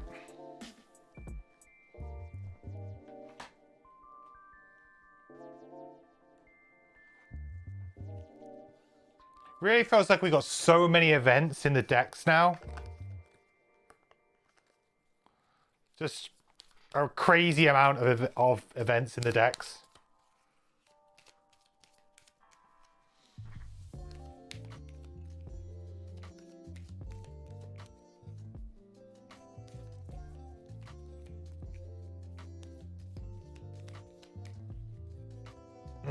Getting a class is kind of sketch. You guess classes you only get for building and main scenarios.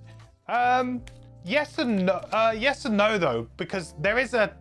It feels like in Frosthaven there is a more of a conscious decision to give players more classes early.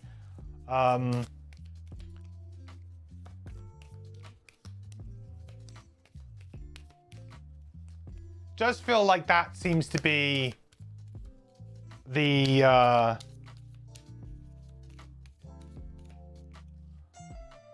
thing. And I think we talked a little bit before about how it's mainly down to the fact that because retirements are not necessarily tied to unlocking characters, it's more to do with the buildings.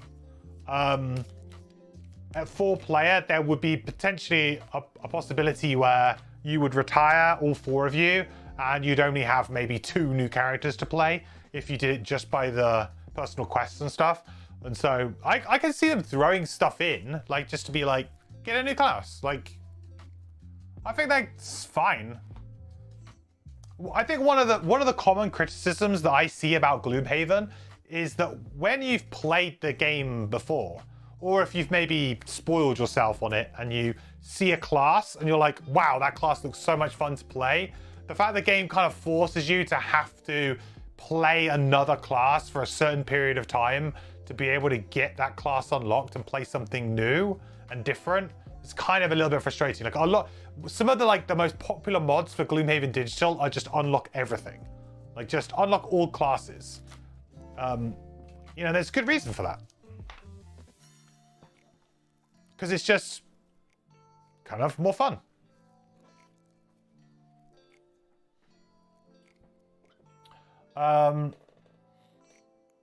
Okay, mining camp. I don't actually feel like I want to buy anything here. I don't think I need anything. Or am I low on like one thing? I might be low on metal actually, thinking about it. Metal and kind of... No, I've got loads of that. Metal, I'm kind of okay actually. I might just keep my gold for now. Either way, I think I have enough to do an upgrade, so I don't think I necessarily need to buy anything right now. What am I going to upgrade? That's a really good question. I guess I could upgrade the hunting lodge, right? Which means I need more wood, so maybe I should just buy some wood. Yeah, let's buy 2 wood. For 4 gold.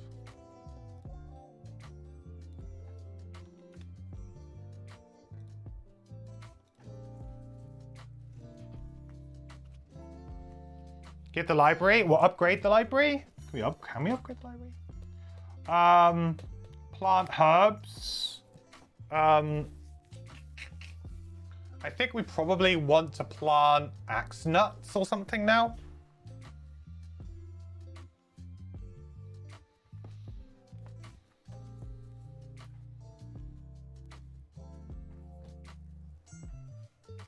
Want to get themselves that good power potions and things? Where are my stickers?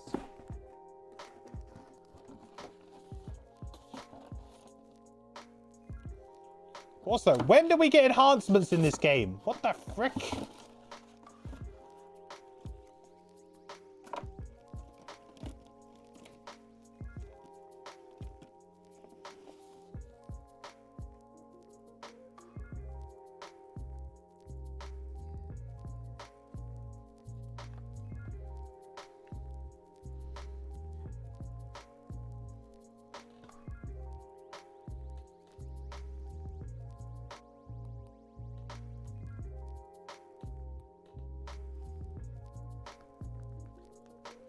Axe nuts, baby!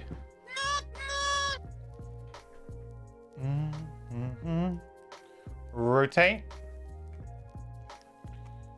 Craftsman, no. Alchemist, though. We can do this finally. No. Oh, library we can upgrade. Maybe we'll upgrade the library then. That's nice and cheap. We could upgrade the library.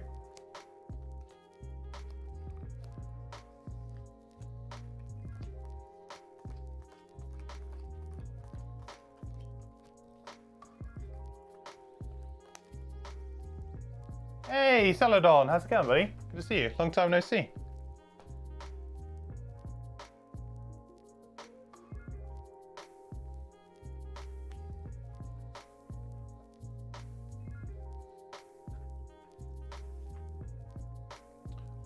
Cool. So we've done all of that. So the only thing I really want to do is I really want to brew a three herb potion. Come on.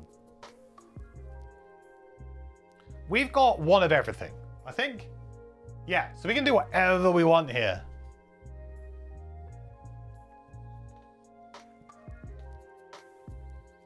Is this the one? There's only one of them. I mean, come on. That's got to be like the best potion in the game, right? There's only one. How can this be anything other than the best potion in the game? It's got to be. Been a while since you could actually catch a stream. Hope I'm doing awesome. I am. Hope you're doing well too, eh? Good to see you. Of course. It's got to be. It's also all three of like the rare resources.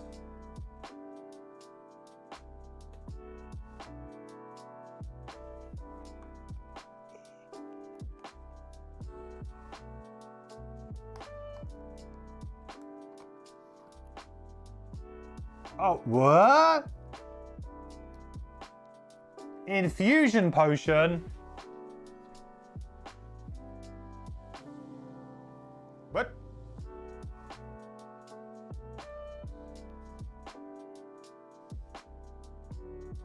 Oh, I realized, why did I craft axe nut? Oh no, I guess I'll need axe nut for these ones anyway.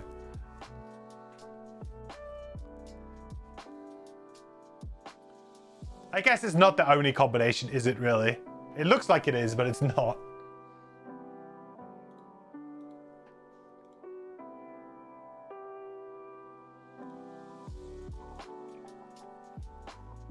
Okay. 115. What do we got? What do we got? What do we got? Come on, please be good. Please be... Infusion potion is not filling me with much hope, though. That sounds very... Oh, here's two different... You can infuse two different elements. Oh, it's like major mana potion all over again.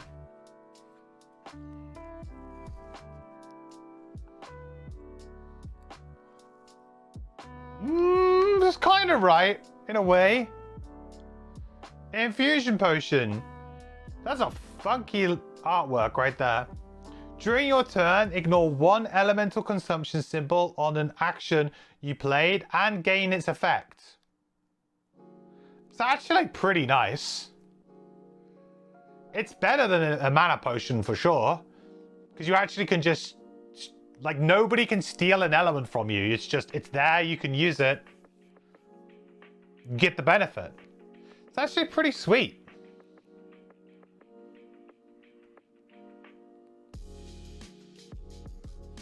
I feel like if you're playing like four mercenaries and you have like some kind of shared element and you both being able to infuse it and consume it, sorry, in the same round would be pretty cool. Definitely gives you some strong turns. I actually feel like this might be better than my poison vial. Do I need more small items or am I actually like maxed out on my kelp? I need one more small item on my kelp as well. I guess we've now done it. I think it might be better than Poison Vial. Poison Vial does give us the Bane, but we haven't really been very hard on that. I like that potion. It's cool. All right, success. Not massively disappointed. Infusion potion sounded like it might be bad, but actually, that's pretty good.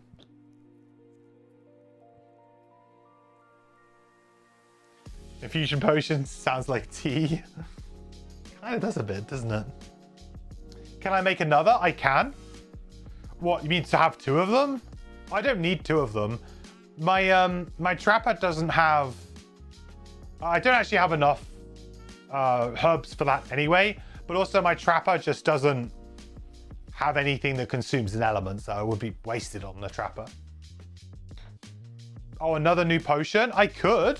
We could go... Should we do another one? Everyone's got the potion brewing bug. We could brew...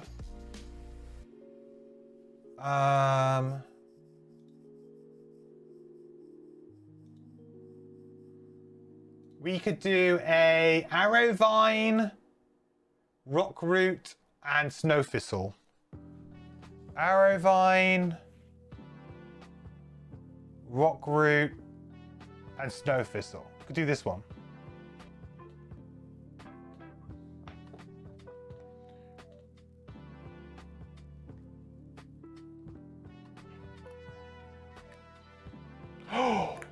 Ooh, major healing potion.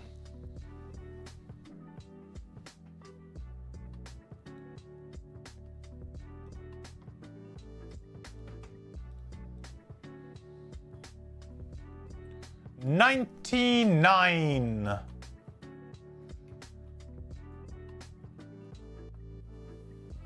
Wow. Wow.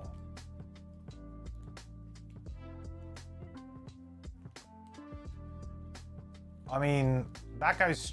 I mean, who does that go to, even? Whoa! Was it always heal 6? Was it heal 5 before?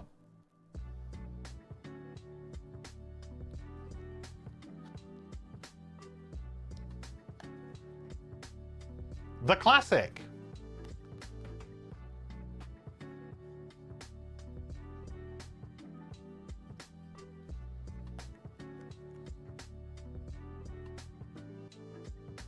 I think we could probably, well, we just give that to a trapper, I think. Major was 5, super was 7. So maybe there is no super? Well, there wouldn't be, I guess. This would be it. There is no such thing as a super. I get, maybe you can find it in the wild. Maybe it's a random blueprint. No, because none of the potions are random blueprints. I guess they went somewhere in the middle, but they were like, I guess they felt like super was maybe a bit redundant being, major was maybe a bit redundant being 5. Like you'd either go for the 3 or the 7, but maybe people weren't willing to spend the extra. Like it wasn't enough of a jump. I don't mind them doing that, kind of squeezing the numbers a little bit. You don't need 3 different healing potions, really, do you?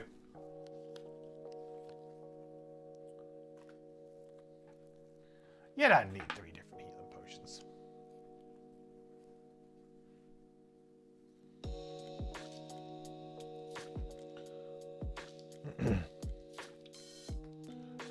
All right, well, that's good. That's pretty much all I wanted to do in the outpost phase, apart from construction. So we'll upgrade the library because you guys really, really want me to upgrade the library for some reason. Maybe I think you might know something. I mean, it doesn't do anything at level 1 really, so sure. I mean, I guess we have that event or something and she wanted us to find books. So we need to spend 4 wood, 4 metal, and 1 hide.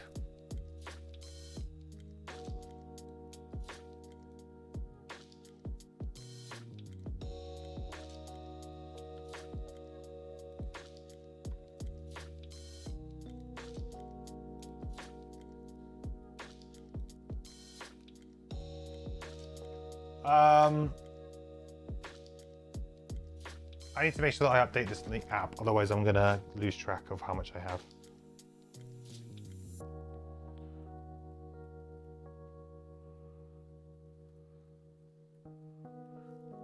fine. I took the hide from there. That's all good. +1 prosperity, 190.3.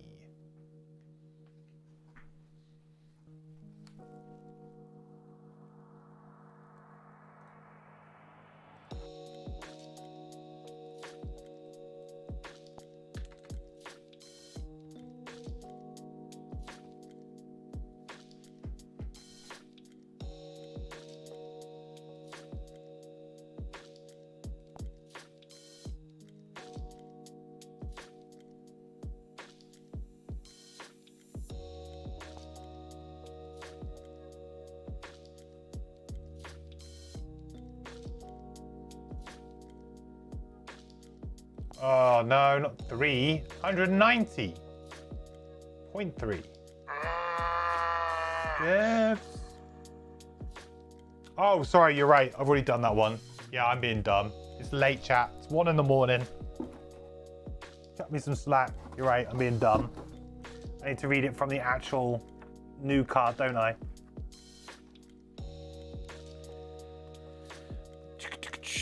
Library, level 2. Woohoo! 116.3. 116.3.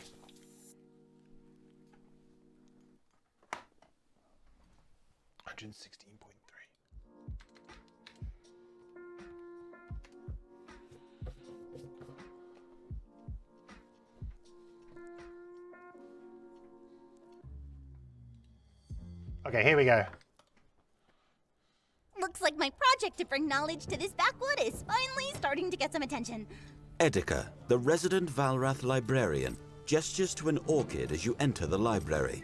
The orchid is clad in shimmering armor and wields a sword that seems far too massive, even for their muscular frame. Edeka continues. This one is also interested in the ancient lore from around these parts. Could prove useful in our search for tomes. Speaking of, follow me. Edeka snaps at you, then turns and steps briskly toward a back room. You give a short greeting to the orchid and then follow. All right, exciting news. Edeka begins immediately as you squeeze into the cramped space full of dusty parchments. I think my research has been paying off. If I've done the background research correctly, and I'm certain I have, I think I've located 2 of the tomes of power. The first is the Tome of the Elements. She unfurls a map across the floor, handing you one corner to keep it from rolling back up. Here. She points at an area nearby where you were already intended to go on a future adventure. Be careful, though. Accounts of the Tome of the Elements make it sound a bit more volatile than the others. I wouldn't recommend opening it in the field. She pushes her red-rimmed glasses up the bridge of her nose, kneeling next to the map.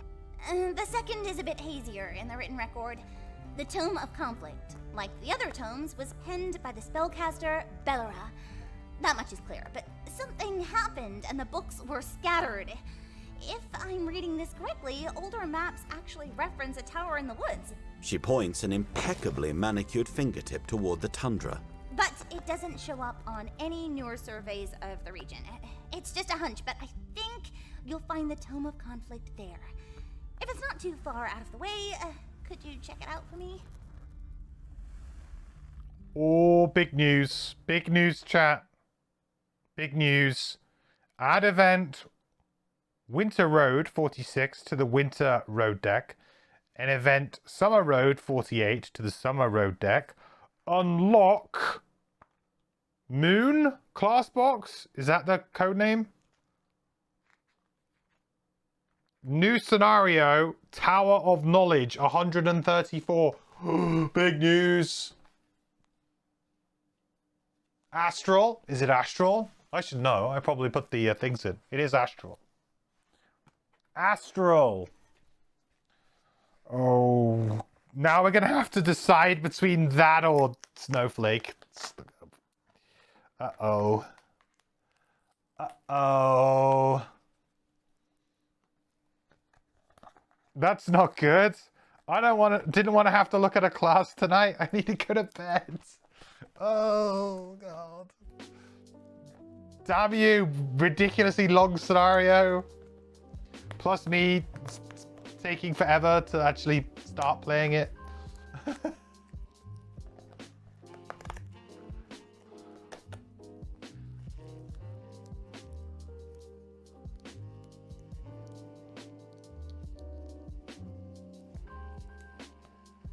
See you, Dwarf. Yeah, we'll be... I will briefly open the box and take a little looky look. But I'm not gonna... We ain't reviewing the class today, alright? We'll have a little looky look. Because it would be rude not to. It would be so incredibly rude not to.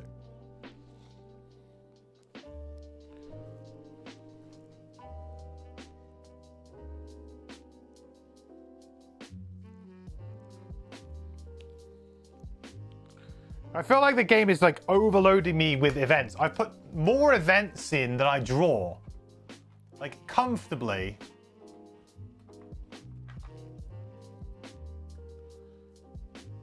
It feels like every single time I'm coming back to Frosthaven, I'm adding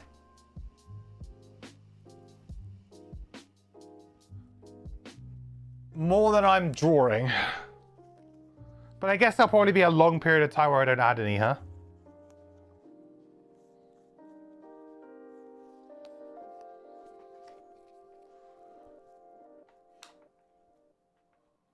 To be honest, there's not many Summer Road events that aren't in the deck at this point in time.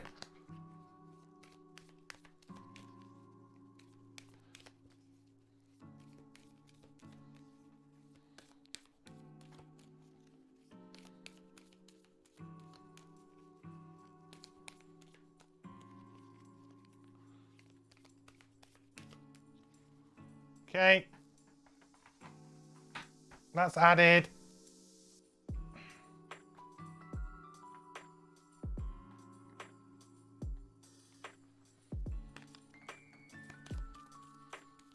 The Winter Road event.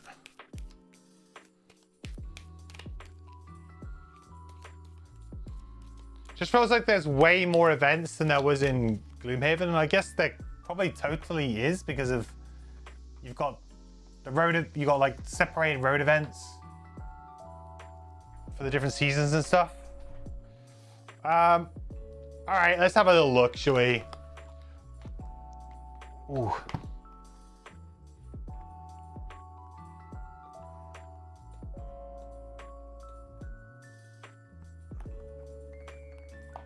I need to give myself a prosperity as well, don't I? From the card. Oh dear. All right. Well, there goes trying to open that without ripping it.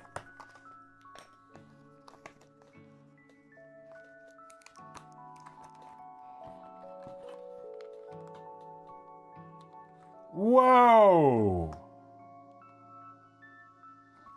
Now that's pretty cool. You're probably not going to see it on the fixed camera, but whoa. Uh-oh, it's green. It's going to mix into my green screen. No! Visa can't play it. I have to get a blue screen. It's just going to go straight through the green screen. The Infuser.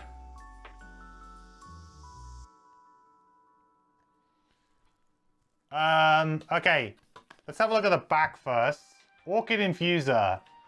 An orchid's contemplative nature also gives them a particular prowess over the elemental energies of the world. Some use these energies to attack their foes with raw power. However, others emit these energies into strands of elemental fabric, weaving them into physical armor and weapons. These are the Infuser's martial warriors who use the natural flow of elements to enhance their already formidable fighting skills. Cool. Complexity 3 out of 5. Elemental affinities, air, earth, and dark. We have melee. We are very high in melee, very low in range, pretty good in mobility. I would say higher in mobility. Support, average. Defense, slightly above average. Control, pretty average. Sounds like quite a balanced character. 11 cards, nice. And a good health pool. Well, actually not like crazy good, but decent-ish. Not the best, not the worst. So, what's the ability? What's the mechanic?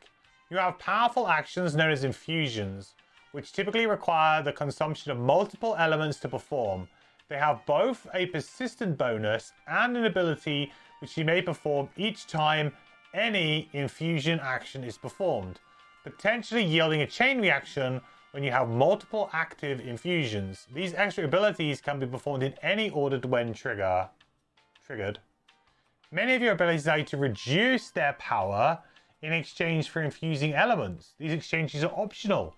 Any action with mandatory element consumptions can only be performed if the elements are consumed. That's cool. You can see there that we could do a move 3, create air, or a move 4. I guess we'll have a brief look at a couple of cards just as an example. That's really going to play havoc with my green screen. It's not going to do well.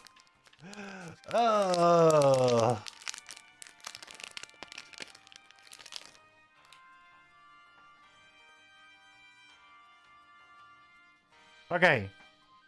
So an infusion here, if that even comes up on the screen, this is going to be a pain in the ass, this character.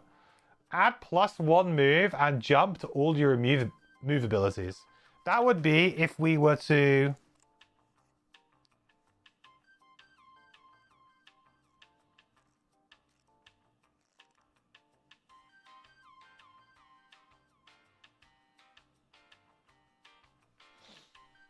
So...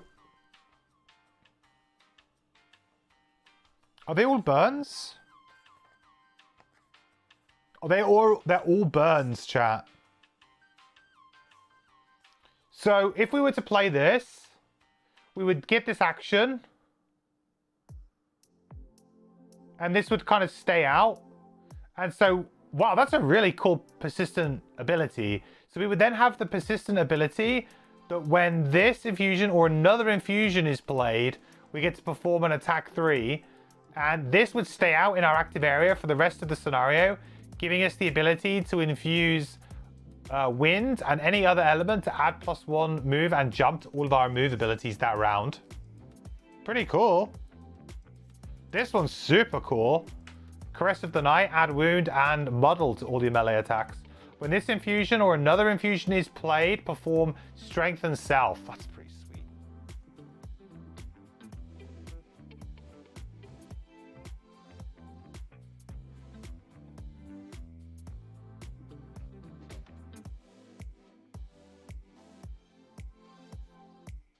Lots of like elemental consumptions and stuff.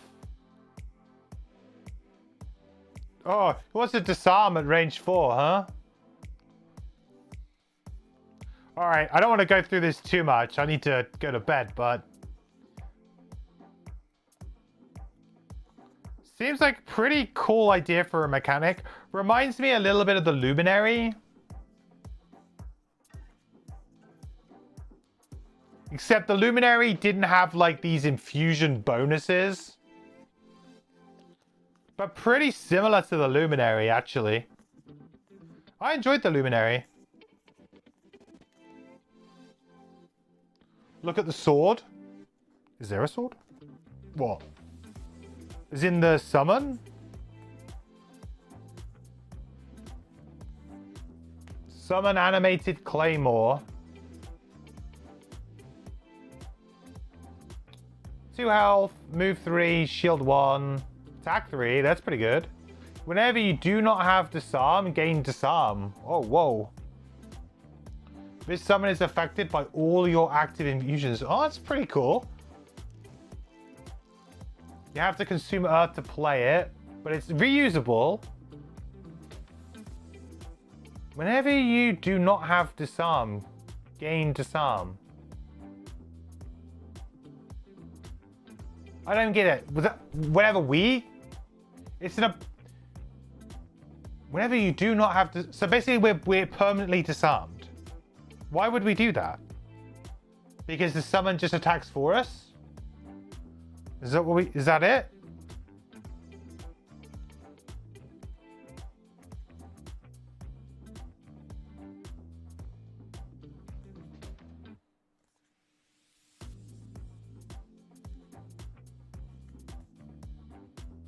I guess we would then just run around playing our support abilities, huh? Like, we'd play Onyx Shards and stuff like this.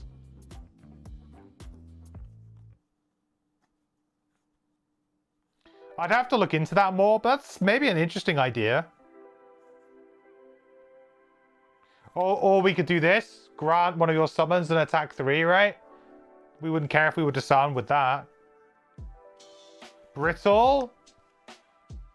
Regenerate self. Ward. That seems quite good. Okay, we've got like a fair few decent abilities that aren't attacks. Okay. Alright, maybe I could get behind that. Sounds like a fun way of playing. Alright, this character looks pretty cool.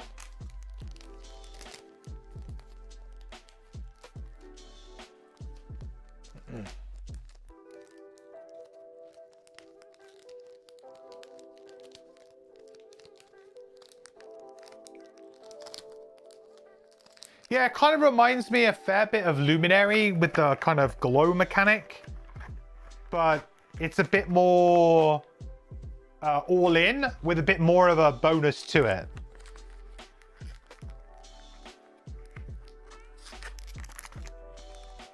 I kind of dig it.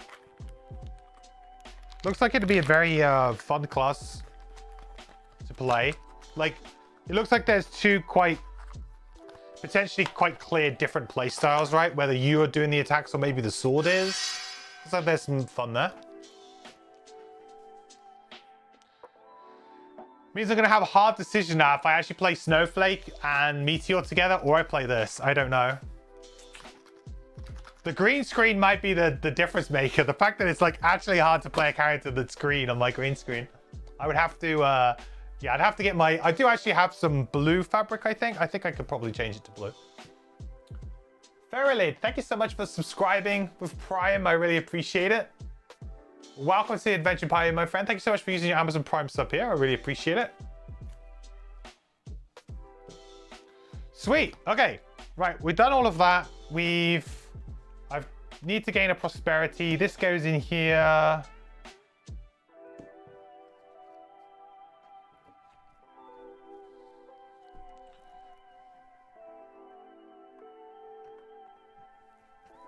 Got a lot of stickers to stick now too, huh?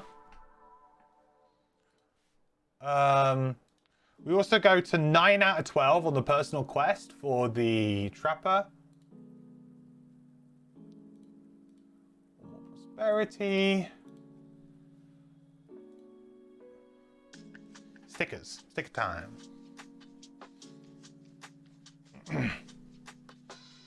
Luminary, you needed the elements all the time. The Infuser don't. Oh, yeah. Well, you do if you want the bonus, right?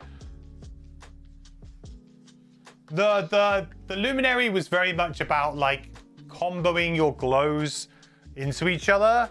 And obviously they were reusable, so a lot of the cards were, like, you would either play them for the glow, or they would have, and they would maybe infuse an element when you did that, or they would have, like, a bottom that would give you an element, like a move, make an element. So there was always, like, these nice kind of, like, flowing combo-y turns where you play this to play this glow, to use it, to then get rid of it, to then replace it with a different glow. The fact that you can have, well, there's no limit to the number that you can have there, I guess. It's kind of cool. No limit to the amount of infusions that you can have. It is different for sure, but there is some similarities in the fact that it's like you're kind of playing something up into your active area that wants elements to consume, but it kind of counts as like an action on your turn, right?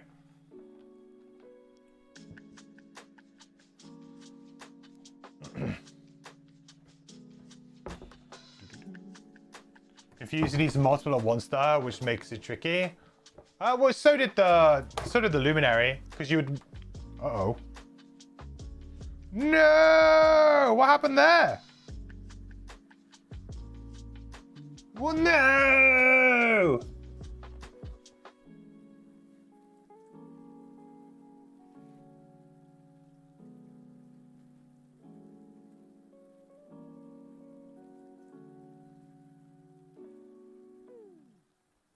Oh no! What happened?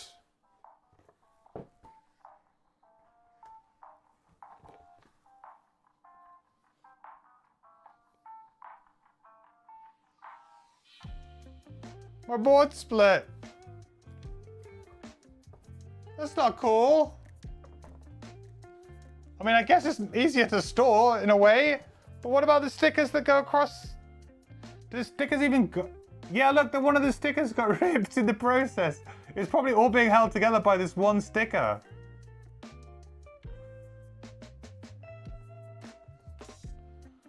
Dude.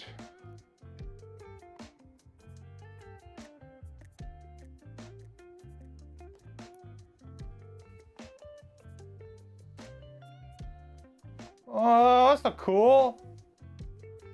I was gonna like, maybe, I mean, I guess I can glue it or something. I don't know.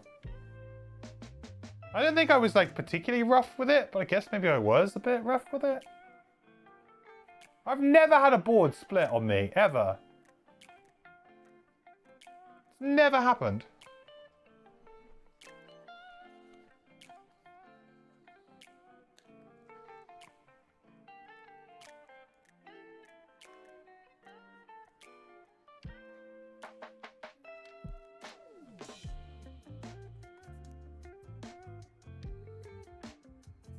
I'm gonna have to be like super careful about any stickers that are in the middle of the map now, huh?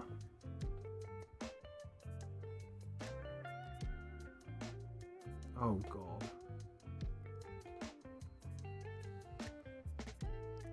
How about that stick though?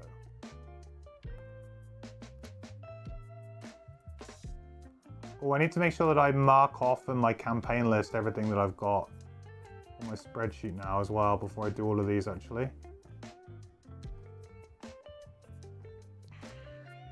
I think I've done that one.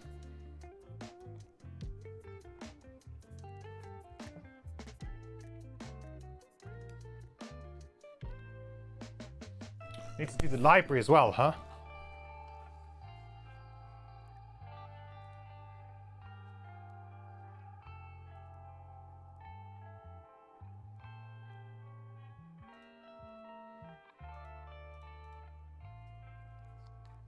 One, two, 7.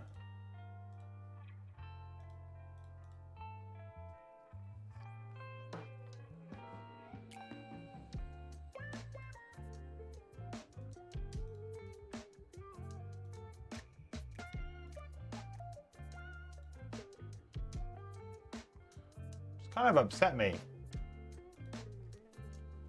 Evening ruined.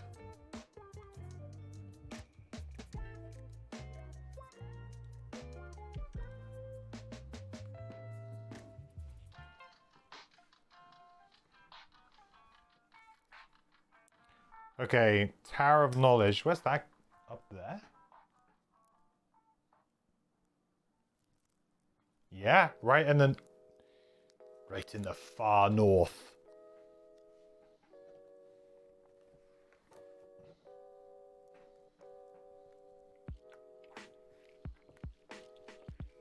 Well, at least it's easier for me to do the stickers, I suppose. I can just kind of pull it closer to me. Maybe this is a blessing in disguise.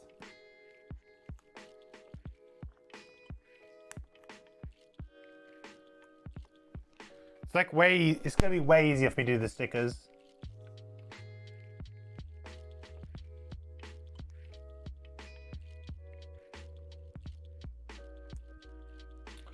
Line up the R first. Like, line up the R and then everything else will follow. Yeah, there you go.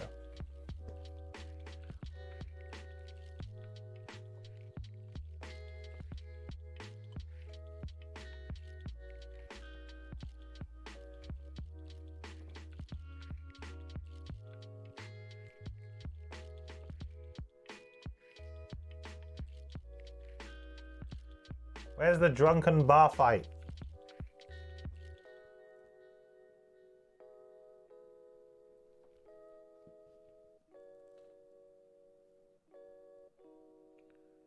Oh, it's gonna be down here somewhere. Oh, no, not quite.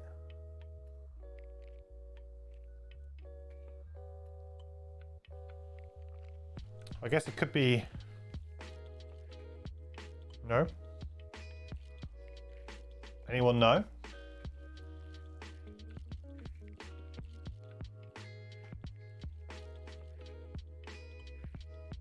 128. Where are you?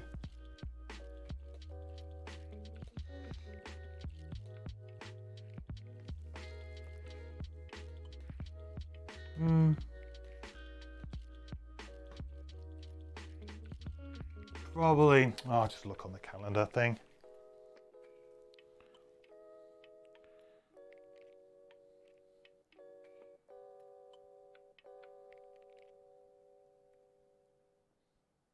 Hey?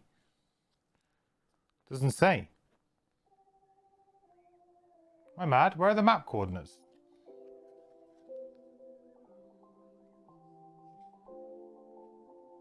Oh.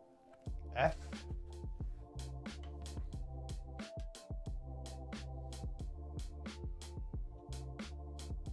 What? FR? That can't be right. FR? You crazy? Oh, it's in Frosthaven? Is that what FR means? Ah, yes it is. I found it.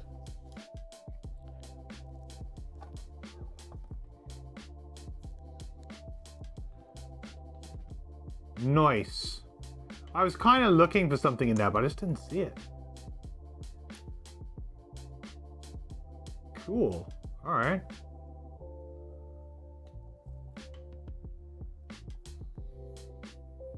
Nice. Okay. And then this one's got to go in there too. Pulling up right next to the mandatory Titanic is the derelict freighter. Smashed into the docks.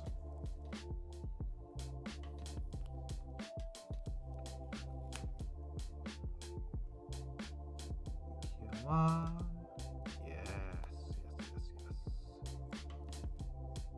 Yeah, kinda.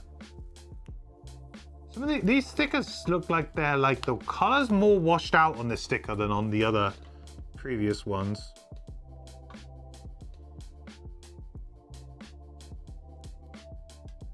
Same on that bar one actually. The colors seem to be a little bit washed out on the sticker.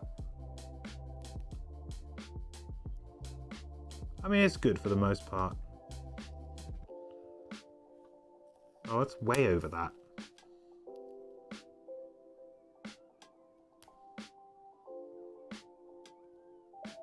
These ones I get annoyed if I don't line up properly because it looks so cool when they're done right. All these things that line up look cool. Yeah, that looks about right. Oh, but then it's wrong here. Dang it! Maybe slightly wrong. Could just be a bit wrong. Oh, I probably just angled it wrong. Yeah.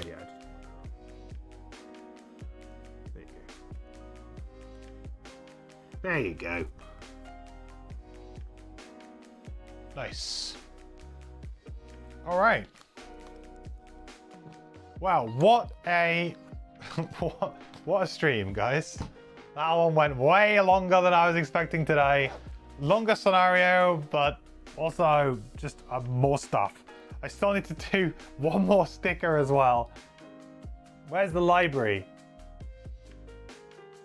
I still have to do one more sticker on the library. Damn. Where the heck is the library? Did I accidentally like rip it in half or something when this thing went? Oh no. Quite possibly. Oh no, it's here. The library.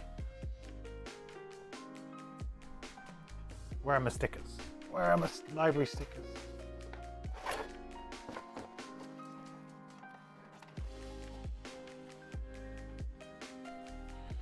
Oh, it's a very exciting day.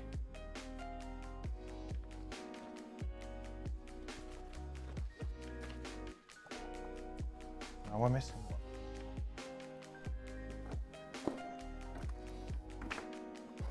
Oh, they're the smaller stickers, aren't they?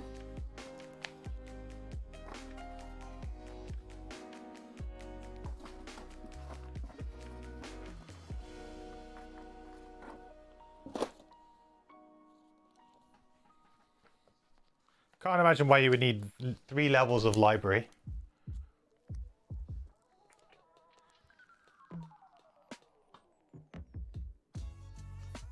Just why?